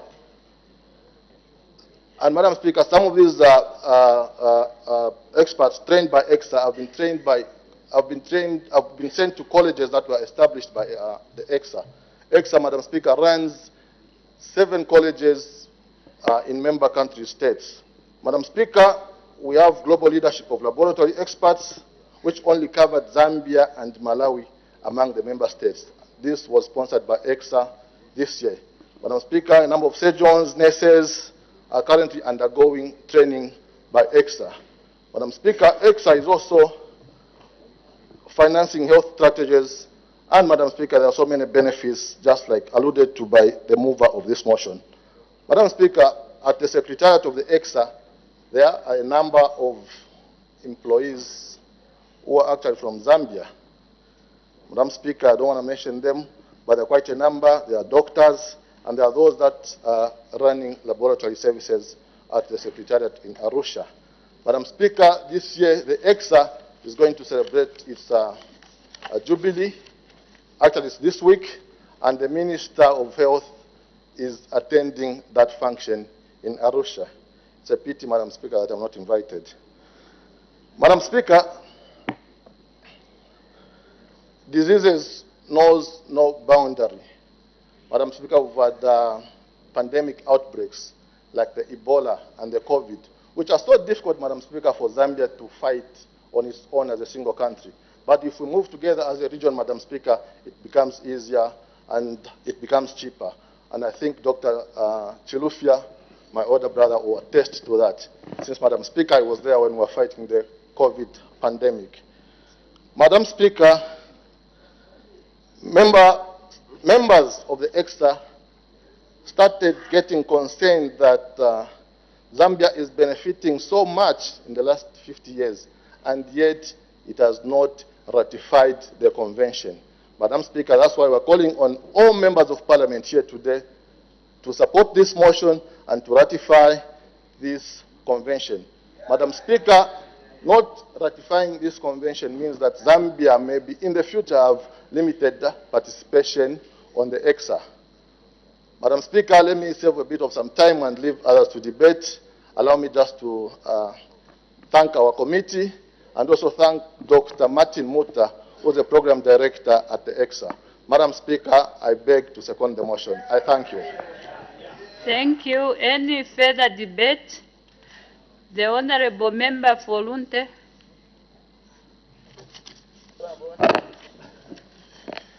Madam Speaker, thank you so much for an opportunity to make comments as I support the ratification of the protocol under consideration. Madam Speaker, the Honourable MP for Isoka moved the motion and it has been ably seconded. Allow me to thank the members who sat to scrutinize this protocol and produced this report. Of course, the report has no page numbers. So I will make reference, Madam Speaker, to 3.0, the objectives of the community. And by this community is the EXA community, which is Eastern, Southern, Central Africa Health Community. Madam Speaker, objective number 5 says to encourage and facilitate cooperation between health administrations of member states and international health organizations and institutions. And number 6 is to encourage and facilitate the conduct of research, dissemination, and application of health research findings. If you allow me, Madam Speaker, let me go to part 2, 4.0, under summary of submissions and submissions from stakeholders. Part of 4.1 says this would facilitate information sharing, joint planning, and research, implementation of health initiatives, and coordinated response to health challenges, and fostering a sense of regional solidarity. Madam Speaker, this is where my contribution will start, and it will end right there. Madam Speaker, when I considered this request for ratification, then I thought Zambia is becoming more and more of a player in the global village. Now, the research that the community would want to do, and I began to imagine, these community members may want to do research here in our country, Zambia. That's where the interrelatedness of issues should be considered, Madam Speaker. If, for example, those from Botswana, from Eswatini, from Eastern Africa want to do a research here in Zambia, the first thing you see is that those people have to arrive here in our country to look at the data. Of course, they may choose virtual interactions, but the truth is that they may decide to arrive in our country. And when they do arrive, what you see is that they will stay in our country for the period of that research. And when they stay in our country, they will interact with health information and any other information which may be available. It may be social, economic information. Here are my problems. Madam Speaker, where will these people arrive at? Point of entry, KKIA. Now, they are at the international airport, Madam Speaker. Suppose these people arrive and they find a contingent of police officers investigating a gold scam, investigating copper stolen or zinc stolen. Madam Speaker, the situation that you find is that these people will already feel they are in an unsafe country. Madam Speaker, therefore, what those people who plan the theft of gold in our country are doing is denting the image of the country. But here is where things may become worse. A good minister may recommend a good hospital. Go to Maitland Hospital and see how things are properly arranged. These people from the community will go to Maitland's Hospital, contingent of police. To do what, Madam Speaker? To retrieve a patient who is about to go in a machine. Madam Speaker. Honorable Member. Madam Speaker. Honorable Member, you had started so well. Can we please be focused to the report? Let's not try to add in new issues in the report. The report is straightforward. Let's speak to the report. There's nothing political about this report. Let's just debate the report. Madam Speaker, I am 100% supporting the ratification while marrying this ratification to what may happen and what image our country may be given by those who may come to do a noble cause, research, disseminate research findings, and also improve the health, the health services in the community. Madam Speaker, I don't know if you know the magnetic resonance imaging. A good doctor can explain. A patient who has been well received at a good hospital is about to be slotted in an MRI.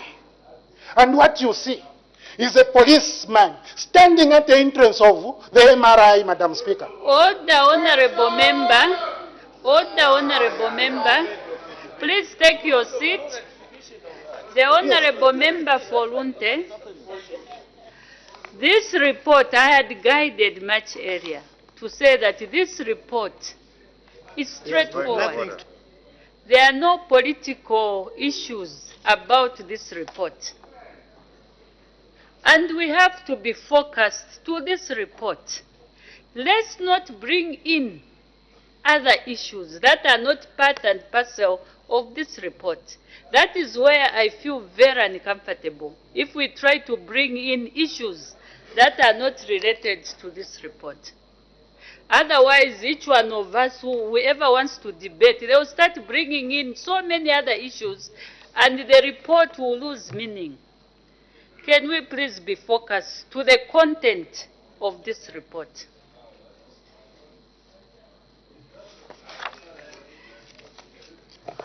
Order. You continue tomorrow. As the time is 18:55 hours, I interrupt the proceedings and debate stands adjourned. Date for resumption of debate. The acting leader of opposition. Oh, the acting leader of business. Sorry about that, Honorable Minister. I'm so sorry. The acting leader of government business. Thank you very much, Madam Speaker. I beg to move that the House do now adjourn. Debate to resume tomorrow.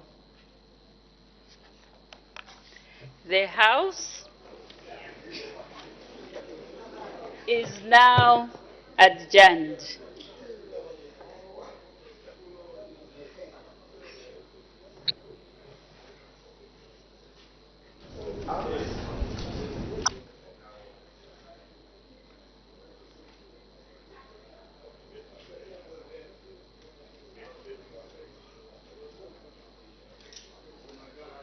Was adjourned to tomorrow, which will be the 19th day in the month of June 2024. But before we leave, a recap of what has been considered on the floor of the House on business resumed at 14:30. Exactly, and when business resumed at 14:30, Madam First Deputy Speaker did make 4 announcements, and in our first announcement, Madam First Deputy Speaker informed the House that she had received communication to the effect that in the absence of her Honour the Vice President, who is attending to other government business, the Minister of Defence, Honourable Ambrose L. Lufuma, MP, has been appointed acting leader of government business in the House from today, 18th June 2024, until further notice. The other announcement that Madam Speaker made was to recognize the presence in the public gallery of pupils and teachers from 2 schools. The first one was from Lumuno School in Rhodes Park, Lusaka District, and the other one was from Chisamba Girls Academy in Chisamba District. On behalf of the National Assembly of Zambia, Madam Speaker did warmly welcome the visitors to the National Assembly of Zambia. And the last announcement that Madam First Deputy Speaker made was where she informed the House that in accordance with the provisions of Standing Order 176-3, she made changes to the composition of 3 committees as follows. The first one, Parliamentary Reforms and Modernization Committee, Honorable Gregory Ngowani, MP, replace Ms. Chushi C. Kasanda, MP. The second one, Committee on Government Assurances, and then this one, Ms. Chushi C. Kasanda, MP, to replace Honorable Gregory Ngowani, MP. And the third one, Committee on Energy, Water Development and Tourism, Mr. Stanley K. Kakuvo, MP, to replace Honorable Gregory Ngowani, MP. And after those announcements that Madam Speaker made, she did permit the Minister of Agriculture to render a ministerial statement, and that ministerial statement was on the crop focus survey for the 2023-2024 farming season and the current food security in Zambia. The Minister of Agriculture did begin by saying that the 2023-2024 agricultural season has been affected by severe drought, which has significantly impacted crop production. The El Nino weather phenomenon has reduced rainfall in many parts of southern Africa, including Zambia, affecting about 7 to 8 provinces, and did project the figures in the key statistics, and they did say that maize for grain production is expected to decrease by 53.6% to 1,512 metric tons compared to last season's estimates of 3,262 metric tons. He also went on to state that the rice production is forecast at 24,566 metric tons, a reduction of 60.81% from last season's output of 62,680 metric tons. He also stated that cassava, a root production estimates, have reduced by 30% to 3,127,778 metric tons compared to 4,450,19 metric tons last season. The Minister of Agriculture did also proceed to talk about other produce such as sorghum, millet, wheat and Irish potatoes, and he proceeded to say that the reduction in production for most crops has resulted in deficit in our national food balance sheet for cereals and tubers for the 2024-2025 marketing season. Overall, the country has a total net deficit of 2,137,000 metric tons of maize equivalent. And they said that the government is implementing various measures, and let's quickly look at some of the measures that government is implementing. And the first one is purchasing strategic food commodities from the 2023-2024 harvest to replenish national food strategic reserves. The Food Reserve Agency is procuring the early maize at $350 per ton, and rain-fed maize at 6,600 kwacha per ton. He also further stated that government is facilitating the importation of over 600,000 metric tons of white non-GMO maize to provide relief and support to drought-affected households. He said this will enable the Food Reserve Agency to enhance community maize sales to create easy access of the staple crop to affected households. And lastly, the minister said that government is committed to building a more resilient and sustainable food system for the country, and he said that the government will continue to monitor the situation closely and provide updates as necessary. So that's a ministerial statement that was rendered by the Minister of Agriculture, and we did see quite a number of members of Parliament showing interest because this is the issue that has affected the entire country, and we did see a lot of follow-up questions from various members of Parliament. Exactly, Pausent, and the House then went on to consider questions for oral answer. The Understanding Order 80, and the House did consider 6 questions. We now just take a look at some of the questions that were considered. We had question 361, which came from Mr. Mulenga Fube, who is Chiluvi Member of Parliament. He did ask the Minister of Mines and Mineral Development whether the lifespan of lithium deposits discovered in Mapatizia Parliamentary constituency is the minister did respond that what has been discovered so far in Mapatizia parliamentary constituency are just actually occurrences. And in part B, whether the government has any plans to ensure that the lithium is processed within the constituency in order to add value before export. The minister did respond that this policy is dependent on the ongoing exploration works, and in C, if so, when the plans will be implemented. The minister did respond that once viable resources are defined. The other question that came from Kalabo Central Member of Parliament, Mr. Chinga Mutu, was directed to the Minister of Energy. The member wanted to find out whether the government has any plans to facilitate the construction of a fuel filling station in Kalabo district. And according to the minister's response in A, did say that the government has no plans of constructing a filling station in Kalabo district. He did say that you may be aware the Ministry of Energy prior to August 2022 embarked on a program to construct a rural filling station in district without filling station.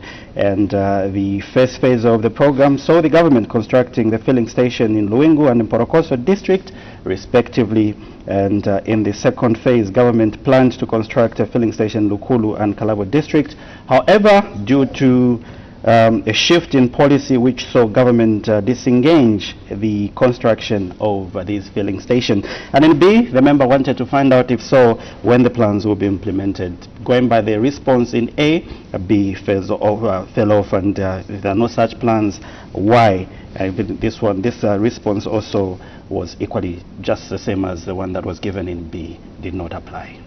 We also had question number 363, which came from Mr. Joseph Munsanje, who is in Mbabala Member of Parliament. He did ask the Minister of Community Development and Social Services in A, whether the government has any plans to revive the Maurice Katoa Homecraft Center at Mapanza in Mbabala Parliamentary constituency.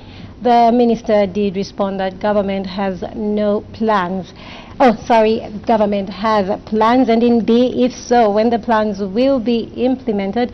The minister did respond that in view of the answer in A, government has plans. This question in part B did fell off, and in part C, if there are no such plans, why? The minister did say that the ministry is currently having plans to look for funds, and once funds are found, they'll look into the issues. All right, so those are some of the questions for oral answer and the responses that were given by various cabinet ministers. The House did proceed to look at the motion, the report that was presented by the Vice Chairperson of the Committee on Health, Community Development and Social Services, and this is Ms. Nakaponda, urging the House to adopt the report of the Committee on Health, Community Development and Social Services on the ratification of the International Convention of the East Central Southern Africa Health Community for the third session of the 13th National Assembly. This document was laid on the table of the House on 12th June 2024, and it was seconded by Bahati Member of Parliament, Mr. Leven Chibombwe. And we've seen quite a number of indication from various members of Parliament wishing to debate this report. And at the time, business was interrupted for adjournment. It was Lunte Member of Parliament, Mr. Mutotwe Kafwaya, who was on the floor of the House. So business resumes tomorrow at 14:30, and when this motion or report comes up for consideration, the Member of Parliament for Lunte will continue debating. Tada, this has been today's business. Yes, President, and definitely, just like you mentioned earlier on, we do expect this motion to take up consideration tomorrow once business resumes at 14:30. And so, on behalf of President and myself, our entire production crew, and of course our sign language interpreters, it's a pleasant evening. Continue watching Parliament Television.